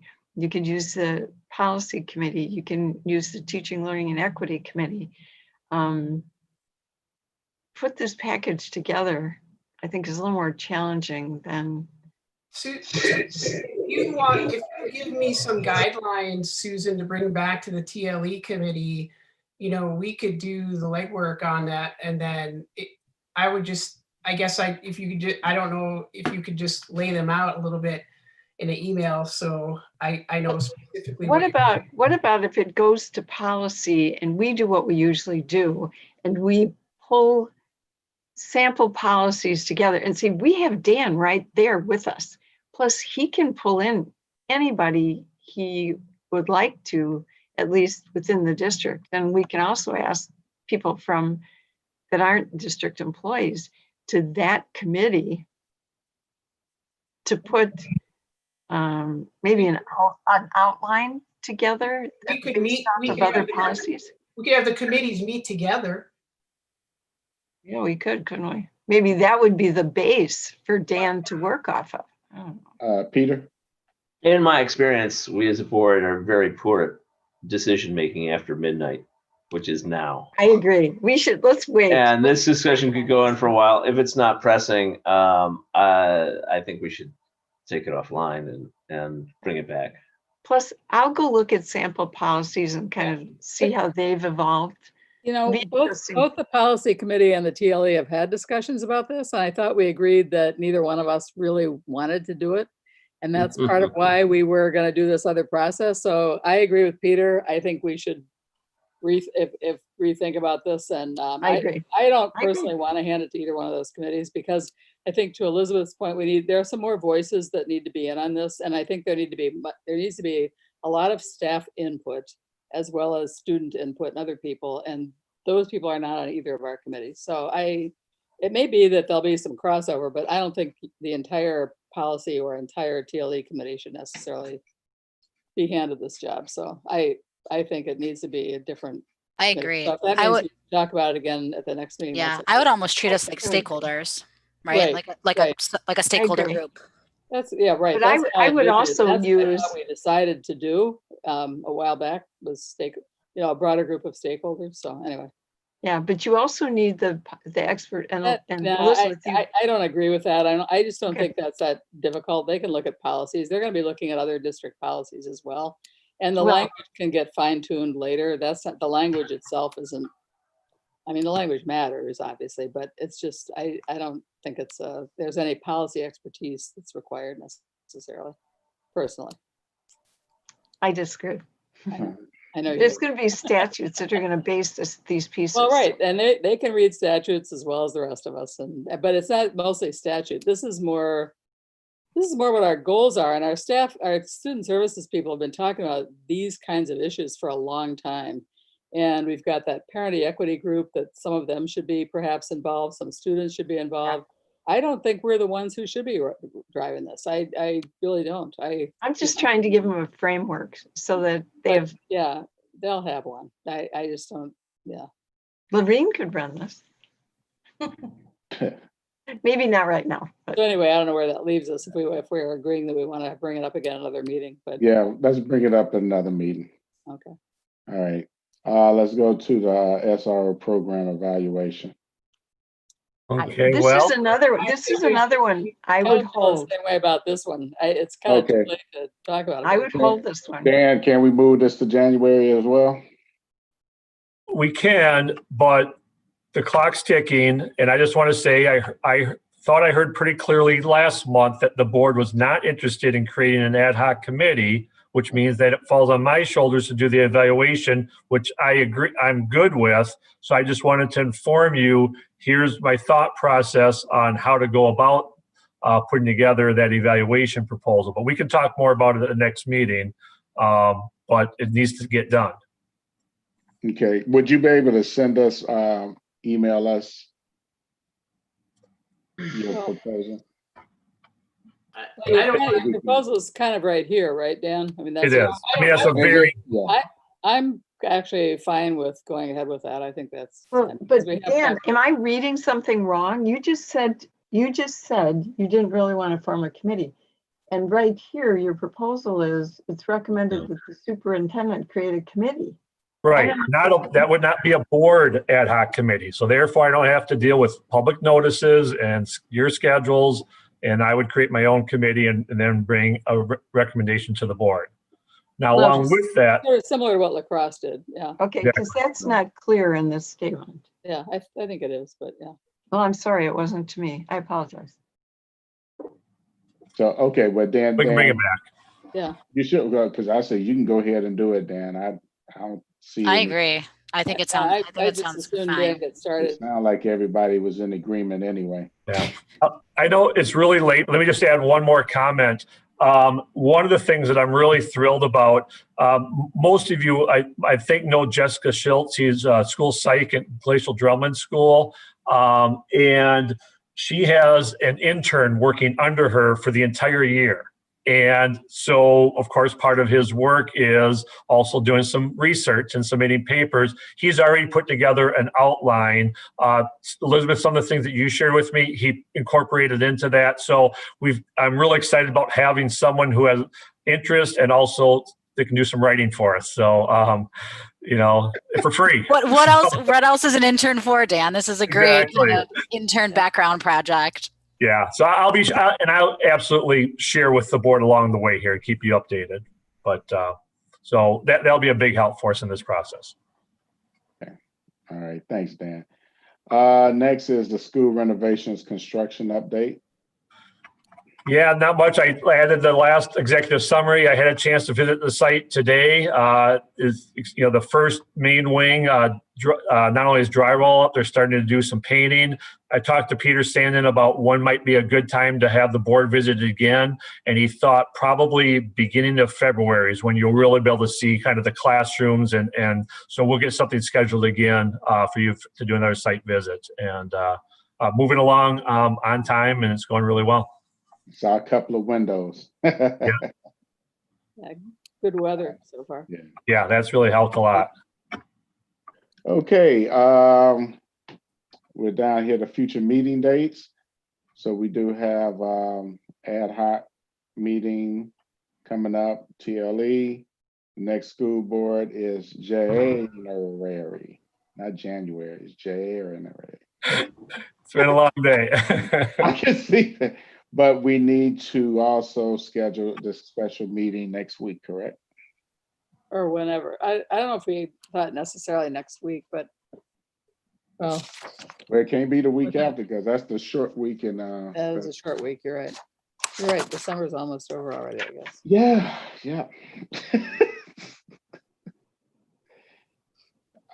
So I don't know how next Wednesday is looking for everyone.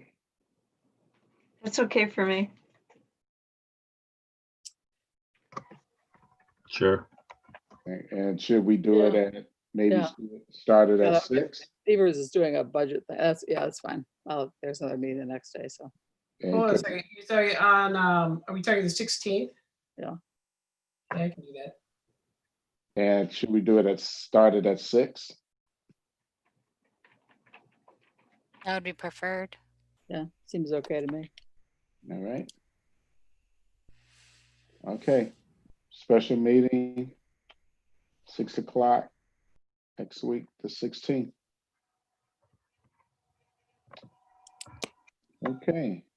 Since we're all in another day now, I'd like to have a motion for adjournment. Excuse me, Andrew. You also need to pick a date for the listening session. Oh, yeah, that's right. Dan, do you have a recommendation for a day that would work based on the info that you have coming back? Well, so as far as, we mentioned that the protocols that will answer some of those questions, we expect to have the final documents in the teacher's hands like the 21st or 22nd. I don't know if it's important that that's there first because it'll be in a good enough form that even if it's not in their hands, we'll have the answers to those. And they're going to be part of some of those dialogues as well on that decision. So I don't know that that's critical. If you want to try to do it before break, otherwise, the first week of January might be better too. Because it's still a couple weeks before school opens. Yeah, I was thinking the first week of January would be. Okay, thank you. I actually prefer that. So January 5th or 6th. As far as a time, I mean, I know some of you have challenges on late afternoon, but I'm thinking as far as convenience for teachers, if you get, that might be better than trying to do an evening, but I mean, I know like with work schedules and stuff, but is it possible to try to keep it as in or as close to the teacher workday as possible so it's not an added thing that they have to attend? Yeah, generally for that sort of thing, we would start at like 3:30. Yeah.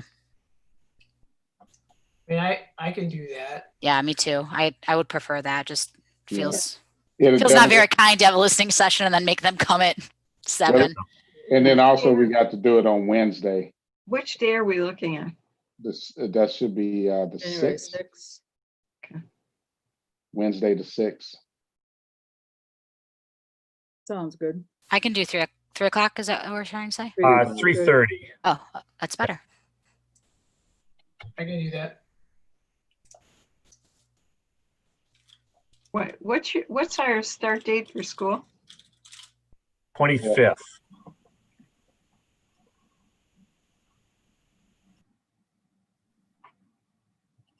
I'm happy to say this is my first board meeting that's went into past the midnight hour. So proud to be a part of it.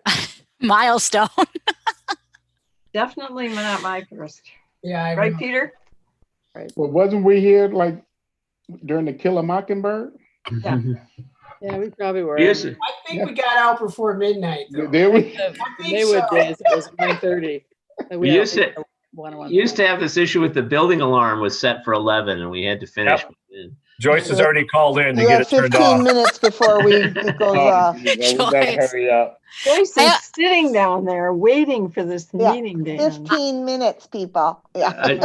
I just sent Dan an email saying these agendas are too long. I also think about like the non-video participants, like Krista's still hanging on, Lisa's still hanging on. I'm like, man, there they are. Look at I know. Thanks for hanging with Katie. Thanks for hanging with us, everybody. Yeah, really. We appreciate you very much. Did you guys have a nice nap?